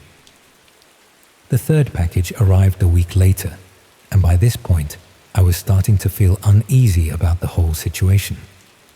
3 deliveries to a non-existent person at my address suggested something more deliberate than a simple administrative error. I decided to open it, partly out of curiosity, and partly because I wanted to know if I was somehow involved in something I should be concerned about. Inside was a mobile phone, not a new one in retail packaging, but a used device wrapped in bubble wrap. There was no documentation, no SIM card, nothing to indicate where it had come from or why it was being sent to my address. Just a phone that looked a few years old but still functional. I turned it on, expecting to find something that would explain the situation. The phone had been factory reset, with nothing stored on it except the default apps and settings. No contacts, no messages, no call history. Completely clean. I should have gone to the police then, but I didn't really know what I'd be reporting. Someone was receiving packages at my address under a fake name, but they weren't causing any damage or disruption beyond the mild inconvenience of me having to move parcels from my doorstep. And whoever was collecting them was doing so quickly enough that I'd never actually encountered them in person. I kept the phone, more out of uncertainty about what else to do with it than any real decision to hold on to it. I put it in a drawer and tried to forget about it, telling myself that maybe the deliveries would stop now, that I'd intercepted one. They didn't stop. Over the next month, 7 more packages arrived. I didn't open any of them, but I could feel from the weight and shape that they contained similar items. Small electronics, probably more phones. Each one disappeared from the hallway within hours of delivery, collected by the mysterious M. Richardson, who somehow had access to my building. I started paying more attention to the other residents, wondering if one of them was behind the scheme. The building housed around 30 people, most of whom I recognized by sight, but didn't really know. Any of them could have been using my address as a convenient collection point, secure in the knowledge that I'd leave the packages accessible rather than refusing them outright. The paranoia crept in gradually. I found myself studying my neighbors in the hallway, trying to detect any sign of guilt or recognition when they saw me. I started varying my routine, coming home at different times to see if I could catch whoever was collecting the packages.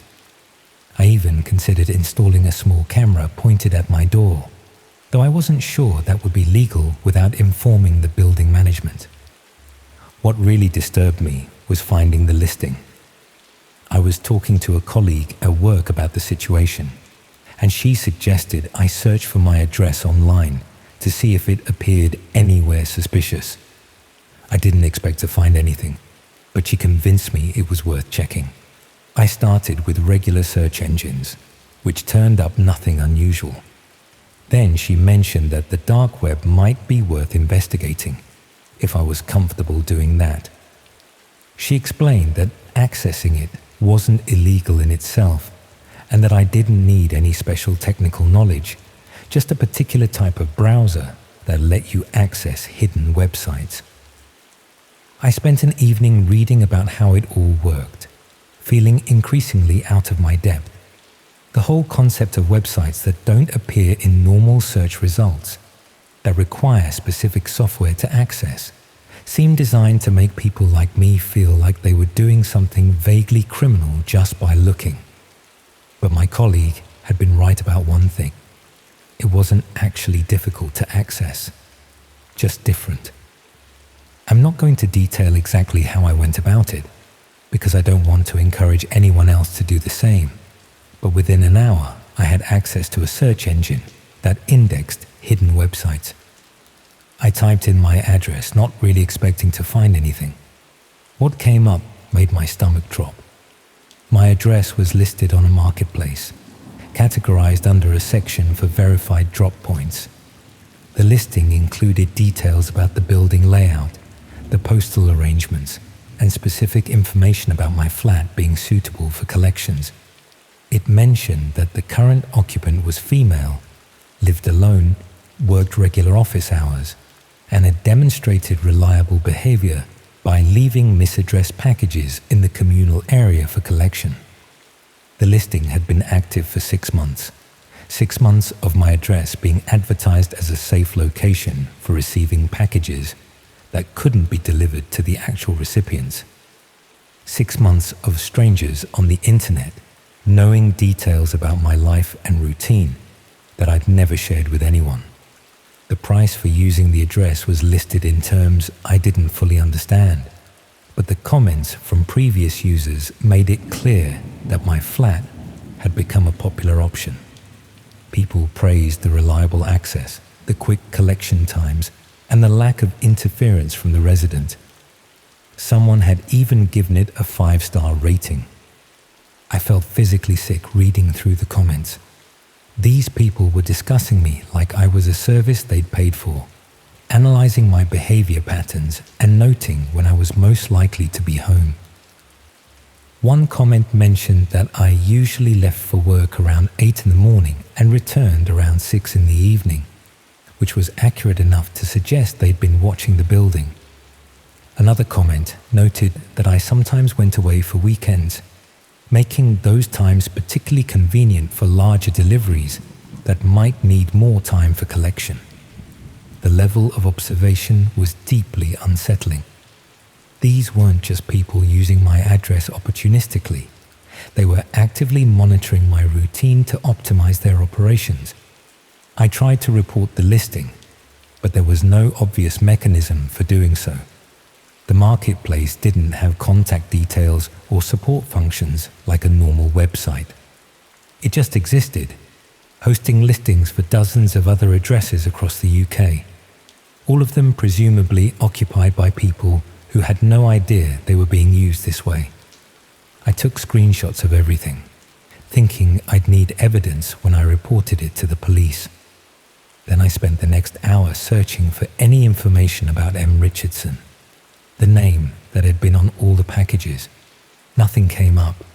It was clearly a fake name, probably one of many used by different people to collect their purchases from my address. The worst part was realizing that I couldn't just stop it. Even if I refused all future packages, even if I put up signs or changed my locks, the listing would still be there. My address would still be advertised as a drop point, and whoever had posted it would simply update the listing to reflect the changed circumstances. The information was already out there, circulating in spaces I couldn't access or control. I did eventually go to the police, though I'm not sure it achieved much. The officer I spoke to was sympathetic, but explained that this type of situation was increasingly common and difficult to prosecute.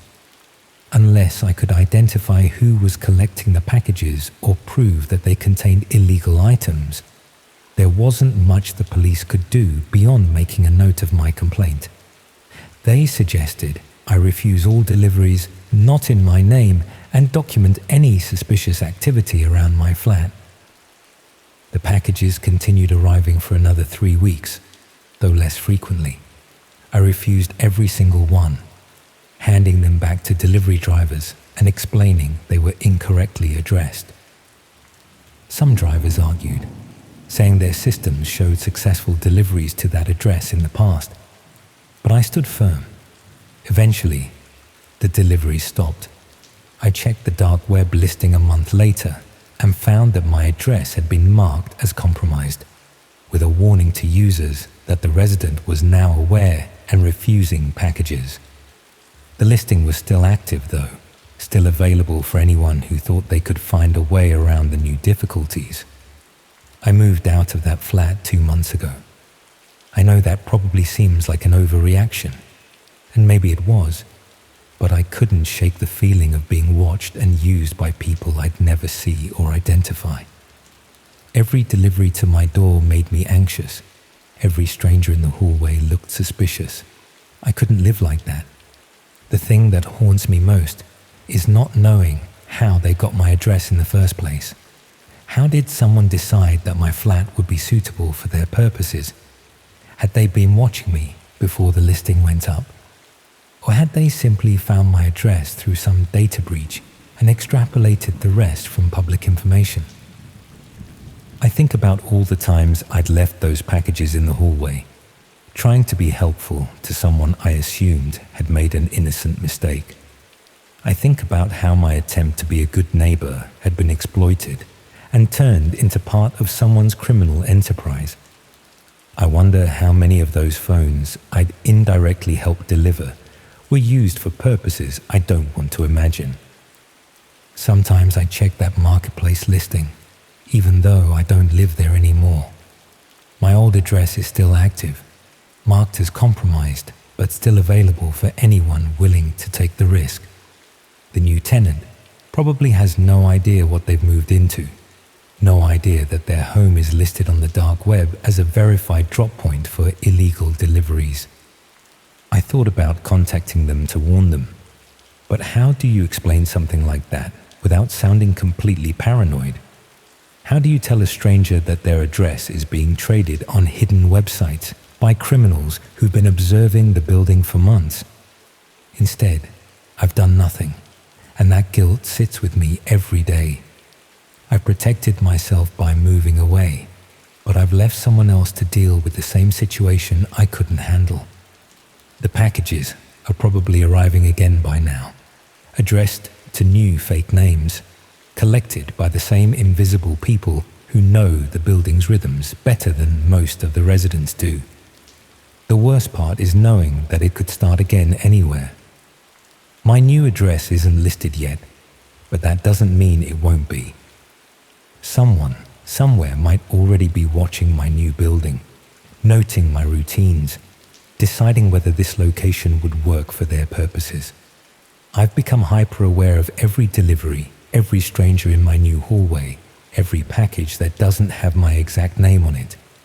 I know this level of vigilance isn't sustainable, that eventually I'll have to trust that not everything is part of some hidden scheme. But I also know what I saw on that website, and I know how many other addresses were listed there alongside mine.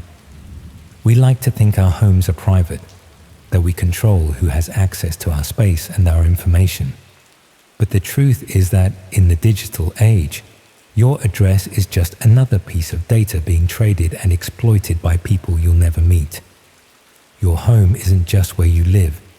It's potentially a node in someone else's distribution network, a useful location in a supply chain you never agreed to join.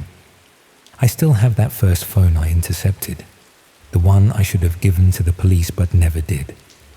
Sometimes I turn it on, half expecting it to contain some message or clue about who was using my address and why. It never does. It's just a blank phone, factory reset and anonymous, exactly like the dozens of others that passed through my hallway during those months. But I keep it anyway, a reminder that the world operates on levels I barely understand, that my attempt to be helpful and trusting was exploited by people who saw me as nothing more than a convenient address. A reminder that sometimes the most frightening things are the ones you never see coming, the violations that happen in plain sight while you're just trying to live your life. My address is still out there, somewhere in the hidden corners of the internet, marked and categorized and available for use. And there's nothing I can do about it except hope that whoever lives there now is more suspicious than I was, less willing to leave packages in the hallway for collection, more aware that sometimes a simple delivery error is actually something much darker.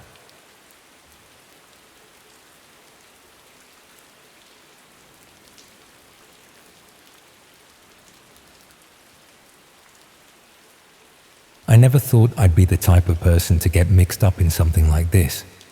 Most people wouldn't. That's the thing about curiosity.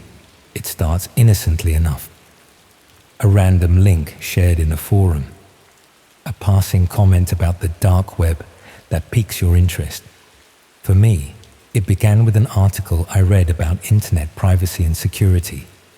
The author mentioned Tor browsers and onion routing almost as an afterthought. I didn't even know what those things were at the time. I'm a network engineer by trade. My days revolve around making sure corporate systems stay operational, patching vulnerabilities, monitoring traffic patterns. Nothing extraordinary. Just another tech guy with a modest apartment, a decent salary, and too much free time on his hands. Maybe that's why I installed the Tor browser that night. Professional development, I told myself. Good to understand how these things work. The first few days exploring the dark web were disappointingly mundane. Forums discussing privacy rights, marketplaces selling things I had no interest in, dead links, slow loading times. It was like visiting the internet of the early 2000s, minus the charm. I was about to uninstall the whole thing when I stumbled across a thread discussing something called red rooms. The concept seemed absurd at first. Live streaming platforms where viewers could watch and even direct acts of violence against unwilling participants. Urban legends, I thought. Internet boogeyman stories to scare the uninitiated. Most people in the thread seemed to agree. They were myths, impossible to operate given bandwidth limitations and the technical difficulties of secure streaming. A few individuals insisted they existed, but provided no evidence, no links. Then someone posted coordinates. Not a web address, but a string of characters, numbers, and symbols that meant nothing to me. Someone else responded with a single word. The thread went quiet after that. I copied the string. I shouldn't have done that. Everything would be different if I had just closed the browser right then. It took me 3 days to figure out what to do with those characters. The solution came from an obscure subforum where users discussed cryptographic methods. The string was a key of sorts, one that had to be entered into a specific field on a specific site at a specific time. The kind of complexity that made me think there really was something to hide. I found the site. A blank page with a single input field. Nothing to indicate what it was for. No text, no images. Just an empty box waiting to be filled. I hesitated before pasting in the string. This was the moment I should have walked away. Something about the sterility of that page felt wrong in a way I couldn't articulate. The cursor blinked rhythmically in the empty field, patient, expectant, waiting for me to make a mistake I couldn't undo. The first sign that I had done something irreversible was the sudden change in my network traffic. I monitor my home network obsessively, occupational habit. The data pattern shifted, connections multiplying through nodes I couldn't identify. This wasn't normal Tor behavior. My system was being mapped, examined, catalogued by something on the other end. Each packet of data felt like fingers probing through my digital walls, searching for weaknesses, memorizing the layout of my network, of my life. Then the page changed, a loading icon, a countdown timer set to 20 minutes. Nothing else. I waited, telling myself I could close the browser at any time. I didn't.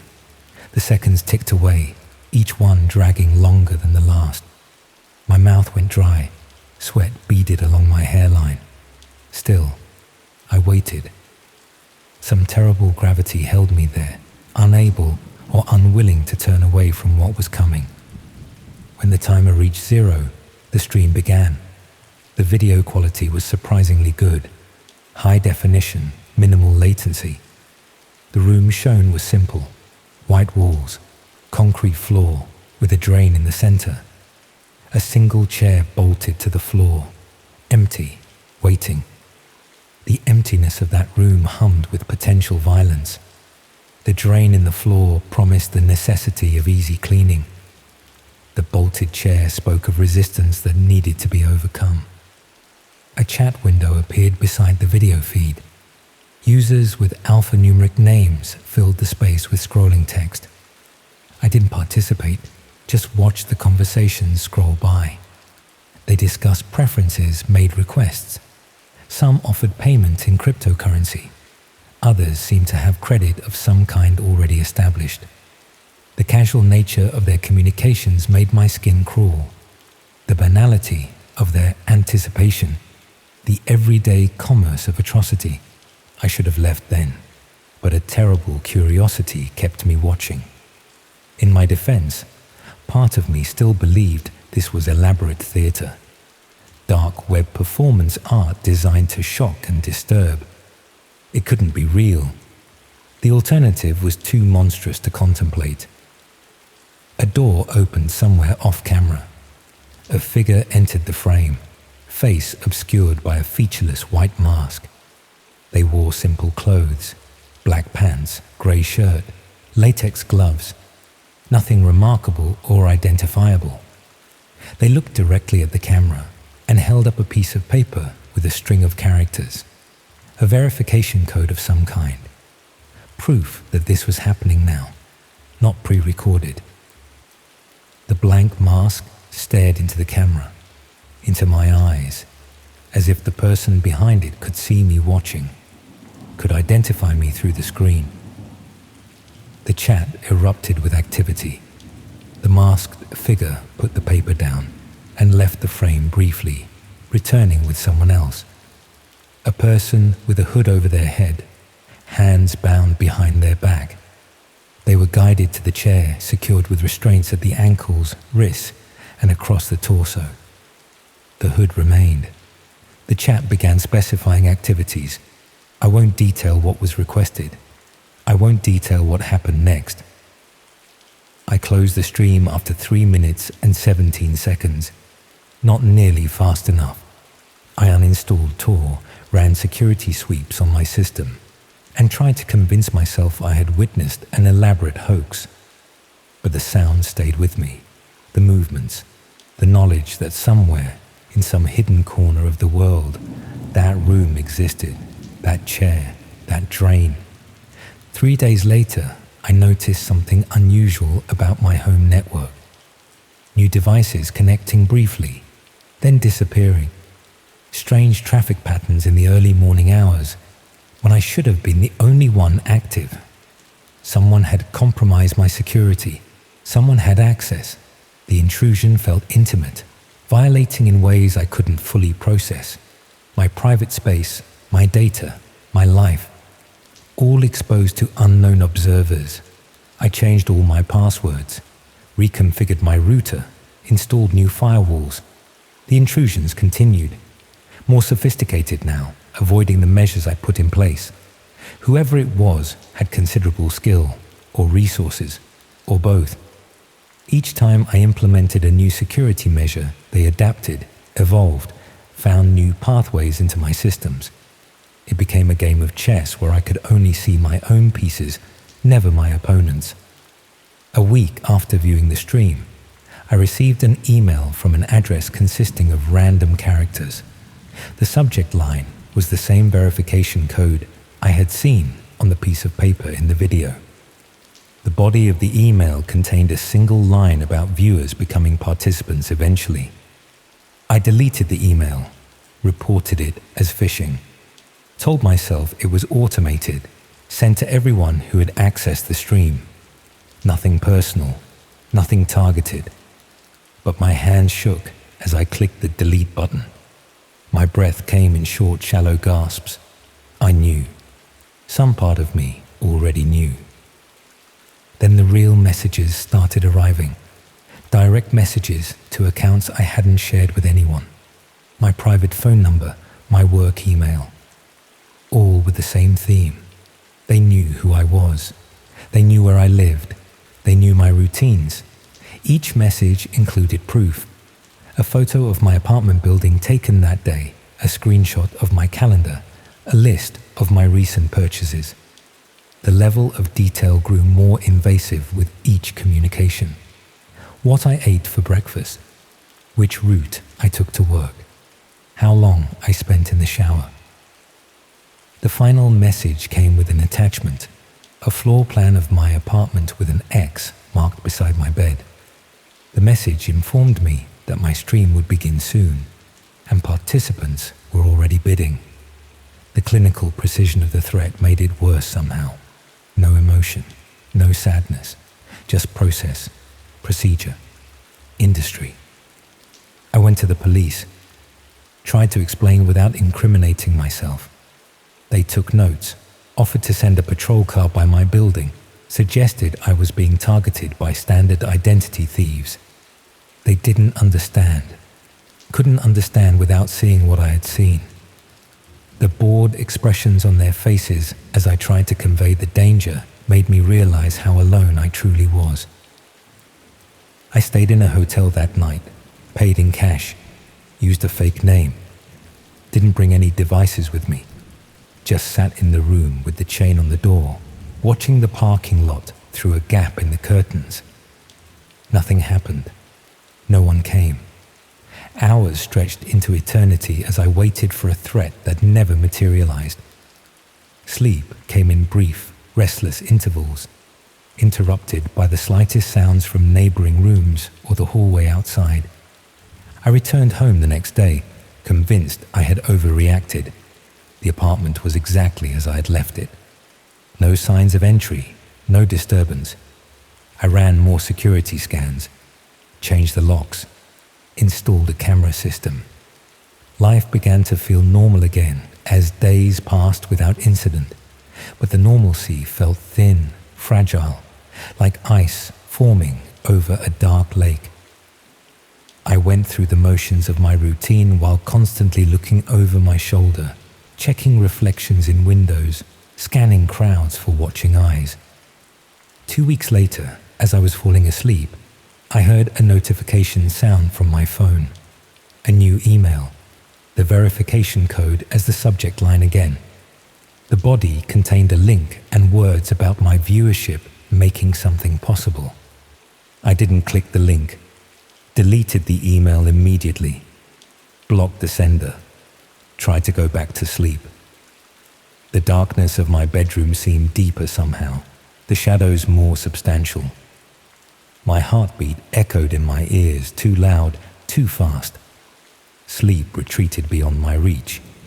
That's when I heard the knock at my door. Not a pounding or frantic banging, just 3 measured, deliberate knocks. Professional, patient. The sound cut through the silence of my apartment with surgical precision. My entire body went rigid, paralyzed by the confirmation of my worst fears. I checked the camera feed on my phone. No one appeared on the screen, just an empty hallway. The emptiness seemed wrong somehow, unnatural, as if the space itself had been hollowed out. Reality thinned to allow something through. Another knock, same pattern, same deliberate pacing. The sound seemed to reverberate through my bones, setting my teeth on edge. The empty hallway on my phone screen made no sense. The knocking made no sense. Nothing made sense anymore. I called the police, whispering my address, explaining there was someone at my door. They promised to send someone, asked if I could stay on the line. I agreed, keeping my voice low. The dispatcher's voice in my ear provided a tenuous connection to normality, to safety. I clung to it even as another set of knocks came. The knocking came a 3rd time. I moved as quietly as I could to the door, looked through the peephole. The hallway was empty, not just unoccupied, but empty in a way that defied explanation. The familiar corridor seemed distorted, stretched, as if viewed through warped glass. And still, no one visible who could be causing the sound. A 4th knock, right in front of me. Impossible, with no one there. the sound now originating centimeters from my face. I could feel the vibration of it through the door, against my forehead pressed to the peephole. A knock from nothing, from nowhere, from no one. I backed away from the door, explained to the dispatcher what was happening. They asked me to verify my address again, told me units were 3 minutes away. Their voice sounded distant now, underwater, unreachable, the connection failing as reality unraveled around me. The knocking stopped. My phone chimed with a new notification, a text message from my own number informing me they were already inside. The words glowed on the screen, impossible yet undeniable. The air in the apartment changed, grew heavier, charged with presence. No longer alone, no longer safe, never safe again. The police arrived 8 minutes later. They found the door locked, chained from the inside. When no one answered their knocks, they broke the door down. The apartment was empty, no signs of struggle, no evidence anyone had been there besides me. Just my phone on the floor, screen shattered, and a piece of paper beside it with that same verification code. The police report noted nothing unusual beyond an abandoned residence, a missing person case with no leads, no witnesses, no evidence of foul play. Just another digital ghost, forgotten as screens scroll to the next distraction. I'm told they're still looking for me, friends, family, co-workers. They've all received messages from my accounts saying I needed some time away, that I'd be back soon. The messages include details only I would know, use phrases and expressions specific to me. Perfect digital forgeries maintaining the illusion that I still exist in the world I once knew. They aren't from me. I don't know where I am. The room has white walls, concrete floor with a drain in the center, a single chair that I'm secured to. There's a camera mounted in the corner, its red light constantly on, watching, streaming. The light never blinks, never wavers. A mechanical eye broadcasting my existence to unseen watchers. Sometimes I hear notifications through the walls. Sounds like bids being placed. Sounds like viewers making requests. The same commerce I once witnessed now cycles back to me. The drain in the floor waits patiently. The restraints hold firm. The door remains closed but will open soon. I know what's coming. I've seen this stream before. The other side of the screen now. The other side of the mask. Participant, no longer viewer. If you're reading this, it's because someone wants my story shared. A warning, perhaps. Or an advertisement. The truth doesn't matter anymore. Only the stream matters. Only the viewers matter. Be careful what you look for online. Be careful what you allow yourself to witness. The line between viewer and participant is thinner than you think. A membrane easily punctured. A boundary easily crossed. And if you hear that measured knock at your door someday, don't answer.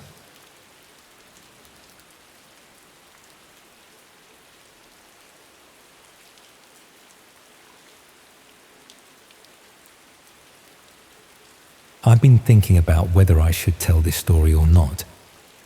It's been 3 years now, and I still can't quite shake the feeling that talking about it might somehow, I don't know, reopen something that's better left closed. But I suppose keeping it to myself hasn't exactly helped either. The thing is, it started so innocently. That's what gets me. I wasn't looking for trouble. I wasn't trying to find something illegal or dangerous. I was just curious. Back then, I was working in a call center in Manchester. It was absolutely soul-destroying work, the sort of job where you watch the clock and every minute feels like an hour. I'd go home to my flat, microwave something for dinner, and spend the rest of the evening online. Not doing anything particularly interesting, mind you, just browsing really. Reddit, YouTube, the usual time wasters. I'd heard people talk about the dark web before, obviously. Everyone has. But I'd always assumed it was either completely inaccessible to ordinary people or just full of scams and FBI honeypots.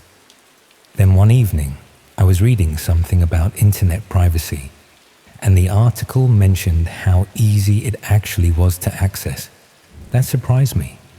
I'd built it up in my head as this incredibly complex thing that required specialist knowledge.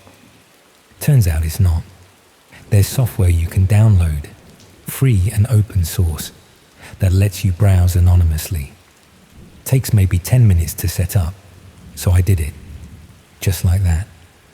Downloaded the software, installed it, and suddenly I was looking at a completely different internet. The first thing that struck me was how amateurish it all looked. Nothing like the slick modern websites you're used to. Most sites were just black backgrounds with green or white text, like something from the early 90s. Lots of broken links. Lots of sites that wouldn't load at all. I spent the first hour or so just clicking around, not really finding anything particularly interesting. There were some forums, a few marketplaces that looked dodgy as hell, sites offering services I had no intention of using. It was simultaneously more boring and more unsettling than I'd expected. But then I found something called the repository. It wasn't advertised anywhere. I found it through a random link on one of those directory pages that list dark websites.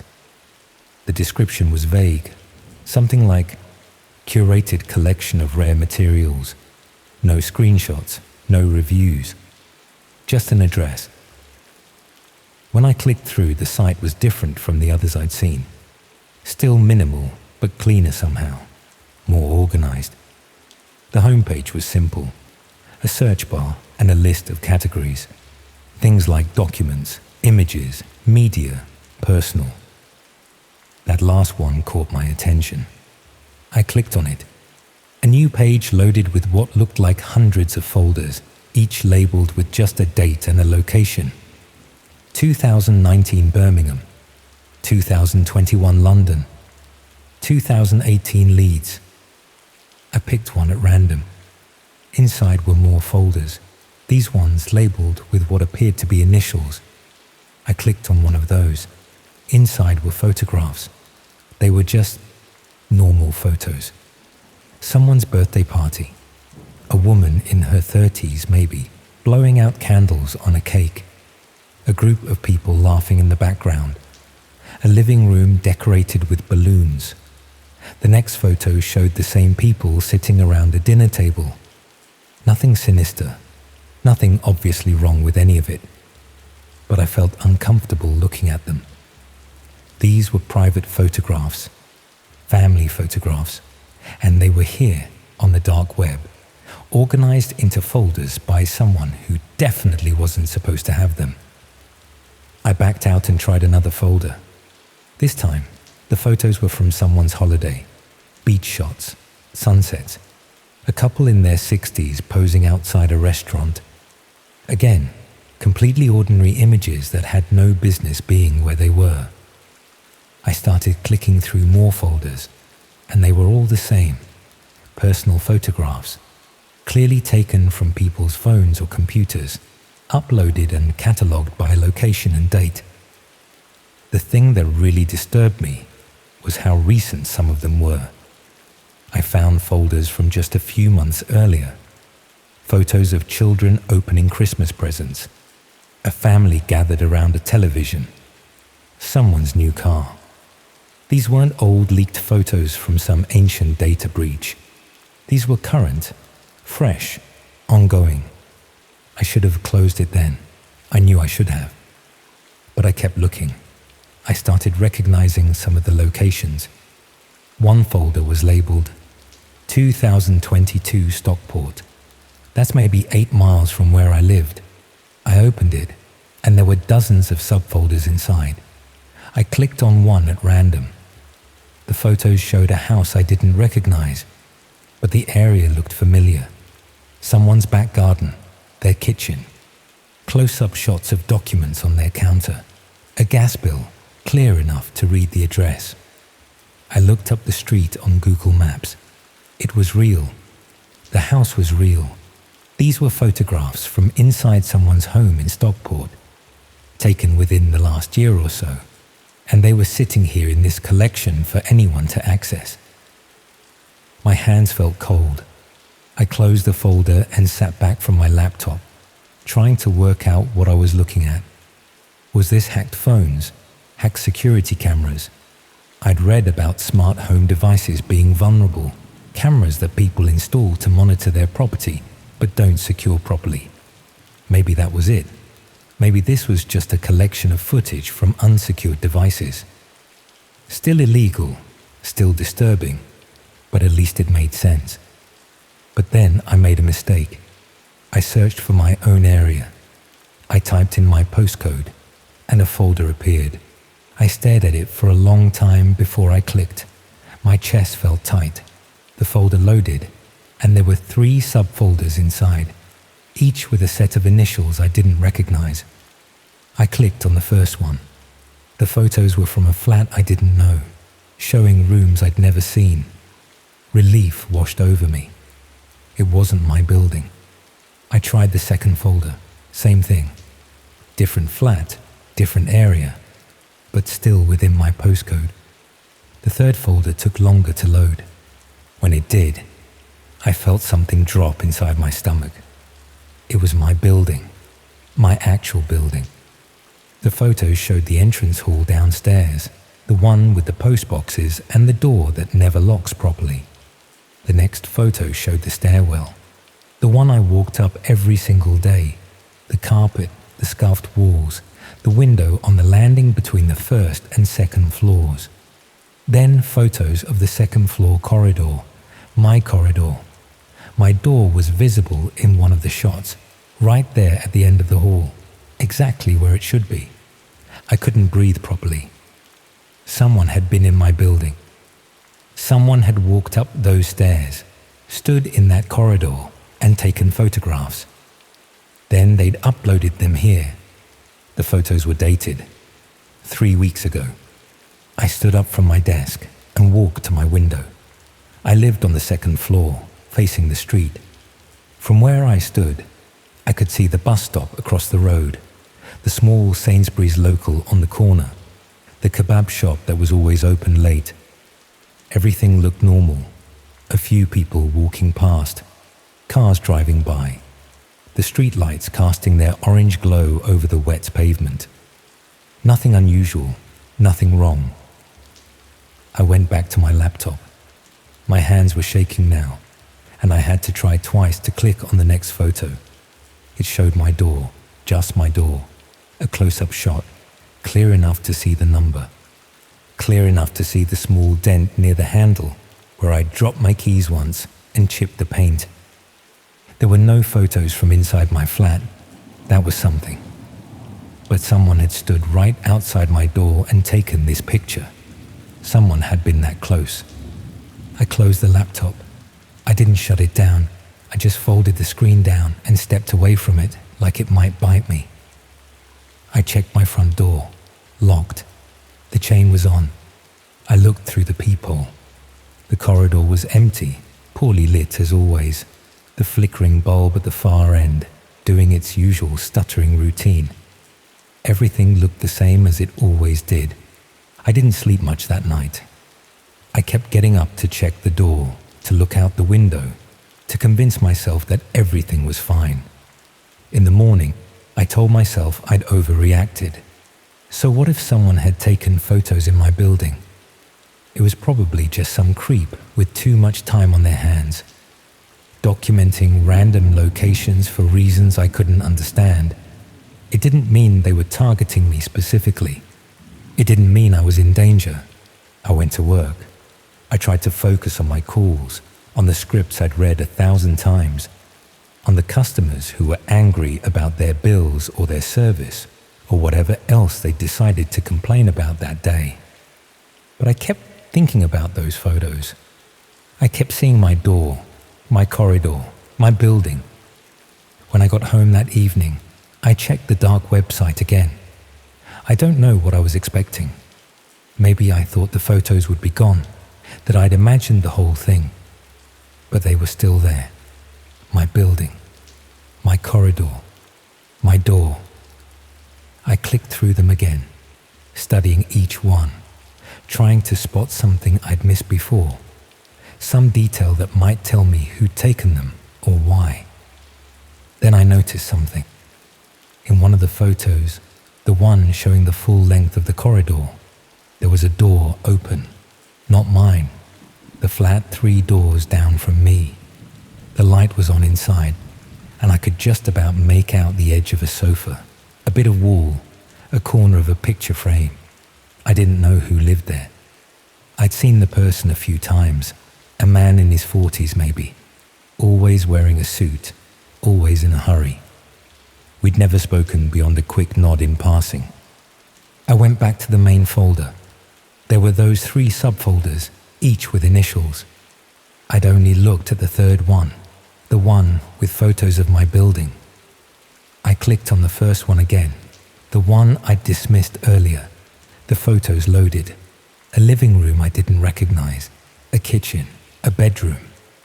Personal photos on a wall, too blurry to make out clearly. A bathroom. Then a photo taken from a doorway, showing a sofa, a television, a bit of wall, a picture frame. It was the same flat, the one 3 doors down from me. These weren't just exterior shots. Someone had been inside that flat. They'd walked through it, photographed every room, and uploaded the whole collection. The other subfolder showed a different flat, somewhere else in the building. I recognized the layout, but not the furniture. Ground floor, maybe. I'd never been in any of my neighbors' flats, so I couldn't be sure. But someone else had. Someone had walked through this building, entered at least 2 flats, photographed everything, and uploaded it all to this site. I went back to the photo of my door, just the door. Nothing from inside. Why? Why photograph the interior of other flats but not mine? Had they tried and failed to get in? Had they not tried at all? Was my door just documentation, a marker, something to return to later? That thought sat in my stomach like a stone. I checked the dates again. 3 weeks ago. I tried to remember where I'd been 3 weeks ago. Had I been at work? Obviously. I was always at work. But what about evenings, weekends? I couldn't remember. My days blurred together back then. Call center shifts, home, sleep, repeat. I could have been out. I could have been in. I had no idea. I started checking the site every day. I don't know why. Maybe I thought, if I kept watching, I'd see new photos appear and I'd know something was happening. Or maybe I just needed to feel like I had some control, some awareness of the situation. The folders didn't update. The photos stayed the same. My building, my corridor, my door. Nothing new. But then, about a week later, I noticed something else. The main folder for my postcode had a new subfolder, different initials. I clicked on it before I could talk myself out of it. The photos showed another building, a few streets away from mine. Same setup. Entrance hall, stairwell, corridors, doors, close-ups of specific flats, and then interior shots. Someone's kitchen, their bedroom, a desk with a laptop on it, papers scattered around, all of it clearly visible. This was still happening. Whoever was doing this was still active, still going into buildings, still photographing flats, still uploading everything to this collection. I thought about going to the police. I really did. But what would I tell them? I was browsing the dark web and found some photos of my building. Would they even take me seriously? And what could they do anyway? The site was anonymous. The person uploading the photos was anonymous. There were no names, no identifying information, just initials and locations and dates. So I did nothing. I just kept checking the site, kept looking at those photos, kept waiting for something to happen. Then something did happen. I came home from work one evening, maybe 2 weeks after I'd first found the photos, and my door was open, not wide open, just slightly ajar, maybe an inch or so, enough that I noticed immediately. I stopped in the corridor, my key still in my hand, and stared at it. I knew I'd locked it that morning. I always locked it. I was obsessive about it, especially after finding those photos. I pushed the door open slowly. The chain was off. It had been on when I left. I was certain of that. The flat was dark except for the light from the corridor behind me. I stood in the doorway, listening. Nothing. No sounds. No movement. I stepped inside and turned on the light. Everything looked normal. My shoes by the door where I always left them. My jacket on the hook. The kitchen straight ahead, clean because I hadn't cooked anything in days. I walked through the flat slowly, turning on every light, checking every room. The bathroom was empty. The bedroom was untouched. Nothing was missing. Nothing was moved. But someone had been inside. I knew it. The door had been locked, and now it was open. The chain had been on, and now it was off. I checked my laptop, still on my desk where I'd left it. I opened it and checked the dark website. The folder for my building hadn't updated. No new photos. I checked the browser history. Nothing unusual. I checked everything I could think of, looking for some sign that someone had used my computer, but there was nothing. Then I noticed my bedside table. The drawer was open, just slightly. I never left it open. Inside was the usual nonsense. Old receipts, chargers, batteries, a screwdriver, some coins. I picked through it, trying to remember what had been there, trying to work out if anything was missing. I couldn't tell. It was just random junk, accumulated over months, things I'd thrown in there and forgotten about. But someone had opened that drawer. Someone had looked through it. I didn't sleep in my flat that night. I grabbed some clothes, my laptop, my phone charger, and I left. I stayed with a friend in Salford, told him I'd had a problem with the heating, and the landlord was sorting it out. He didn't ask questions. I spent the night on his sofa, checking the dark website every couple of hours, waiting for new photos to appear.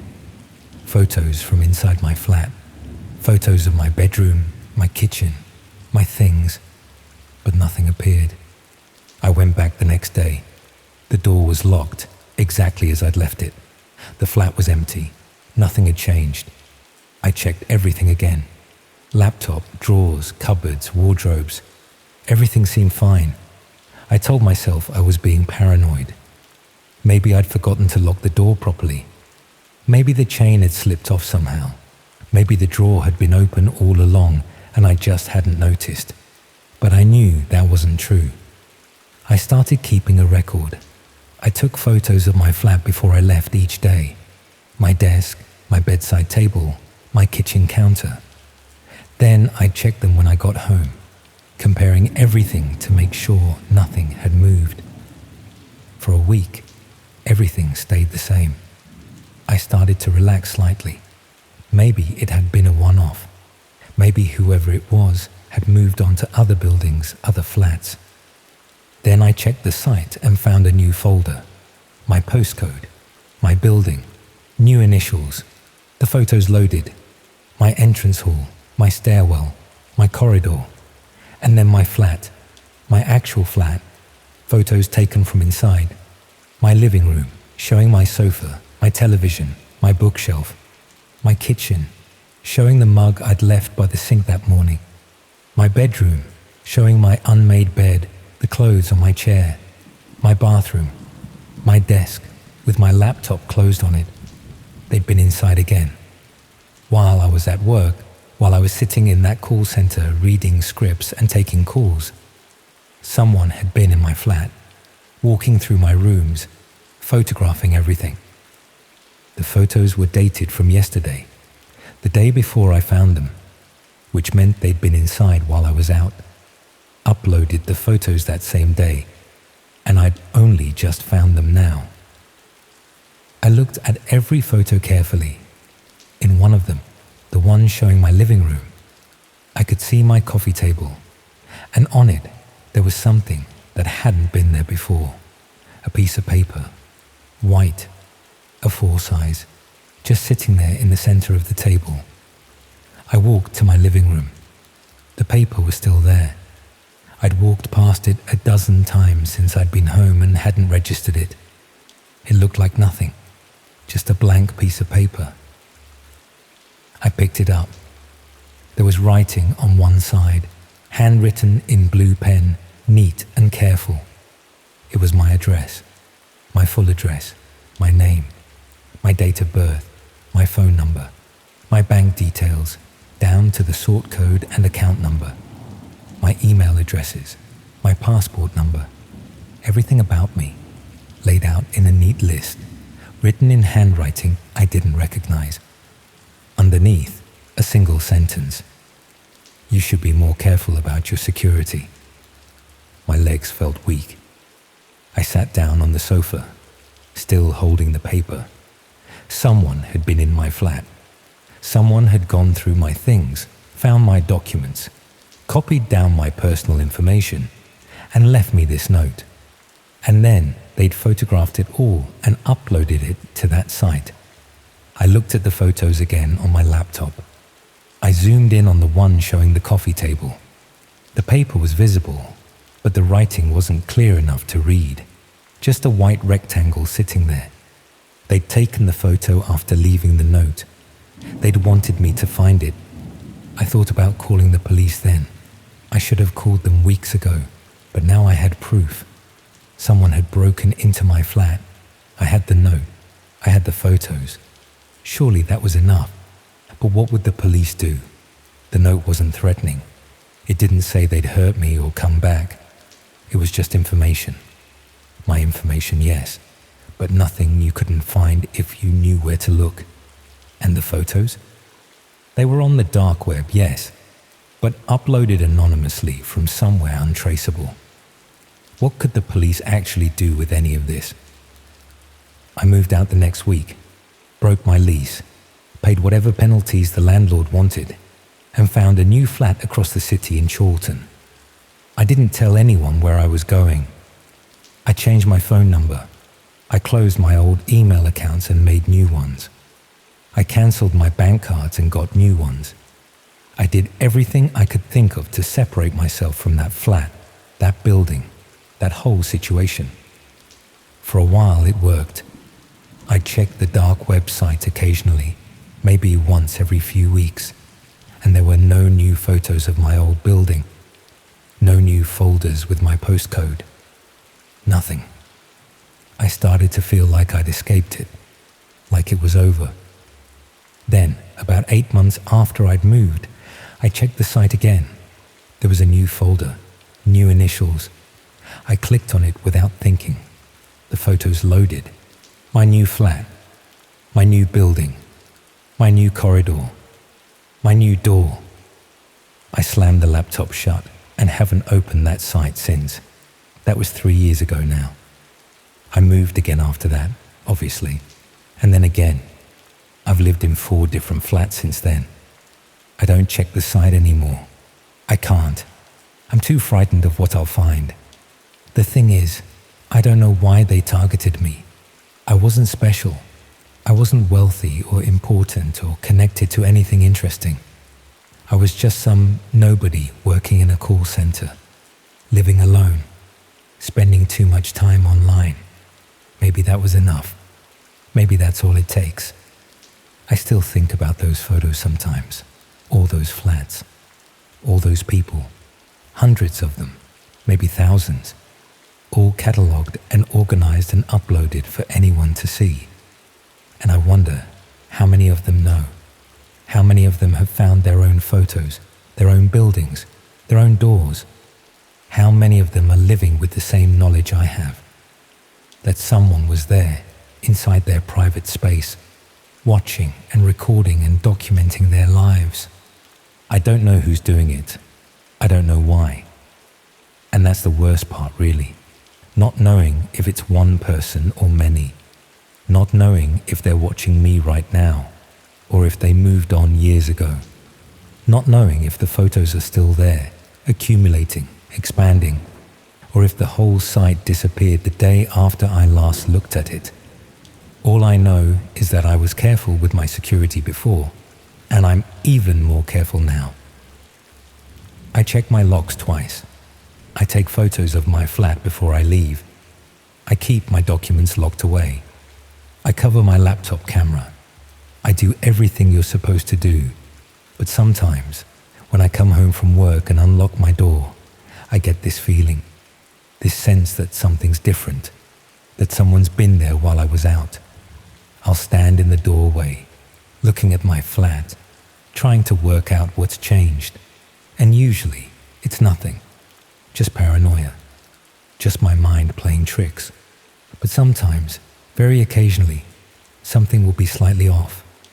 A drawer not quite closed. A chair at a different angle.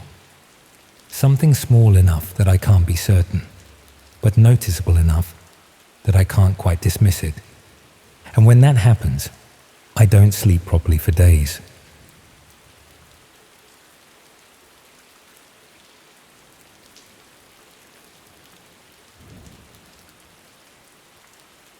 I shouldn't be telling anyone this. Part of me thinks I should just close this document and forget the whole thing. But I can't. I haven't been able to forget it for 3 years, and I don't think I ever will. My brother disappeared in February 2023. The police did their investigation, filed their reports, and eventually the case went cold. Mum still puts appeals on Facebook every few months, sharing that same photo of him from Christmas 2022. Dad doesn't talk about it at all anymore. And me? I'm the only one who knows what actually happened, and I've never told them. I don't think I can. His name is Daniel. Was Daniel. I keep doing that, switching between past and present like some part of me still can't accept it. He was Danny to most people. He was 26 when he vanished, 4 years older than me, and we'd always been close despite the age gap. He worked in admin, nothing glamorous, and he lived alone in a flat in Reading. Ordinary life, ordinary job, ordinary bloke. That's what made it all so much worse, I think. How someone so normal could end up involved in something so horrific. The police released his flat back to us about 6 months after he disappeared. They'd been through everything, found nothing useful, and eventually they had to let us clear the place out. The landlord wanted it back. I volunteered to help Mum and Dad sort through his things, because I knew it would destroy them to do it alone. What I didn't expect was to find his laptop tucked under his bed, password protected, completely missed by the police somehow. I know I shouldn't have, but I took it, slipped it into my bag whilst Mum was crying over his clothes in the wardrobe. Told myself I just wanted to see if there were any photos on there, maybe some memories we could have. But really, I think I was looking for answers, some explanation for why he just vanished one day without a word to anyone. Getting past his password wasn't difficult. He'd always used the same few combinations for everything, and I knew them all from years of him asking me to check his emails or his bank account when he couldn't be bothered. The laptop was old, probably 5 or 6 years at that point, and it took ages to start up. When it finally did, I went straight to his browser history. That's where it started to get strange. Most of it was normal enough. News sites, YouTube, his work portal, some shopping sites. But then I noticed gaps. Whole evenings where there was nothing. No activity at all, which seemed odd for someone who spent most of his free time online. I'm not technical, but it struck me as odd all the same. Danny lived online. Even on quiet nights there was always something. A video, a forum, a stupid rabbit hole. Here there was just nothing. Long stretches of nothing. It felt intentional, even if I couldn't explain why. I found a folder buried in his documents called Work Archive 2022. Seemed innocent enough, except Danny was meticulous about keeping work stuff on his work laptop, never his personal one. Inside were just 3 files. One was a text document with what looked like random letters and numbers. No structure to it, no obvious meaning. The second was a bookmark file, but when I tried to open it, nothing happened. And the third was a small application I didn't recognize. I nearly deleted them. Nearly just closed the laptop and forgot about it. But something made me double-click that application. What opened wasn't anything I recognized. It looked like a browser, but stripped back, basic. There was a search bar and nothing else. No favorites, no history visible, no helpful buttons. Just this blank waiting screen. I sat there staring at it for a while, trying to work out what it was for. And then I noticed the URL bar. It didn't say anything normal. It was just a string of random characters ending in .onion. That's when it clicked, slowly and unpleasantly. I didn't recognize the address format, but I recognized the feeling of it, the wrongness. I'd heard about places like this before, in passing, in documentaries I half watched while scrolling on my phone. I just never thought I'd be staring at one on my brother's laptop, but I'd always thought it was just some exaggerated thing from crime documentaries, not something real people actually used. Certainly not something my brother would use. I should have closed it then, should have shut down the laptop and thrown it away. But I didn't. Instead, I opened that text file again and stared at those random characters. They were grouped in blocks, separated by line breaks. On a hunch, I copied the first block and pasted it into the search bar. The page that loaded was plain, just text on a dark background, links listed one after another with short descriptions. Some of it was what you'd expect, I suppose. Things being sold that you can't buy in normal places, services being offered. But a lot of it didn't make sense to me, just vague phrases and code words. I didn't click on anything, just scrolled down, feeling increasingly sick, wondering what on earth Danny had been doing here. Then I saw a link that made my stomach drop. The description was only 3 words: Escort Services, UK. I clicked it before I could talk myself out of it. The page that loaded was designed like an old classified ad site, the kind you don't see anymore. Posts listed by region, each one with a title and a short description. Most were London, some Manchester, Birmingham, a few other cities. And there, about halfway down the page, was one for reading. My hand was shaking when I clicked it. What came up looked like a profile. There were photos, though they were small and grainy, clearly taken to hide identifying details. A description that was clinical, transactional. Services offered, prices, contact information in the form of another one of those onion addresses. It felt seedy. That was the word that kept coming back to me. Cheap, miserable, the sort of thing you don't talk about. I told myself that was all it was. Something Danny had stumbled into because he was lonely and human, not because it meant anything worse. Just Danny being a lonely bloke doing something he was ashamed of. But then I started noticing things that didn't add up. The photos, for one. When I looked closer, really looked, the backgrounds were all the same. Same walls, same furniture, same dim lighting. These weren't pictures from different people in different places. They were all taken in the same room. And the women in them looked wrong. Not wrong like obviously fake or Photoshop, but wrong like they didn't want to be there. Their eyes were flat. Their smiles didn't reach anywhere near their faces. I backed out of the page and went back to the main listings, started clicking through other posts, other regions. And the more I looked, the more I saw the same pattern. Same style of photos, same clinical descriptions, same dead-eyed expressions. This wasn't escorts advertising themselves. This was something else entirely. I spent hours down that rabbit hole, clicking from page to page, trying to understand what I was looking at.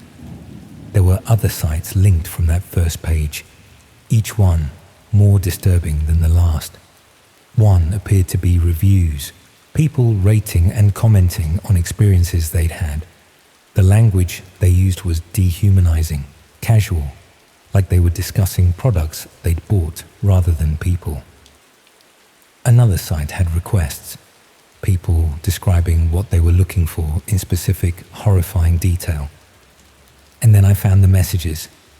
They were in a separate application on the laptop, something designed for encrypted communication. I almost missed it completely, but it was listed in Danny's recently used programs. When I opened it, there were only 2 conversations saved. The first was short, just a few messages back and forth with someone whose name showed up as a random string of numbers. Danny had asked about the reading post, asked if the person was still available, what the process was, whether it was safe. The responses were brief and businesslike. Instructions on where to send payment, how to arrange a meeting, what to expect. The second conversation was longer, and it started about a week after the first one ended. Danny's first message, in it, was a question. He asked if the person he'd met was all right, asked if she needed help. The response was immediate and aggressive, telling him to forget what he'd seen and never contact them again. But Danny didn't stop. He sent another message, then another, said he knew what was happening, said he'd seen the fear in her eyes, heard her trying to speak to him in a language he didn't understand, said he couldn't just pretend everything was fine. The responses got more threatening, told him to mind his own business, told him he had no idea what he was involving himself in, told him that asking questions was dangerous for everyone involved, including the people he thought he was helping. Danny's final message in that conversation was sent on the 9th of February, 3 days before he disappeared. All it said was that he'd kept a record of everything and that if anything happened to him, people would know where to look. I felt cold reading that, properly cold, like someone had opened a window in the middle of winter. I went back through his laptop with new urgency, looking for whatever record he'd kept. It took me nearly 2 hours, but eventually I found a hidden folder, password protected, but using the same combination as everything else. Inside were screenshots, dozens of them. Pages from those sites, profiles, conversations, everything. He documented all of it, and at the bottom of the folder was a document, a letter, I suppose, though he'd never sent it to anyone. It was addressed to the police. In it, Danny explained everything. How he'd stumbled onto those sites whilst looking for something else, something he was too embarrassed to specify. How he'd initially thought it was just illegal escort services, nothing more. How he'd met someone through one of the listings and realized immediately that something was very wrong. The woman had been terrified, he wrote, could barely speak English, kept glancing at the door like she expected someone to burst in. When he'd tried to talk to her, tried to ask if she needed help, she'd just shaken her head frantically and begged him to leave. He'd left, but he couldn't stop thinking about her, couldn't stop thinking about what he'd seen. So he'd gone back online and started digging deeper. I didn't understand it all at once. It was more like a pressure building at the back of my head, the sense that I was seeing the same thing over and over again from slightly different angles. He didn't call it a network at first. He kept using words like overlap and coincidence, like he was trying to talk himself out of what he was seeing. Only later did he start writing as if he'd accepted it, that the same names, rooms and faces kept resurfacing for a reason. Danny thought he'd worked out locations, addresses that kept cropping up in different forms, sometimes hinted at, sometimes almost spelled out. He wasn't certain. He wrote that more than once. But the patterns bothered him enough that he couldn't ignore them. He'd noted patterns in the posts, worked out which profiles seemed to move between different cities, cross-referenced reviews to build up a picture of who was running things. It was all there in his notes, detailed and careful and absolutely damning. The letter ended with him saying he was going to the police, that he'd gathered enough evidence, that he couldn't sit on it any longer, that someone needed to do something, but he'd never sent it. And 3 days later, he was gone. I sat there with his laptop on my knees, feeling like the walls were closing in. I knew what had happened. I knew it with absolute certainty. I don't have proof of what happened after that. I don't have a body or a confession or anything neat like that. But reading those messages, seeing how they changed once he wouldn't back off, it felt impossible to believe his disappearance was a coincidence. I thought about going to the police myself, thought about taking the laptop, showing them everything, making them listen. But then I thought about Danny's final message, about how he'd told them he had insurance, a record that would come out if anything happened to him, and how they'd taken him anyway. They knew he'd documented everything, which meant they'd come looking for it, looking for the laptop, the files, the evidence. And when they didn't find it in his flat, when the police didn't mention it, they must have assumed it was still out there somewhere, that someone had it. If I went to the police now, 3 years later, with this laptop and these files, what would happen? Best case, they'd investigate, maybe arrest some people, maybe shut down part of the operation. But the people at the top, the ones who'd made Danny disappear, they'd know where the evidence had come from. They'd know his family had been digging. They'd know about me. I thought about Mum and Dad, about how they'd already lost Danny, about how destroyed they'd be if something happened to me too. And I thought about the women in those photos, the ones with the dead eyes and the forced smiles, and how going to the police might help them, but might also make everything worse, might drive the whole operation further underground, make the people running it more careful, more brutal. I don't know if I made the right choice. I've questioned it every day since. I deleted everything, every file, every screenshot, every trace of what Danny had found, wiped the laptop completely and took it to a recycling center 3 towns over. Told Mum and Dad I hadn't found anything useful on it, just some old work documents and pictures of his mates. They believed me because why wouldn't they? But I kept one thing, just one screenshot, buried in an encrypted folder on my own laptop. One of the profiles Danny had documented, not because I know what to do with it, but because I couldn't bring myself to erase it all completely. Couldn't let what he'd found just disappear into nothing. Sometimes I look at it, not often, but sometimes. I zoom in on the faces in the background of those photos, the glimpses of rooms and windows, and I try to work out where they might be. I tell myself that one day I'll be brave enough to do something with it, to finish what Danny started. But I know I won't. I'm not brave like he was. I'm just scared. The worst part is the not knowing for certain. The police say he's a missing person, probably went off somewhere to start fresh, probably had some kind of breakdown we didn't know about. Mum half believes it sometimes, on her better days. Dad just looks tired whenever it comes up. And I sit there at family dinners, picking at my food, knowing they took him, knowing he's not coming back, knowing I could tell the truth but choosing not to, because I'm too frightened of what might happen. I see his face sometimes, in crowds or across the street, and my heart stops for just a second before I realize it's not him. Could never be him. Because wherever Danny is now, whatever they did to him, when they realized he was going to expose them, he's gone. Has been for 3 years. And the women in those photos, they're probably still there, still in those rooms with the same walls and the same dim lighting, still being advertised on sites most people don't even know exist, still waiting for someone to be brave enough to help them.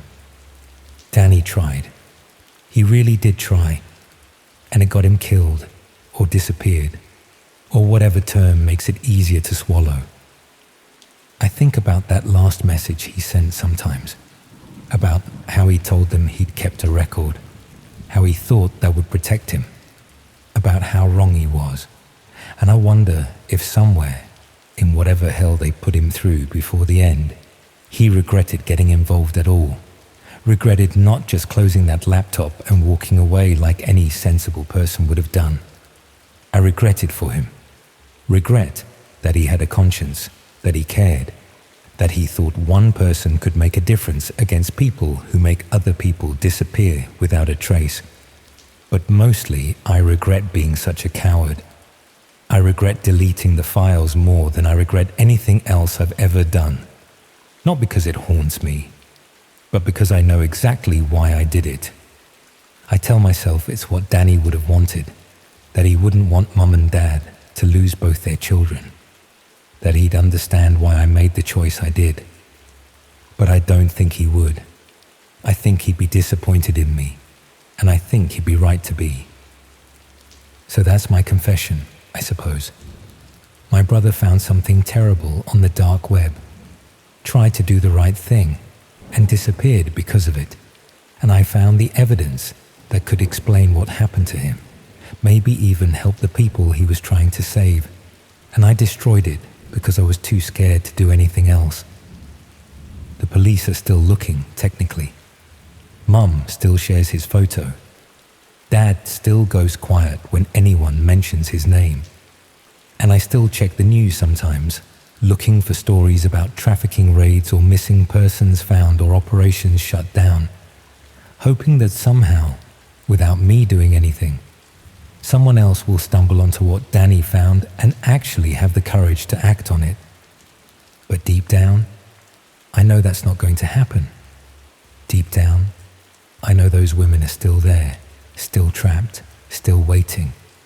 And I know Danny's gone, and nothing I do now will bring him back. I just have to live with that. Live with knowing the truth and doing nothing about it. Live with being the person who chose safety over justice. I don't sleep well anymore. I haven't in 3 years. I don't think I ever will again.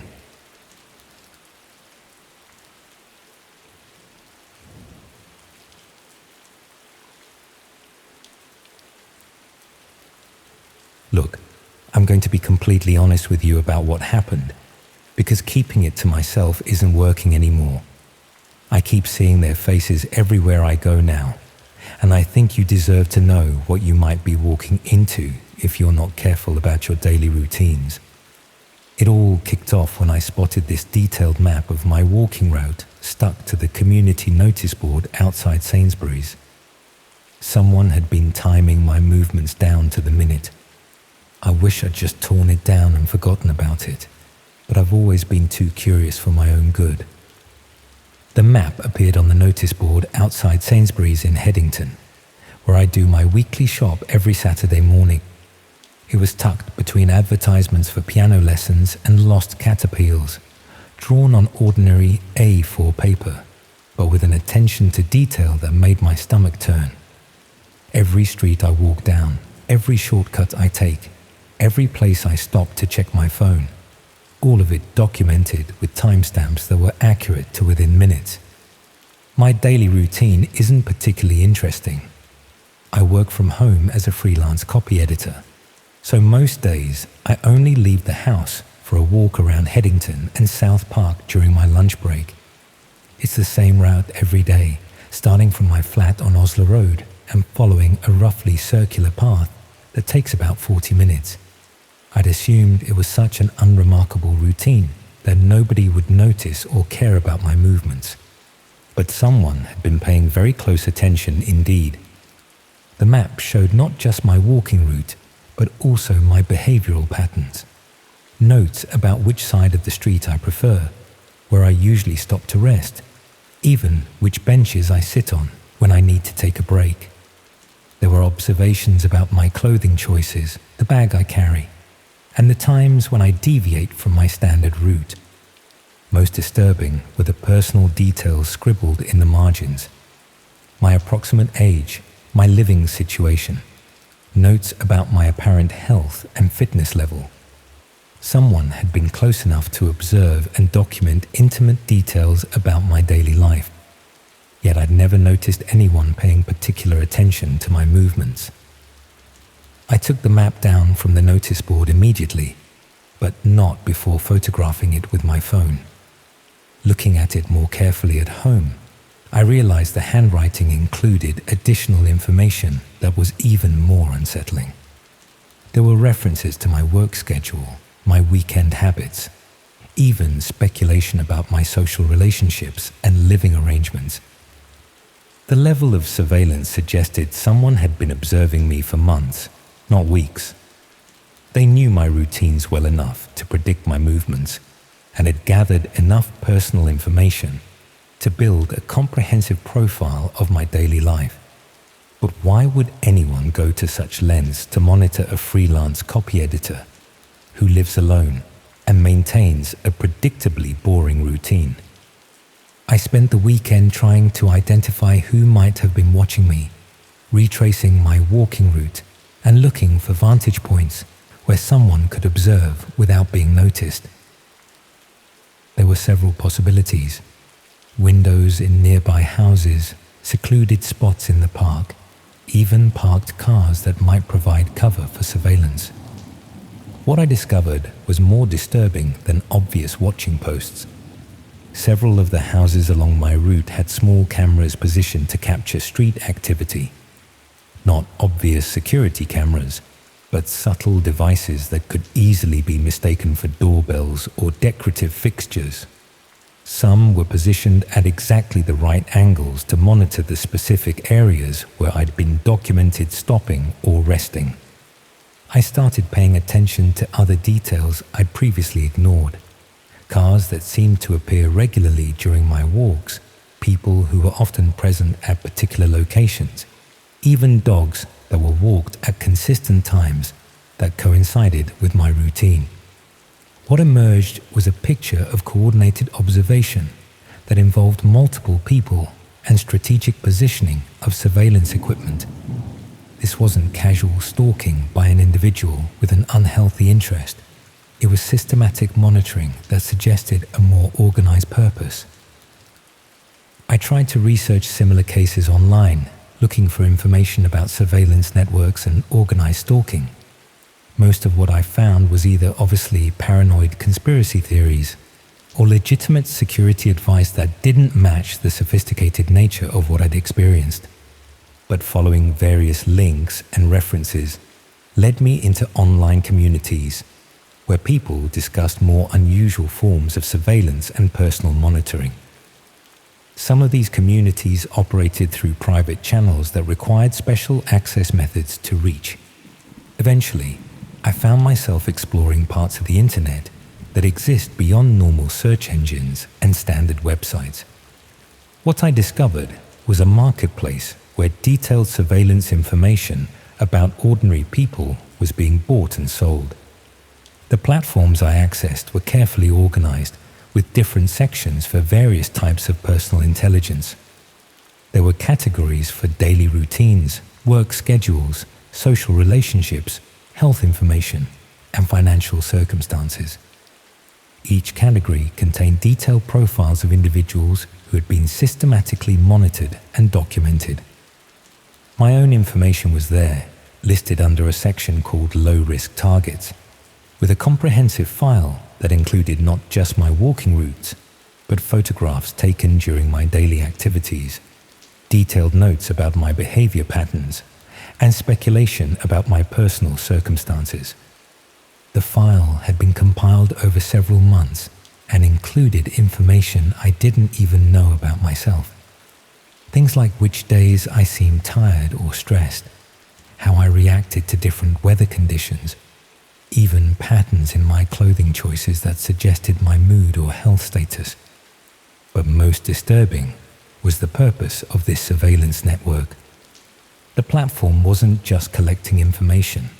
It was offering services to buyers who wanted access to specific individuals.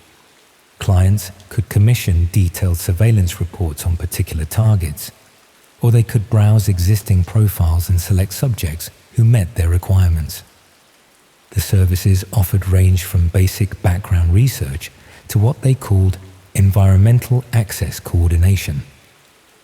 This included gaining entry to targets' homes during predictable absence periods, installing monitoring equipment, and conducting what they described as proximity engagement with subjects who remained unaware they were being observed. My profile had been marked as available for enhanced monitoring, with a note that my predictable routine and isolated living situation made me suitable for direct intervention services if required by potential clients. I was being offered as a product to anonymous buyers who could pay for increasingly invasive access to my private life. The pricing structure was sophisticated, with different rates for various types of access and interaction.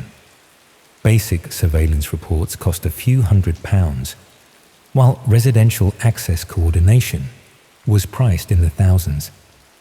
The most expensive service was something called subject acquisition, which carried a price tag that suggested it involved more than simple monitoring.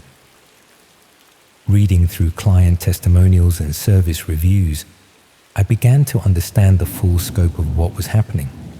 Some buyers were using the surveillance information for traditional criminal purposes, identifying optimal times for burglary, gathering data for identity theft, or planning more serious crimes that required detailed knowledge of their targets' routines. But others had motivations that were more psychological than financial.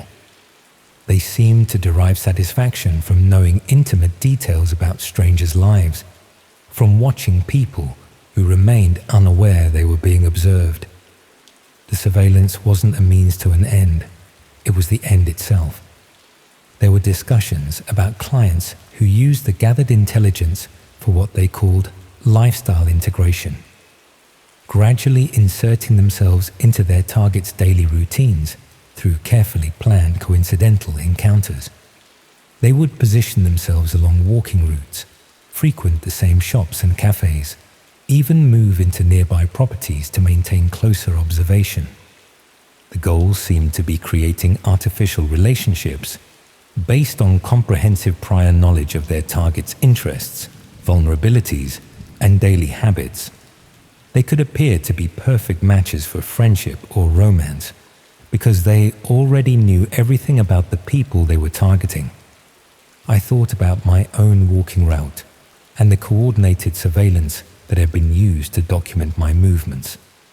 Someone had paid for comprehensive monitoring of my daily life, and now they had enough information to predict my behavior and engineer meetings that would seem natural, but were actually carefully orchestrated encounters. But I also realized that the map posted on the community notice board wasn't accidental exposure of their surveillance activities. It was deliberate, a message intended to inform me that I was being watched and to gauge my reaction to that knowledge. They wanted me to know I was being monitored. This suggested that whoever had commissioned surveillance on me was moving to the next phase of whatever they had planned. The initial monitoring period was complete, and now they were testing how I would respond to awareness of their activities. I started paying closer attention to my daily walks, looking for signs of the coordinated observation I now knew was taking place. What I discovered was that the surveillance had intensified rather than decreased since I'd found the map. There were more cameras positioned along my route, more people who seemed to be present at convenient observation points, more vehicles that appeared regularly during my walks. Instead of being deterred by my awareness, they seemed to be escalating their monitoring activities. But there was something else that made the situation more personal and immediate. I started recognizing faces among the people I encountered during my walks. The same individuals appeared repeatedly, always in positions where they could observe my activities without appearing suspicious. Dog walkers who lingered in particular areas, joggers who maintained consistent schedules that coincided with mine, even people waiting at bus stops who never seemed to board any buses. They weren't trying to remain hidden anymore. They wanted me to notice them, to understand that I was surrounded by people who were watching and documenting my every movement. The psychological pressure was more effective than any obvious threat. Knowing that every step I took was being observed and recorded, that my daily routine was being analyzed and shared with anonymous buyers, created a level of paranoia that made normal activities feel dangerous. I considered changing my routine, avoiding the walking route that had been so thoroughly documented, but I realized that would only confirm their influence over my behavior. They would simply adapt their surveillance methods to whatever new patterns I established. Worse still, I began to suspect that some of the people I encountered regularly during my walks weren't just observers. They were potential clients who had purchased access to my surveillance information and were using it to engineer encounters that seemed coincidental. The friendly woman, who often walked her dog in the park, had started conversations that demonstrated surprising knowledge about my interests and daily schedule. The man who jogged past me at roughly the same time each day had begun acknowledging me with increasingly familiar greetings that suggested he knew more about me than casual observation would provide. Even shopkeepers and cafe staff seemed unusually interested in my routine, asking questions about my work schedule and weekend plans that felt more invasive than polite conversation. I was surrounded by people who knew intimate details about my life, while I remained ignorant of their true motivations for engaging with me. The situation reached a turning point when I discovered that my flat had been accessed while I was out on my daily walk. Nothing was obviously stolen or disturbed, but there were subtle signs that someone had been inside. Items moved slightly from their usual positions. Doors left ajar that I always kept closed. Even the arrangement of papers on my desk altered in ways that suggested that they'd been examined and replaced. But most disturbing was finding additional surveillance equipment that had been installed while I was away. Small cameras had been positioned in locations where they could monitor my daily activities inside the flat. Not obvious devices, but subtle modifications to existing fixtures that would be virtually undetectable unless you knew what to look for. They had escalated from external surveillance to complete invasion of my private space. I spent the evening identifying and removing the monitoring equipment, but I knew this was only a temporary solution. If they could gain access to my flat once, they could do it again, whenever my predictable routine provided the opportunity. More troubling was the realization that they had probably been monitoring my online activities as well, which explained how they'd known I'd discovered their marketplace and understood the extent of their surveillance network. They were watching my research into their operations, monitoring my attempts to understand what was happening to me, possibly even anticipating my next moves based on the information I'd been accessing. That night, I found a message waiting for me when I returned from my walk.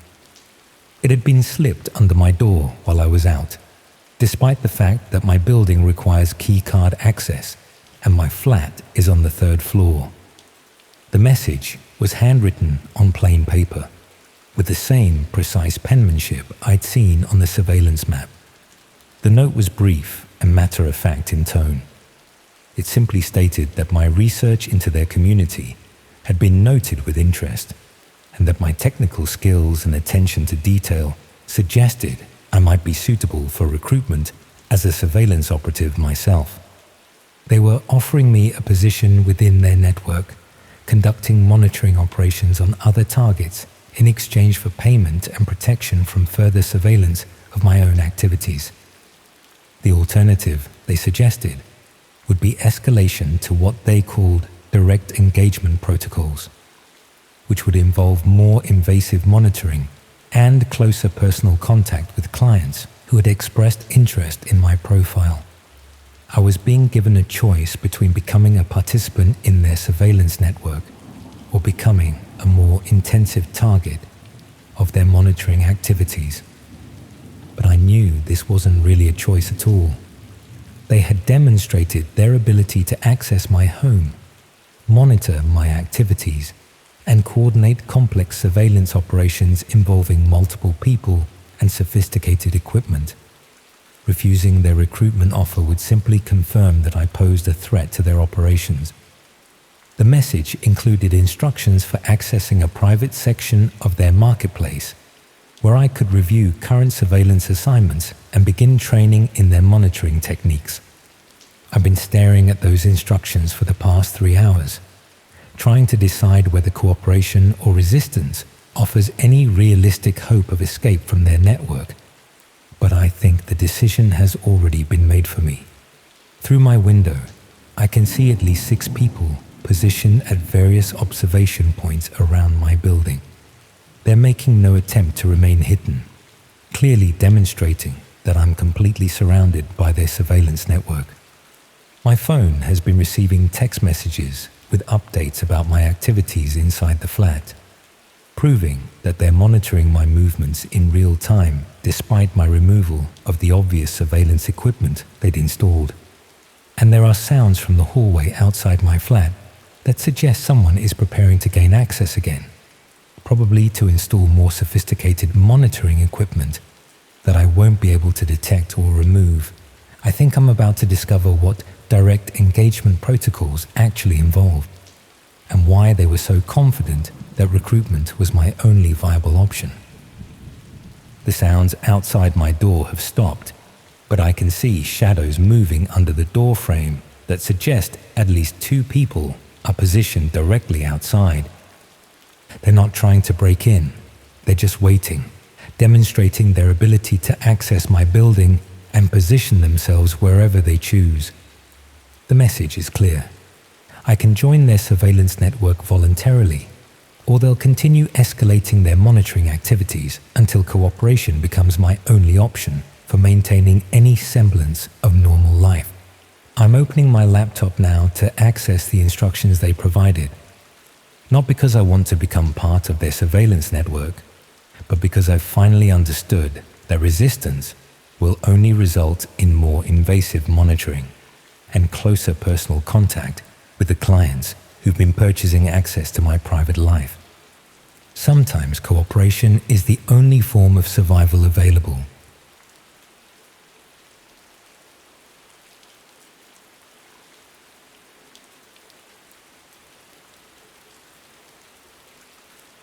I should probably start by saying that I didn't end up in this freezing bedsit by accident.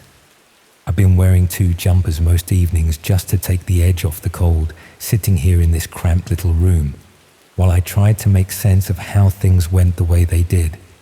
I had a proper flat in Norwich not long ago, decent heating, a bit of space, a view over the park. But I walked away from all of that once I realized what I'd actually been part of these past 8 months. Most nights now, I sit with my laptop balanced on my knees, not typing, just staring at the screen, as I think back over the messages I read and the content I reviewed, all the tiny decisions I made without really understanding who was watching. I used to tell people I worked in content moderation, the harmless kind that keeps things neat and polite. Then I lost that job when the company replaced half of us with automation, and I took on something else that paid far better for what sounded like the same sort of work. It wasn't. And that's the story I'm trying to tell here. How a job I thought I understood ended with me hiding out in a cold room, wondering if the people behind it are going to come looking. I'd been moderating content for a social media platform for about 4 years, before the company decided artificial intelligence could do most of what I did for a fraction of the cost. One day I was reviewing flagged posts and comments. The next I was being told my position was being eliminated along with 60% of the moderation team. I was 39 years old with a very specific skill set that turned out to be increasingly obsolete. The redundancy package was adequate but not generous, and I spent the better part of 2 months applying for similar roles. Most companies were moving toward automation or outsourcing to countries where labor was cheaper. The few positions I found wanted people with technical qualifications I didn't possess. That's when I saw the job posting on a remote work website. Someone was looking for experienced content moderators to help manage discussion spaces on privacy-focused platforms. The pay was exceptional, nearly £3,000 per month for what they estimated would be about 30 hours of work per week. They emphasized that they needed people who could work independently, make consistent judgment calls, and maintain strict confidentiality about the platforms they'd be moderating. I should have questioned why anyone would pay such generous rates for content moderation work when most companies were desperately trying to reduce those costs. Should have wondered what kind of privacy-focused platforms needed human moderators rather than automated systems. But I was getting desperate, watching my savings diminish while I sent out application after application with no responses. The application process was straightforward. I submitted my CV along with examples of moderation decisions I'd made in my previous role, explaining my reasoning and approach to balancing free expression with community safety. Within 2 days, I had a response requesting a video interview. The interviewer called himself David, though I suspected that wasn't his real name. He explained that their platforms operated in spaces where mainstream social media companies had limited reach, serving communities that valued privacy and unrestricted discussion. They needed moderators who could maintain order without being overly restrictive. People who understood the difference between genuine safety concerns and content that was simply controversial or unpopular. He was careful to emphasize that the work would involve reviewing material that might be disturbing or offensive. The platforms attracted people with unconventional views, and moderators needed to have thick skin and good judgment about what actually constituted a rule violation versus what was just unpleasant but legal expression. That all sounded reasonable to me. I'd spent years reviewing flagged content on mainstream platforms and was accustomed to seeing unpleasant material. I understood that content moderation required balancing competing values, and I was confident in my ability to make consistent judgments based on clear guidelines. David offered me the position at the end of the interview, pending completion of a brief training period where I'd shadow experienced moderators and learn the specific rules and expectations for their platforms. The pay would start immediately, and I'd be working entirely remotely using secure communication systems they'd provide. The training materials arrived via encrypted file transfer, along with login credentials for the platforms I'd be moderating. David explained that the platforms use special browser technology to protect user privacy, which was why they couldn't be accessed through normal internet connections. He provided step-by-step instructions for setting up the necessary software.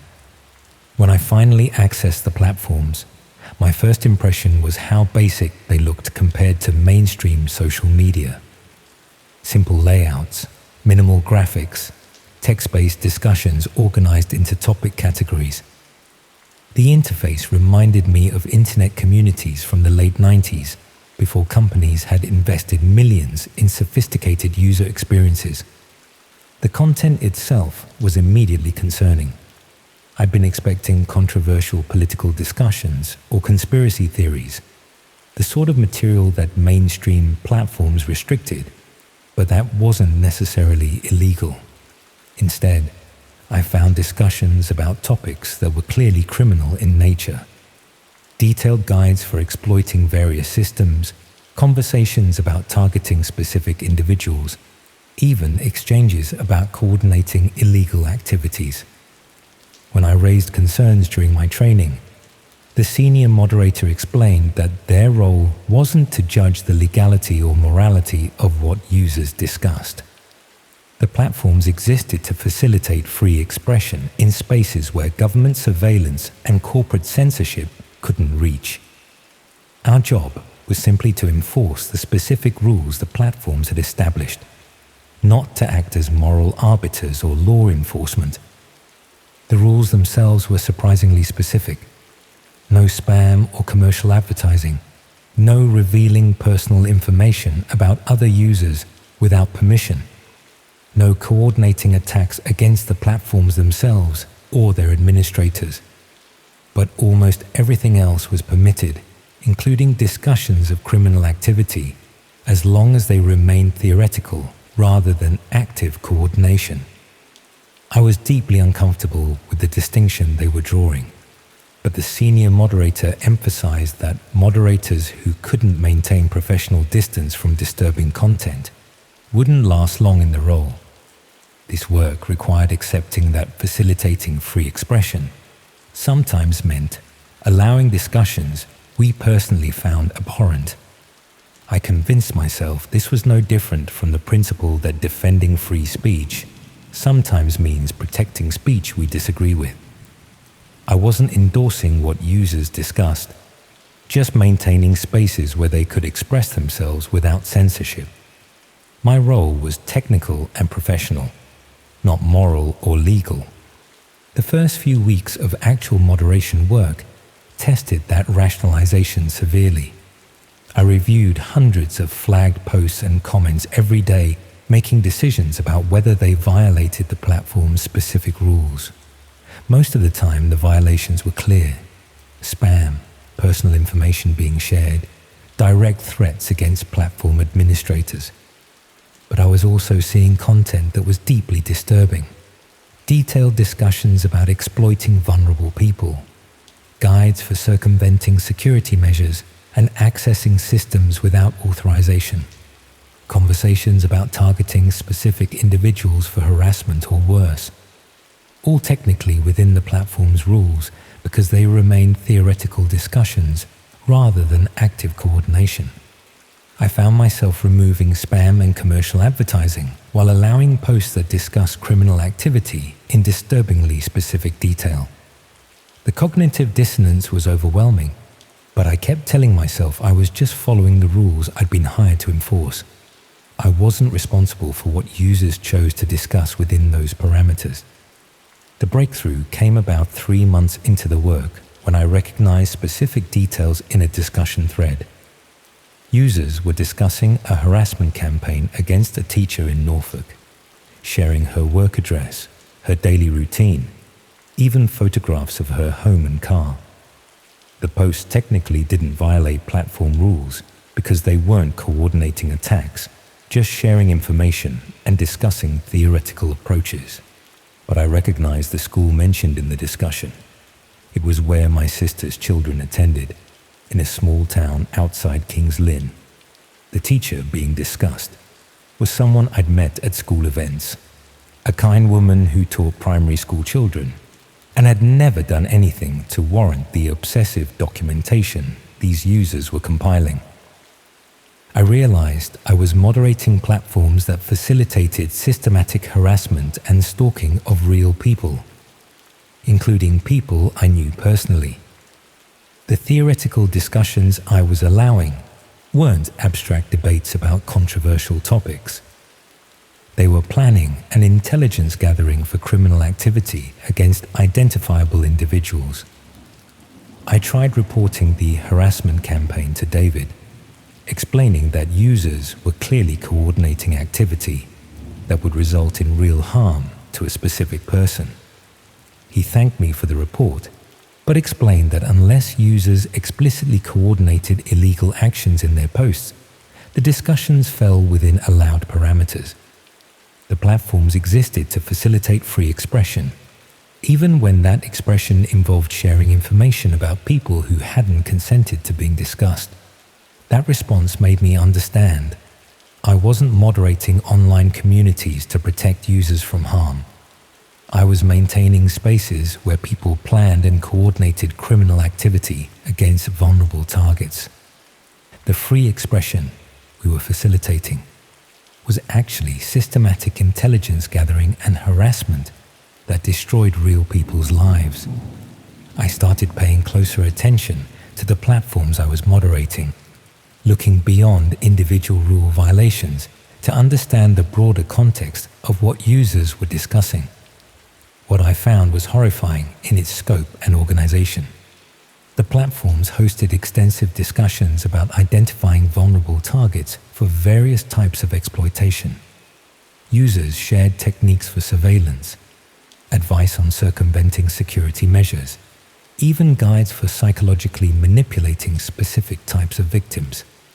They coordinated activities without explicitly stating their criminal nature, using coded language and theoretical framing that technically didn't violate platform rules. One category of discussions focused on identifying and exploiting elderly people living alone. Users shared information about specific individuals, photographs of their homes, details about their daily routines. They discussed theoretical approaches for gaining access to properties, theoretical techniques for convincing people to provide financial information or access to their accounts. Another section dealt with targeting children through online spaces. Users shared information about children's social media accounts, their schools, their after-school activities.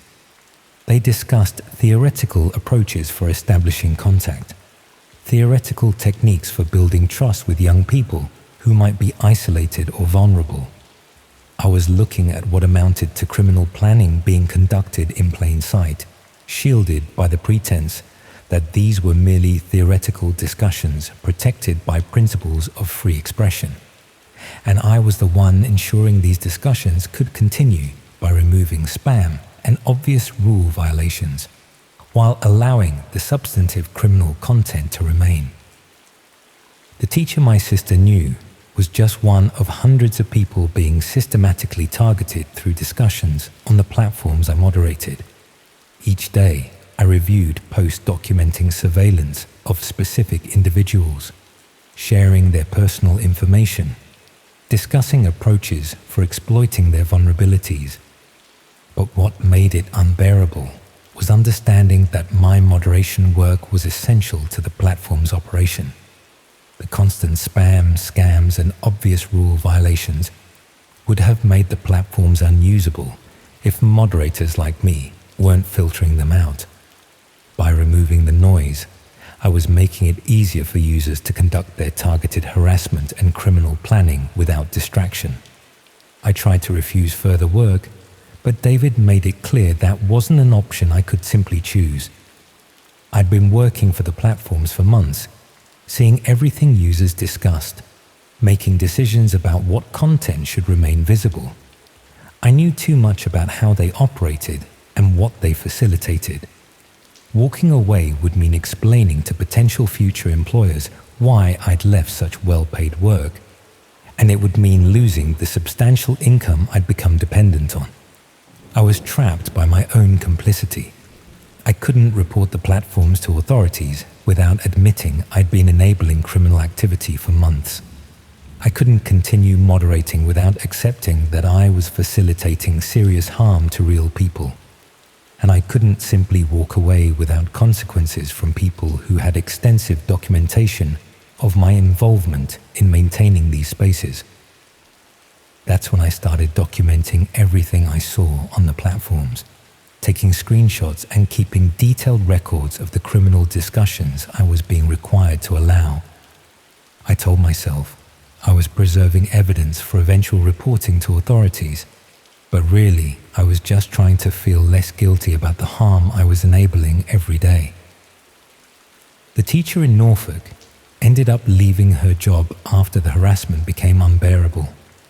Users on the platform celebrated their successful campaign, discussing techniques they'd used and sharing lessons learned for future targeting. I read those celebration posts and knew I'd played a role in destroying a good person's career and sense of safety. I found other cases where people I'd allowed to be discussed on the platforms had subsequently been victimized. An elderly man in Somerset, whose information had been shared in those targeting discussions, was burgled shortly afterwards. A young mother in Wales, who'd been identified as vulnerable on the platforms, experienced systematic harassment that drove her from her home. Each case made it clearer that my moderation work wasn't just facilitating abstract discussions. It was enabling real criminal activity that destroyed real lives. The theoretical framing users employed to avoid explicit rule violations was just a linguistic shield that let them coordinate actual crimes, while I helpfully removed the spam and obvious violations that might have interfered with their planning. I tried contacting the police about what I'd discovered, but explaining my role proved impossible without admitting extensive complicity. I'd been moderating platforms for months, carefully removing content that violated specific rules while allowing criminal planning to continue unimpeded. My screenshots and documentation showed my intimate involvement in maintaining spaces where serious crimes were coordinated. The officer I spoke to was professional but frank about my position. I'd knowingly worked for platforms facilitating criminal activity. Accepting substantial payment for work I must have understood was enabling harm. Cooperation might be valuable for their investigation, but I shouldn't expect immunity from prosecution for my role in the operation. I was advised to stop moderating immediately and refuse further contact with the platform administrators. But David had already anticipated that possibility. I received messages explaining that moderators who caused problems for the platforms faced serious consequences. They had extensive records of my moderation decisions, including content I'd allowed to remain that had subsequently enabled criminal activity. If I tried to report them, they'd ensure authorities understood my active role in facilitating that activity. I realized I was being blackmailed with documentation of my own moderation work.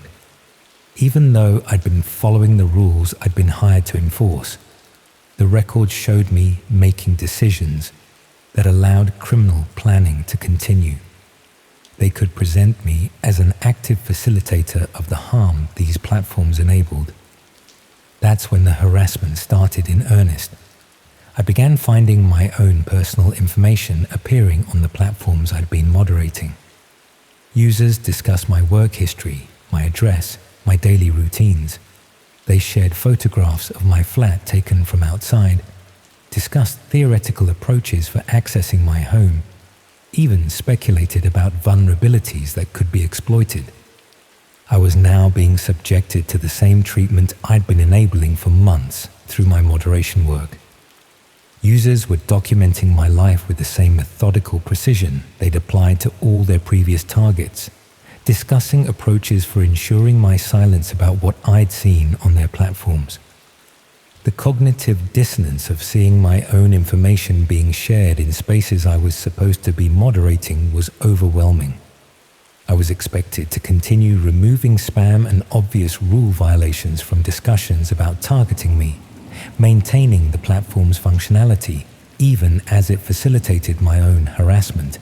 I stopped logging into the moderation systems entirely, knowing that refusing to work would trigger the consequences David had warned about, but unable to continue enabling discussions that now directly threaten my own safety.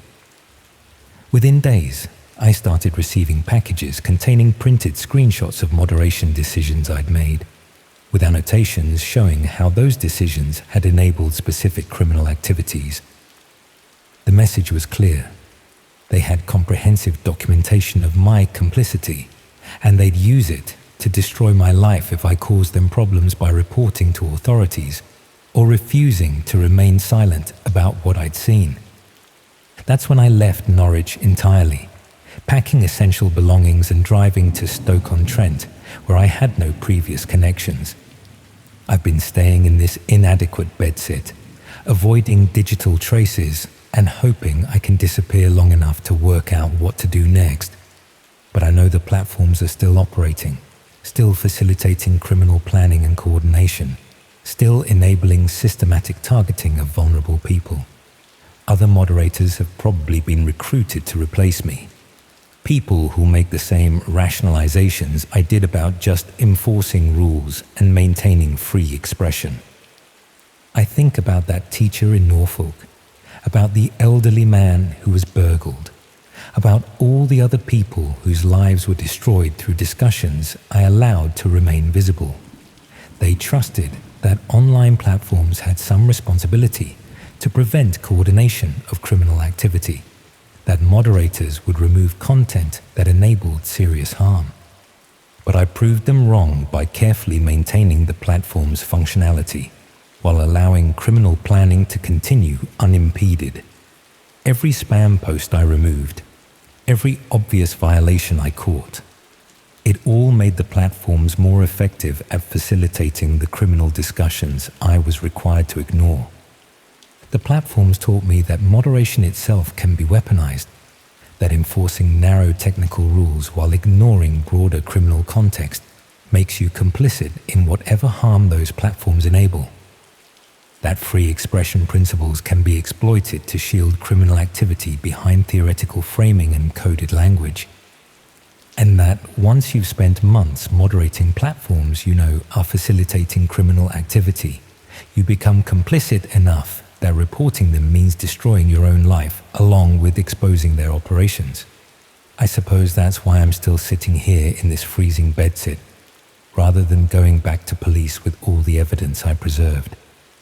Because I know that documentation implicates me as much as it exposes the platforms, and I'm not brave enough to face consequences for choices I made when I convinced myself I was just following the rules I'd been hired to enforce.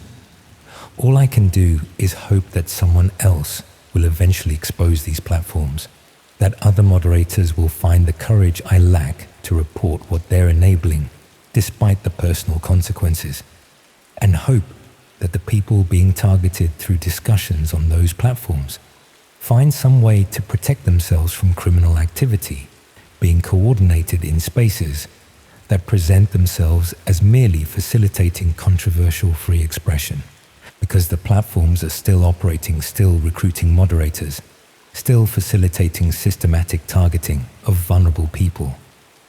And I helped maintain them for months, carefully removing spam and obvious violations, while allowing criminal planning to flourish unchecked.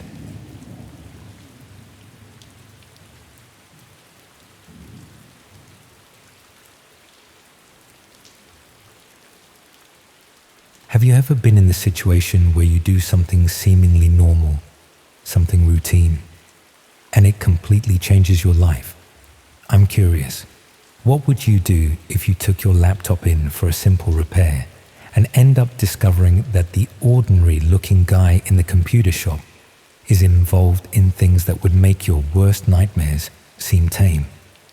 That the person fixing your webcam issue has been using that same webcam to watch you for months? I work as a teaching assistant at a primary school in Coventry. There's nothing particularly exciting about my life.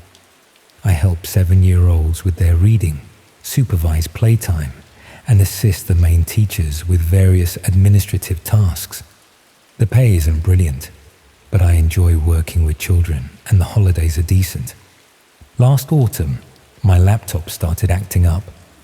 The webcam would activate randomly, the little green light flickering on for a few seconds before switching off again. Sometimes I'd catch it happening while I was using the computer. Other times I'd notice it had been on when I returned from making tea or using the bathroom. Initially, I assumed it was a software glitch, ran virus scans, updated drivers, tried all the usual troubleshooting steps you find online. Nothing worked. If anything, the problem seemed to be getting worse. The camera would activate more frequently, sometimes staying on for several minutes at a time. Eventually, I decided to take it to a local repair shop. The place was called Digital Solutions and occupied a narrow storefront between a charity shop and a kebab restaurant. I'd walked past it hundreds of times but never really noticed it before. The kind of business that blends into the background of everyday urban life. The owner was a middle-aged man named Trevor, who seemed knowledgeable about computers and quoted reasonable prices for the repair work. He explained that webcam issues were common, usually caused by corrupted drivers or malware infections. Said he'd need to keep the laptop for a few days to run comprehensive diagnostics and clean up the system. I dropped it off on a Wednesday morning and was told it would be ready by the weekend. Trevor provided a receipt and assured me that all customer data would remain private and secure during the repair process. That evening, I realized how much I relied on my laptop for basic activities, checking emails, browsing social media, watching streaming services before bed. Without it, I found myself with unexpectedly free time and nothing particular to do with it.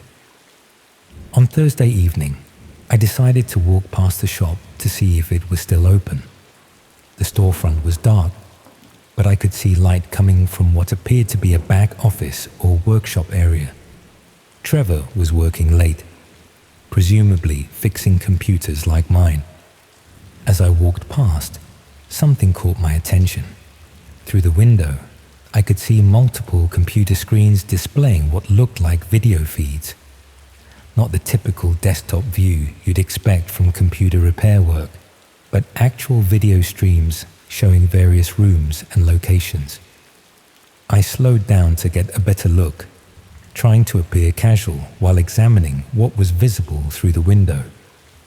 The video feeds showed different domestic spaces: bedrooms, living rooms, home offices. Most appeared to be empty, though a few showed people going about their normal evening routines. My first thought was that Trevor might be running some sort of security monitoring service alongside his computer repair business. Many small business owners take on multiple revenue streams to make ends meet. Nothing particularly suspicious about that. But something felt off about what I was seeing. The camera angles were wrong for professional security installations. Too intimate, too focused on private spaces rather than entry points or valuable items. These looked more like hidden cameras than security systems. I continued walking, but the image of those video feeds stayed with me.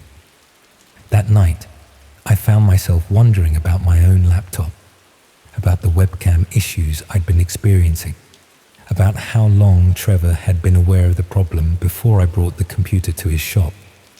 On Friday, I called to check on the repair progress. Trevor said the work was taking longer than expected, that he'd discovered more extensive malware infections than initially apparent. He'd need the weekend to complete the cleaning process, but the laptop would definitely be ready by Monday. This gave me an excuse to walk past the shop again Friday evening. Same pattern as the night before: dark storefront, lights in the back office, multiple screens displaying video feeds of domestic spaces. This time, I counted at least 6 different feeds visible through the window. One of them showed a young woman in what appeared to be her bedroom, getting ready for bed. The camera angle suggested it was positioned somewhere high up, possibly hidden in the ceiling fixture or ventilation grate. She had no idea she was being watched. Another feed showed a family watching television in their living room. 2 adults, 3 children, completely unaware that their private evening was being broadcast to Trevor's monitoring setup. The camera quality was good enough to make out facial features and read text on the television screen. I realized I was looking at a surveillance operation, not a security service. These were people being watched without their knowledge or consent, probably through compromised webcams in devices they'd brought to Trevor for repair. Devices like my laptop. When I collected my computer on Monday, Trevor was friendly and professional. Explained that he'd removed several malware infections and updated all the security software. said the webcam issues should be completely resolved and provided documentation of all the work he'd performed. I paid the repair fee and took the laptop home, but I couldn't shake the feeling that something was fundamentally wrong with the entire situation. That evening, I covered the webcam with electrical tape and began researching how to detect covert surveillance software.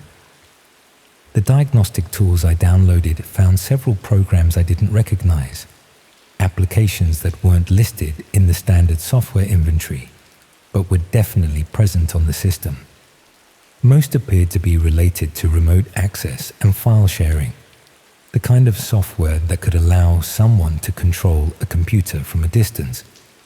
I spent the next several days learning about digital forensics, about how to trace network connections and monitor system activity.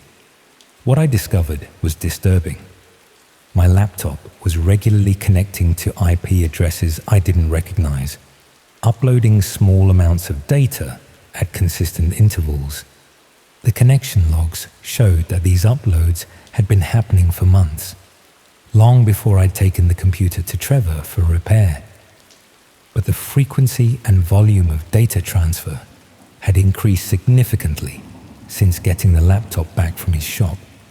I started documenting everything: screenshots of the network activity, records of the suspicious software installations, photos of Trevor's shop taken from the street. Built a comprehensive file of evidence, though I wasn't sure what I planned to do with it. That's when I decided to investigate Trevor's operation more thoroughly. Started walking past his shop at different times, observing patterns in his work schedule and customer traffic. Noticed that he seemed to specialize in devices with cameras, laptops, tablets, smartphones with front-facing cameras. Most of his customers appeared to be ordinary people dealing with routine technical problems. Students with slow computers, parents with virus-infected family laptops, elderly people who'd accidentally installed malicious software, all of them trusting Trevor to fix their problems and protect their privacy. One evening, I saw something that changed my understanding of what Trevor was actually running. Through the back office window, I could see him interacting with what appeared to be a live streaming interface. Multiple video feeds were active, but now there was chat functionality alongside the video streams. People were watching the feeds and commenting in real time. Not just watching, but requesting specific actions or camera angles. Trevor was responding to these requests, apparently controlling which feeds were visible and how the surveillance was conducted. This wasn't just unauthorized monitoring. This was a commercial operation, selling access to private surveillance footage to paying customers around the world. I recognized one of the video feeds immediately. It showed a bedroom that looked exactly like mine, filmed from the angle where my laptop usually sat on the dresser. The electrical tape I'd placed over the webcam was visible in the corner of the frame, but the camera was somehow still transmitting video from inside my flat. Trevor had installed multiple surveillance devices during the repair process. The webcam issue I'd originally brought to him was probably his doing in the first place, a way to identify potential surveillance targets and get access to their devices. I left the area immediately and went home to search my flat thoroughly. Found a tiny camera hidden in the smoke detector above my bed, another one built into what looked like a standard electrical outlet near my desk. Professional installations, nearly invisible unless you knew exactly what to look for. The devices were connected to my home Wi-Fi network, probably configured during Trevor's access to my laptop and password information. They'd been broadcasting footage of my private life to his streaming platform for weeks, maybe months.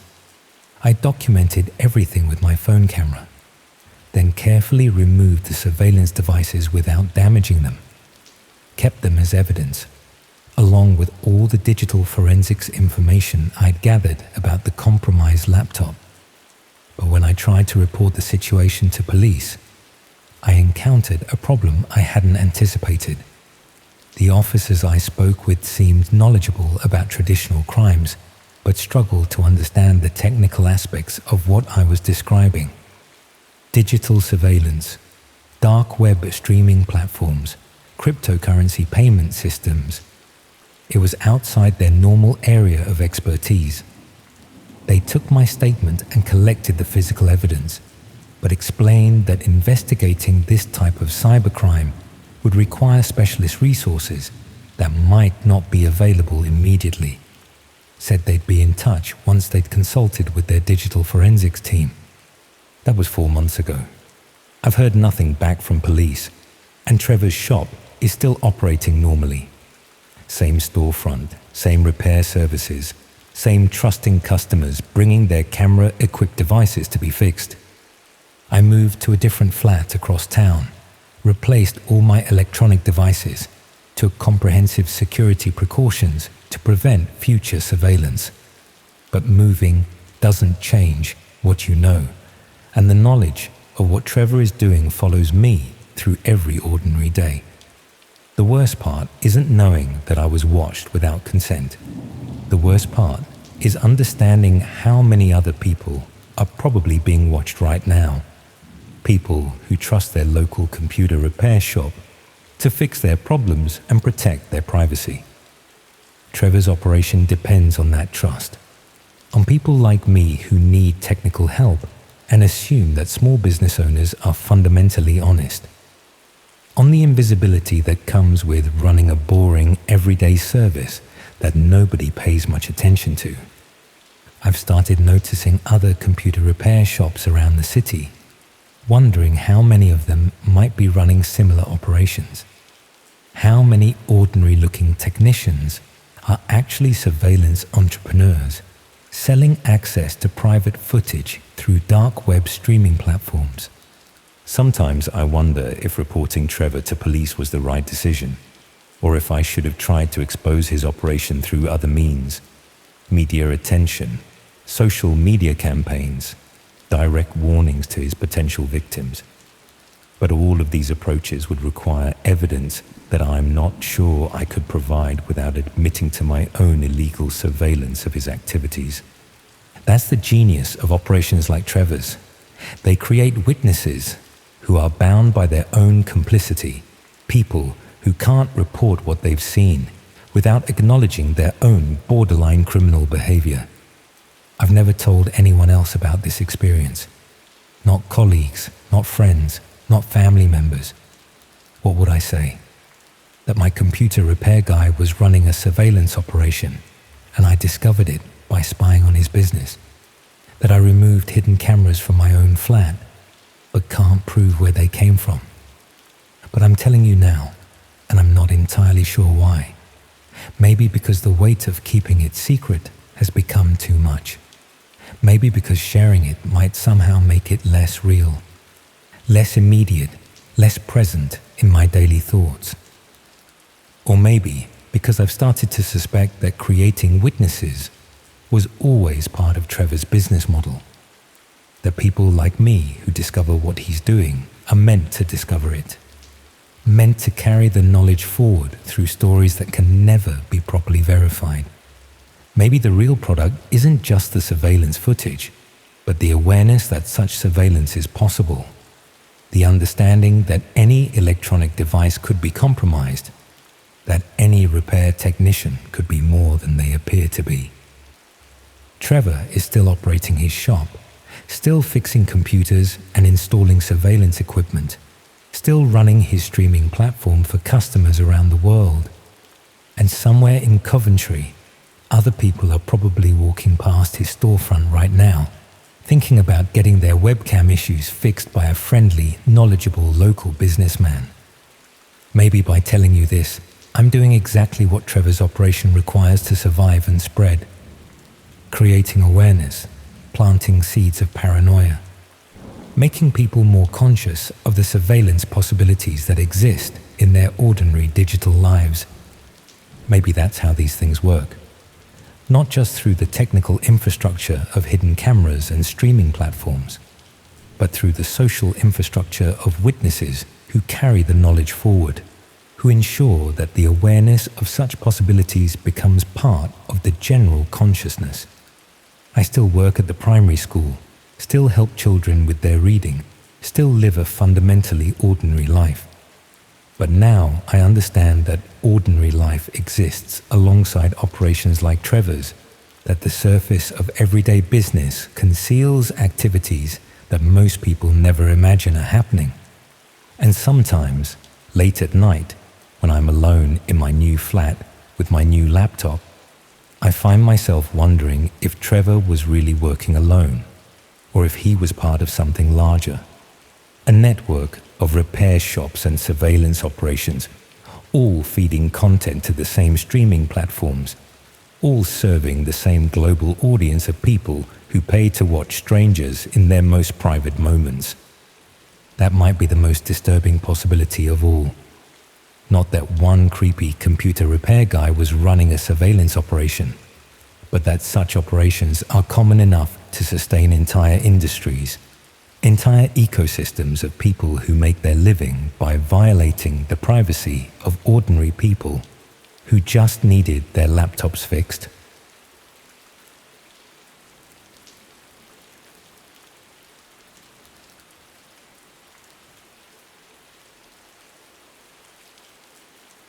My anxiety got so bad during my final year at university that I ended up buying medication from someone online who turned out to be much more interested in my personal life than my prescription needs.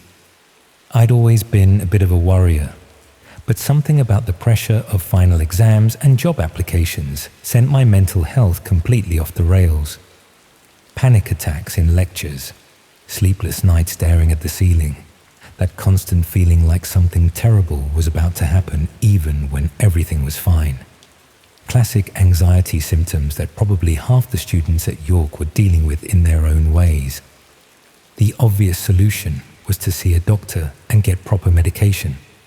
But the waiting list for mental health services was about 3 months long. The university counseling service was overwhelmed. Private therapy was expensive. And meanwhile, I was supposed to be writing my dissertation and applying for graduate jobs while feeling like I was having a heart attack every time someone mentioned deadlines. A friend mentioned that there were ways to get anxiety medication without going through the official channels. Nothing dodgy, she insisted. Just people who could provide prescriptions for students who needed help urgently and couldn't wait for the NHS bureaucracy to catch up with demand. I was desperate enough to consider it. The panic attacks were getting worse, and I was starting to fall behind on coursework because I couldn't concentrate on anything except the constant worry that everything was going wrong. If I could just get something to take the edge off for a few weeks, maybe I could get through the final push to graduation. Finding these unofficial prescription services turned out to be easier than I'd expected. There were entire communities online dedicated to helping students and young people access medications that were difficult to obtain through conventional channels. Most operated through hidden websites that required specific addresses to access. The service I eventually contacted called itself Student Health Solutions and presented itself as a legitimate medical consultancy that specialized in providing rapid access to treatments for common student health problems. Their website looked professional, with information about qualified doctors and proper pharmaceutical suppliers. The consultation process seemed thorough and responsible. I filled out detailed forms about my medical history, symptoms, and previous treatments.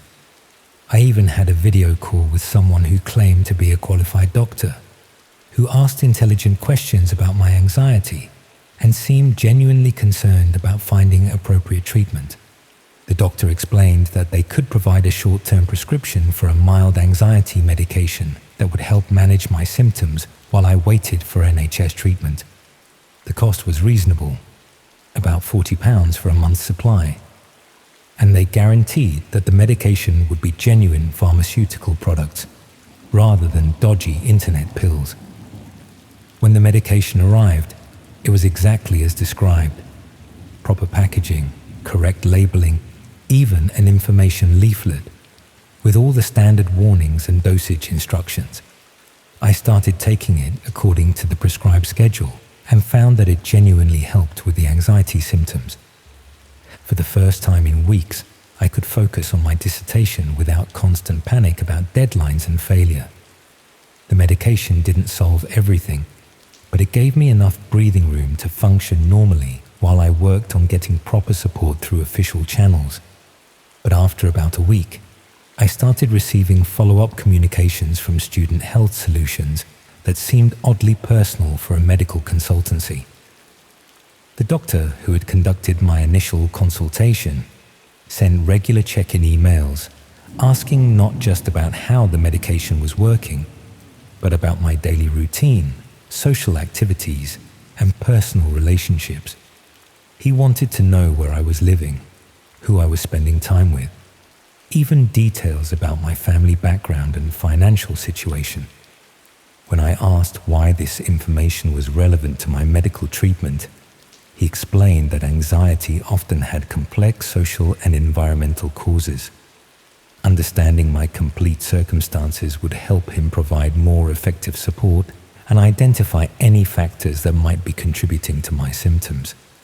That explanation seemed reasonable for a holistic approach to mental health care, but the questions were becoming increasingly detailed and personal, going well beyond what seemed necessary for medical purposes. He wanted to know about my daily schedule in specific detail, what time I woke up, when I had lectures, where I ate meals, what route I took walking around campus. He asked about my relationships with flatmates, whether I felt safe in my accommodation, if I'd had any problems with other students or university staff. Most concerning were questions about my family's financial situation, my employment prospects after graduation, and whether I had any valuable possessions or access to money that might help with ongoing treatment costs. I started to suspect that the medical consultation was being used as cover for gathering information that had nothing to do with providing healthcare. When I tried to research Student Health Solutions more thoroughly, I found very little information about the organization beyond their professional-looking website. No registration with medical regulatory bodies, no physical address beyond a PO box, no verifiable credentials for the staff who claimed to be qualified doctors. The medication itself was genuine, but that didn't necessarily mean the people providing it were legitimate medical professionals. I decided to stop responding to the follow-up questions and just focus on using the medication I'd already received. But the communications from Student Health Solutions became more persistent and concerning. The supposed doctor started expressing worry about my mental health based on my reduced communication. He suggested that isolation and withdrawal were signs that my anxiety was getting worse and that I needed more intensive support than just medication. He offered to arrange in-person consultations at locations around York, claiming that face-to-face assessment would allow him to provide more effective treatment. When I declined, he seemed genuinely concerned that I was putting my health at risk by avoiding professional medical support. But he also started demonstrating knowledge about my activities that he couldn't have gained through our online communications. He mentioned seeing me around campus in specific locations, knew which coffee shops I'd been visiting, even referenced conversations I'd had with friends that he couldn't possibly have overheard, unless he'd been deliberately monitoring my activities. It was becoming clear that Student Health Solutions wasn't just providing informal medical consultations. They were using healthcare as a pretext for systematic surveillance of vulnerable students. I tried to research other people who might have used their services, looking for reviews or discussions about their treatment experiences. What I found was more disturbing than I'd expected. There were scattered reports from students who had received medication from similar services, but had subsequently experienced problems that seemed unrelated to their original health concerns. Identity theft, burglary, even stalking incidents that had started shortly after they provided personal information during medical consultations. Most concerning were cases where students had become dependent on their unofficial medication suppliers, unable to transition to legitimate NHS treatment because their informal providers had created complex psychological relationships that were difficult to break. Some students reported that their supposed doctors had gradually increased their involvement in personal decision-making, offering advice about relationships, career choices, and financial management that went far beyond medical treatment, creating dependent relationships where vulnerable young people relied on their medication providers for guidance about all aspects of their lives. I realized I was potentially being targeted by people who used fake medical services to identify and exploit vulnerable students.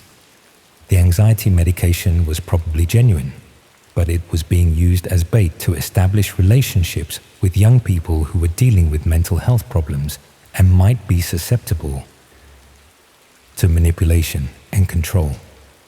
I stopped taking the medication immediately and tried to cut all contact with Student Health Solutions. But they continued sending communications expressing concern about my welfare and offering various types of support that seemed designed to maintain some form of relationship. When I ignored their emails, they started using text messages and phone calls.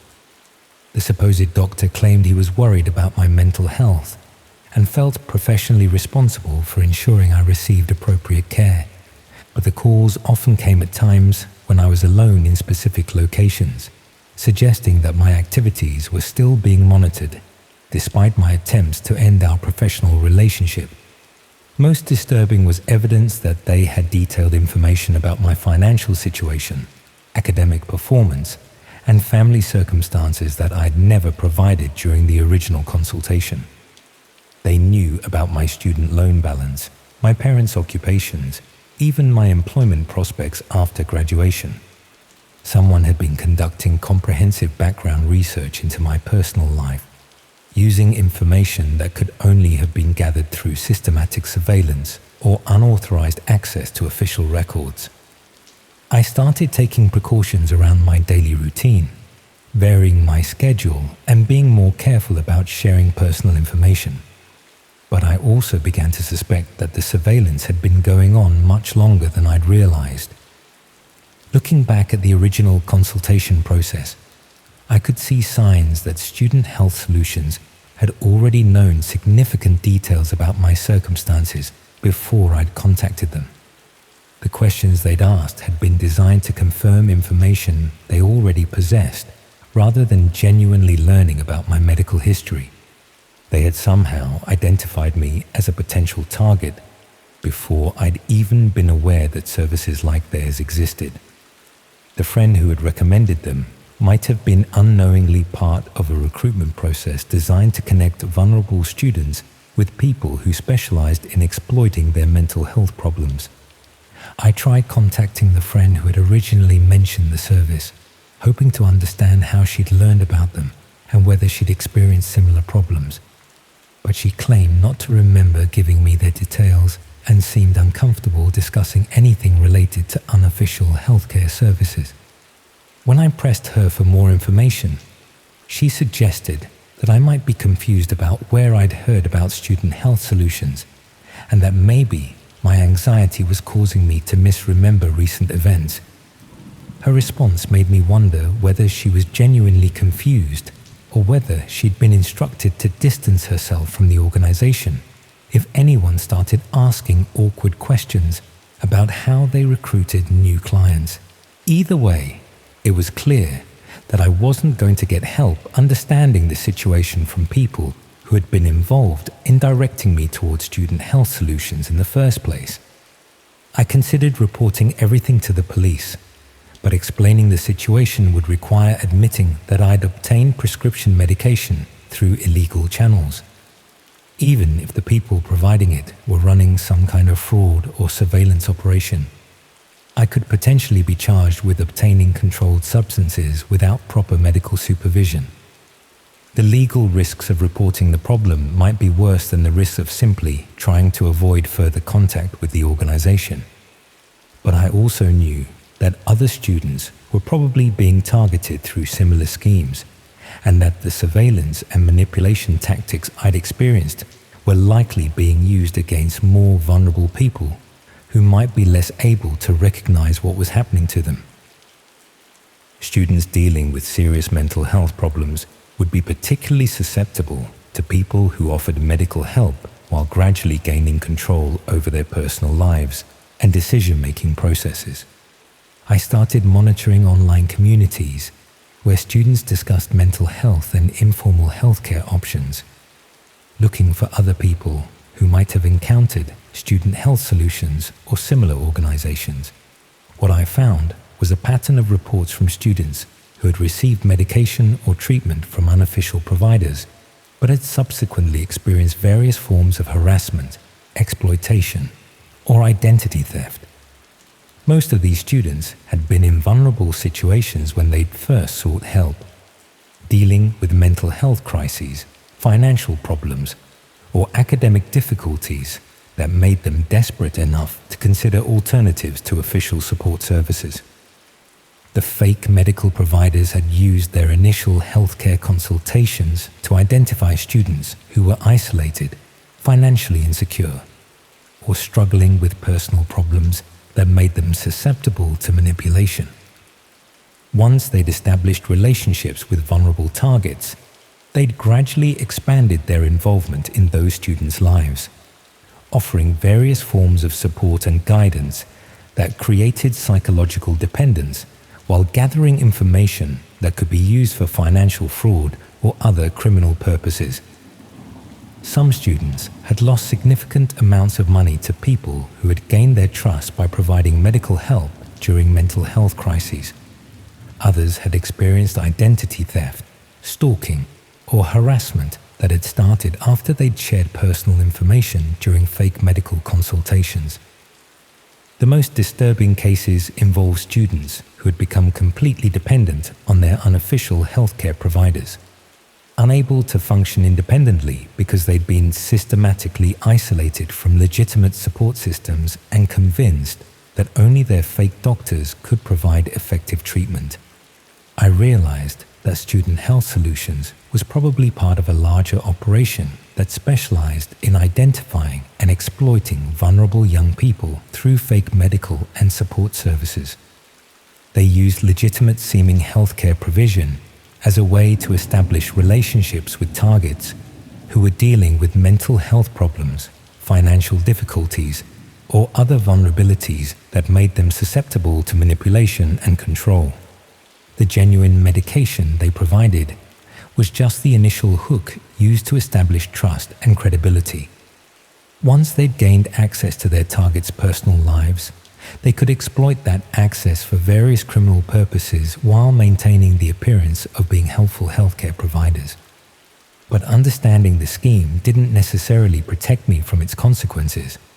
I'd already provided them with extensive personal information and had demonstrated that I was dealing with mental health problems that might make me a valuable long-term target. Even if I avoided further direct contact with Student Health Solutions, the information they'd gathered about me could be used for identity theft, fraud, or sold to other criminals who specialized in targeting vulnerable individuals.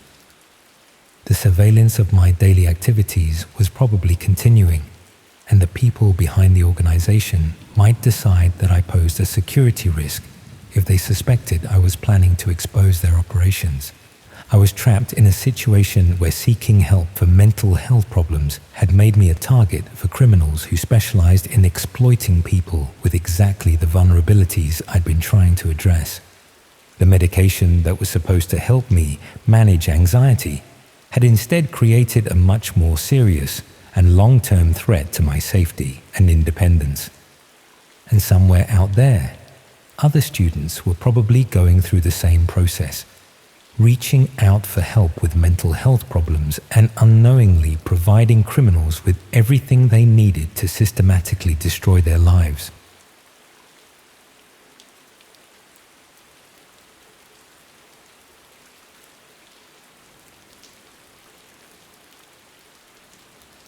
found a website where people traded unusual cooking recipes, but some of the ingredients they were discussing definitely weren't meant for food. Cooking has always been my way of dealing with stress. Growing up in a chaotic household where money was tight and meal times were unpredictable, I learned early that being able to make something good from basic ingredients was both practical and therapeutic. When everything else felt out of control, I could at least create something nourishing and satisfying in the kitchen. That skill became even more valuable when I moved to Manchester for university. While my flatmates survived on takeaways and ready meals, I enjoyed experimenting with recipes that could transform cheap ingredients into proper meals. It was economical and relaxing. Plus, it gave me something to focus on, besides the stress of assignments and money worries. I started looking online for recipe ideas that would work with student budgets and limited kitchen equipment. Most cooking websites were aimed at people with more money and space than university accommodation provided, but I eventually found communities dedicated to creative cooking with minimal resources. These communities were exactly what I'd been looking for. People sharing techniques for making interesting meals from supermarket basics, tips for stretching expensive ingredients, and recipes that could be adapted based on what was available and affordable. I contributed some of my own discoveries and gradually became part of regular discussions about cooking techniques, ingredient substitutions, and creative approaches to meal planning on tight budgets. But after participating in these communities for a few months, I started noticing conversations that seemed to go beyond normal cooking advice. Some members discussed ingredients that I couldn't identify, using terminology that didn't match anything in cookbooks or standard culinary references. When I asked about these unfamiliar items, other members would explain that they were specialized ingredients available through particular suppliers who catered to experimental cooks. The descriptions of these specialty ingredients were vague and often contradictory. Some were described as enhancing flavors in ways that seemed impossible, while others were supposed to have effects on people who consumed them that sounded more medicinal than culinary. I started paying closer attention to the recipe discussions and noticed that some members seemed to be sharing information about much more than just cooking techniques. Recipes that included detailed instructions about timing, dosages, and effects that would be experienced by people who ate the prepared dishes. Discussions about how to mask unusual tastes or textures so that diners wouldn't notice they were consuming something other than normal food. Most concerning were conversations about sourcing ingredients that couldn't be obtained through normal suppliers. Members shared information about vendors who operated through hidden websites and specialized in providing materials that weren't available through standard cooking channels. When I tried to research some of the ingredients being discussed, I found that many had no connection to legitimate culinary uses. Some were industrial chemicals, others were substances with pharmaceutical properties, and a few were materials that appeared to be completely toxic if consumed. I realized that the cooking community had been infiltrated by people who were using recipe sharing as a cover for discussing how to poison or drug others without detection. The detailed discussions about preparation methods, timing, and effects weren't about cooking at all. They were instructions for administering harmful substances to unsuspecting victims through food and drink. But the legitimate cooking discussions continued alongside these more sinister exchanges, making it difficult to distinguish between genuine recipe sharing and systematic planning of harm against innocent people. Some members seemed genuinely unaware that they were participating in a community that facilitated poisoning and drugging. They continued sharing normal recipes and cooking advice while unknowingly providing cover for criminal activities. Others were clearly aware of the dual purpose of the community and used coded language to discuss harmful activities while maintaining plausible deniability about their intentions. When I tried to report my concerns to the website administrators, I found that there were no obvious contact methods or oversight mechanisms for addressing problematic content. The community operated through platforms that prioritized anonymity and unrestricted sharing, making it nearly impossible to identify the people responsible for criminal discussions or hold them accountable for facilitating harm. I attempted to research whether law enforcement was aware of communities that used cooking discussions to share information about poisoning and drugging methods.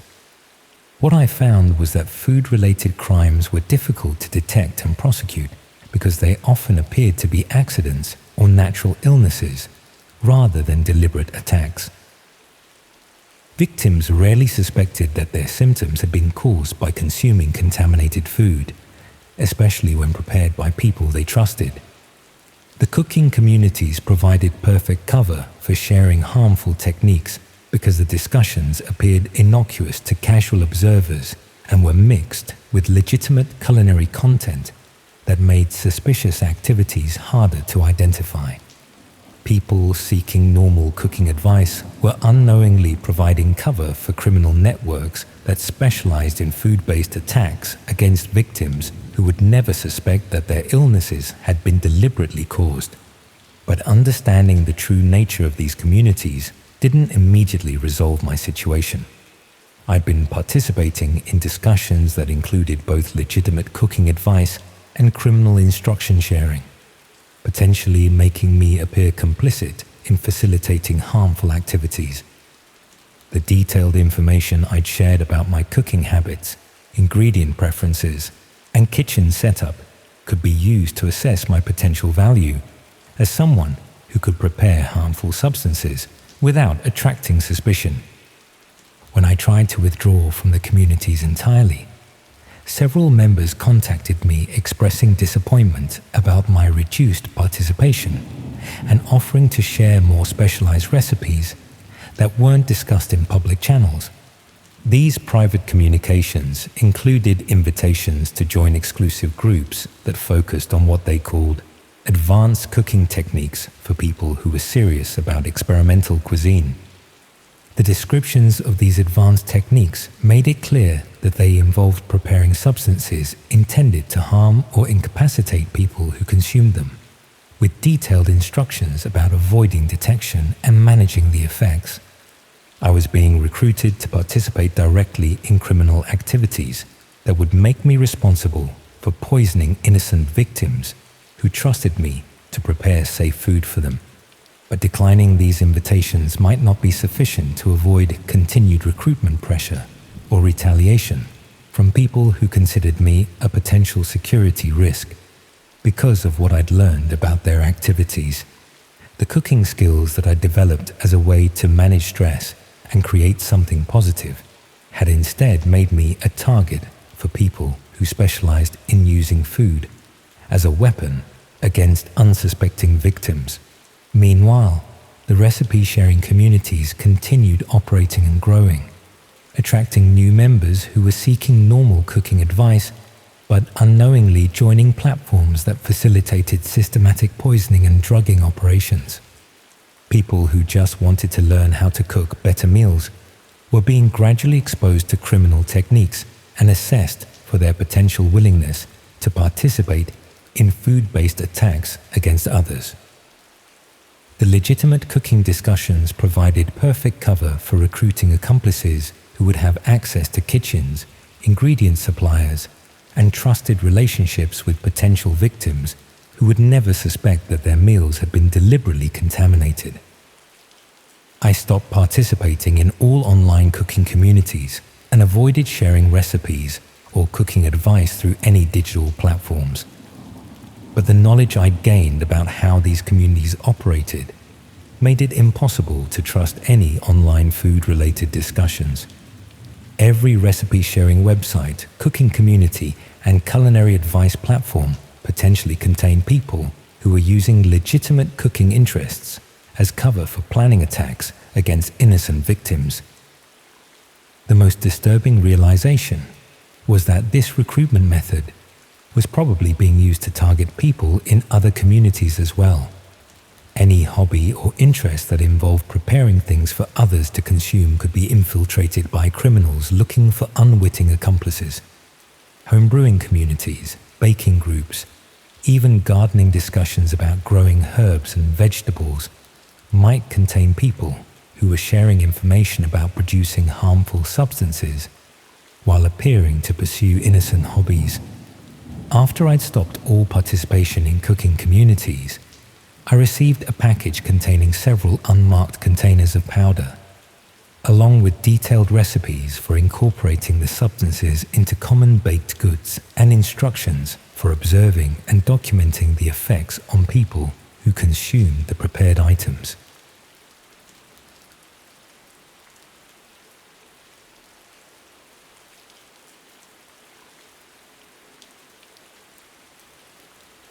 People always ask how someone like me ended up in this situation.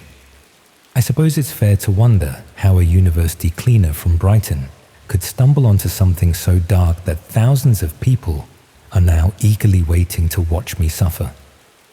The answer is embarrassingly simple. I thought I was being helpful. It was about 4 months ago when I first heard about live streaming. My daughter had moved to Leeds for university, and we'd been struggling to stay in touch. She suggested we try some new platform where she could show me around her campus and I could give her virtual tours of home. I'm not great with technology, but I wanted to connect with her, so I signed up. The platform was called Streamlink, and it seemed straightforward enough. You could broadcast live to friends and family or watch other people's streams if they made them public. I spent my first few weeks just watching travel vlogs and people cooking meals in their kitchens. Harmless stuff, the kind of content that made the internet feel like a friendlier place. I work night shifts, cleaning office buildings around Brighton. It's solitary work, which suits me fine, but it does get lonely sometimes. During my breaks, I'd watch these streams on my phone. People chatting while they worked, students showing their daily routines, families having dinner together. It felt like having company during the long, quiet hours. One night, I was cleaning a legal firm's offices when I received a notification that someone wanted to follow my account. The username was just a string of numbers and letters, but their profile showed they were interested in workplace environments. I accepted the follow request without thinking much about it. Probably someone else who worked night shifts, I figured. The next night, I got a message from the same account asking if I'd ever considered streaming during my work. They said they found workplace content relaxing and would be interested in watching someone clean offices. The message was polite, even complimentary about how peaceful night cleaning must be. They offered to pay me £20 per stream. £20 doesn't sound like much, but when you're on minimum wage and trying to help your daughter with university expenses, it's significant. I was hesitant at first. Streaming while working seemed unprofessional. But then I reasoned that I was only cleaning, and the buildings were empty anyway. What harm could there be? I started with short streams, maybe 30 minutes, while I cleaned reception areas or break rooms. My one regular viewer seemed genuinely interested, making comments about cleaning techniques and asking questions about different office layouts. They were respectful, never asking personal questions or trying to get me to show anything inappropriate. Just someone who found routine, methodical work soothing to watch. After a few weeks, they asked if I'd be willing to stream while cleaning higher security areas, places like server rooms or document storage. They offered £50 per stream and explained they worked in office security and were interested in how cleaning staff navigated around sensitive equipment. The request seemed reasonable, and the money was too good to refuse. That's when things started feeling off. During these streams, my viewer would make very specific comments about the equipment I was near. or ask me to clean certain areas more thoroughly. Once, they asked me to focus the camera on a particular server rack while I worked around it. Another time, they wanted me to spend extra time near a filing cabinet marked confidential. I started noticing other changes too. My viewer count occasionally showed 2 or 3 people watching instead of just one, though only my original follower ever commented. Sometimes I'd catch glimpses of unfamiliar usernames in the viewer list before they'd disappear. I told myself it was just a glitch in the platform. The requests grew more specific. Could I stream while cleaning the partners' offices? Could I make sure to clean around their desks thoroughly, showing any documents that might be left out? Could I adjust the camera angle to get a better view of computer screens that had been left on? Each request came with an increased payment offer. I should have stopped then, should have realized what was really happening. But the money was too useful, and I convinced myself I wasn't doing anything truly wrong. I wasn't stealing documents or accessing computers. I was just cleaning, and if people wanted to watch me do my job, that was their choice. One night, about 6 weeks ago, everything changed. I was streaming while cleaning a law firm's conference room when I noticed something odd about the viewer count. Instead of the usual 2 or 3, it showed dozens of people watching, then hundreds, then thousands. The chat, which had always been just my one regular viewer making polite comments, exploded with activity. Messages were flying by too fast to read, but I caught fragments, coordinates, building layouts, security schedules. Someone was discussing the best times to enter the building. Another was sharing information about alarm systems. That's when I understood what my streams had really been used for. I wasn't providing relaxing content for lonely night shift workers. I was unknowingly conducting reconnaissance for criminals. Every office layout I'd shown, every security camera I'd inadvertently revealed, every keypad code I'd accidentally captured while unlocking doors, it had all been recorded and analyzed. I ended the stream immediately and tried to delete my account, but the platform wouldn't let me. Every time I attempted to log in, I received error messages.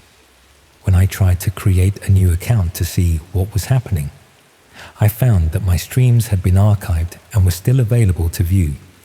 My cleaning routes through multiple office buildings had been documented in detail. 2 days later, I received an email to my personal account from an address I didn't recognize. The subject line was just my full name. The body contained a single link and the words, "You've been very helpful. Now it's time to give back to the community."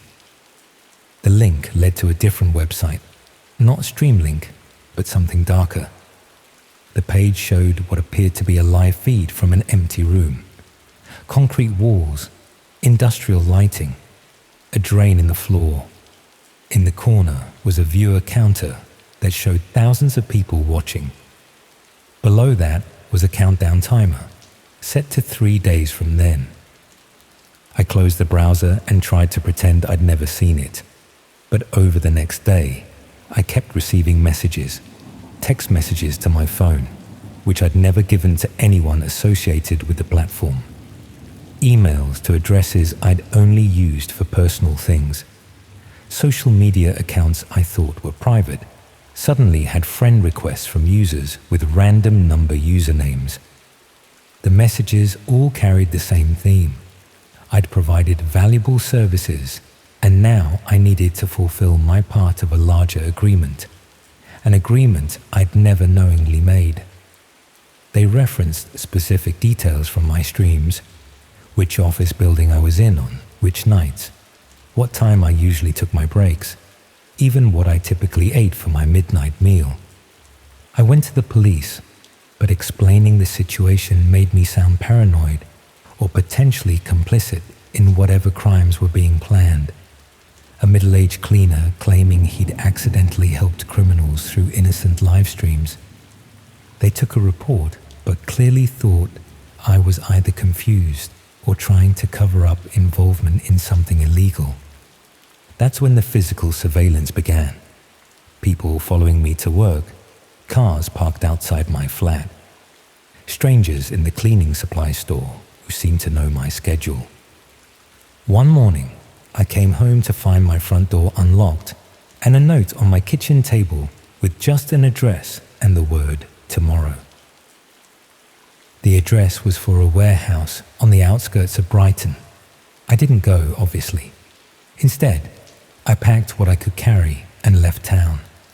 I've been moving from place to place since then, staying in different guest houses and hostels, paying cash for everything. But they keep finding me. Hotel staff who recognize me despite using different names. Other guests who seem to know my routines. Maintenance workers who ask unusual questions about the buildings I'm staying in. Sometimes I'll return to my room to find that someone has been through my belongings, though nothing is ever taken. Yesterday, I found a small package in my backpack that I definitely didn't put there. Inside was a mobile phone, already switched on. The screen showed a familiar interface, Streamlink, with a notification that I had thousands of followers waiting for my next broadcast. There was also a countdown timer, showing less than 2 days remaining. I'm writing this from an internet cafe in a town whose name I won't mention. The mobile phone is still with me because I'm afraid to throw it away. Every time I look at it, the follower count has increased. The comments section is active with messages I can't understand, references to locations, schedules, preparation. This morning, the phone rang. When I answered, there was no voice on the other end, just the sound of a streaming platform notification. Then text appeared on the screen. Final stream begins in 36 hours. Location details to follow. Failure to participate will result in consequences for family members. I haven't spoken to my daughter in Leeds for 3 weeks. I've been too afraid to contact her, worried that doing so might draw attention to her.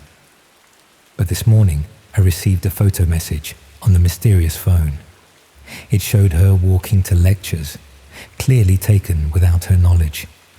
She looked tired and stressed, probably worried about not hearing from me. The most terrifying realization is that this was always the plan. The initial approach, the gradual increase in payment, the specific requests for certain areas. It was all designed to gather information while slowly drawing me deeper into something I couldn't escape from. They'd studied my financial situation, my relationship with my daughter, my work schedule. They knew exactly how to manipulate me. I keep thinking about how many other people might be involved in similar schemes without realizing it. Delivery drivers streaming their routes, security guards showing empty buildings at night, maintenance workers broadcasting from inside restricted areas, all thinking they're earning a bit of extra money through harmless content creation, not realizing they're providing reconnaissance for something much darker. The phone just vibrated with another notification. The stream is scheduled to begin tomorrow evening at a location that will be sent to me 6 hours beforehand. The viewer count now shows tens of thousands of people waiting, people who have been watching my every move for months, learning my routines, studying my vulnerabilities. I don't know what kind of stream they expect me to participate in, but given what I've learned about the platform's true purpose, I doubt it's anything I'd survive. The empty room with the concrete walls and the drain in the floor keeps appearing in my nightmares. I'm going to try to disappear again after posting this. Maybe if I can stay hidden long enough, they'll lose interest. Maybe they'll find another target. Maybe my daughter will be safe if I just vanish completely. But I'm not optimistic. They've proven they can track me anywhere, through any means. They have resources I can't understand and reach I can't escape. And they have something that makes escape impossible. leverage over the people I care about. If you ever get approached to start streaming your work, no matter how innocent it seems, please think carefully about what you might inadvertently be revealing. The people watching might not be who they claim to be. The request might seem reasonable at first, but lead somewhere much darker. The countdown on the phone now shows less than 30 hours. I need to move again, but I'm running out of places to hide, and running out of hope that I can somehow break free from this nightmare I accidentally created. One innocent stream led to this. One decision to earn a bit of extra money has put me and my daughter in danger. All because I wanted to help someone who claimed to find workplace cleaning relaxing to watch. The viewer count keeps growing. They're all waiting for tomorrow's final stream, waiting to see what happens to the helpful cleaner who showed them exactly how to break into the buildings where he worked. I should never have accepted that first follow request.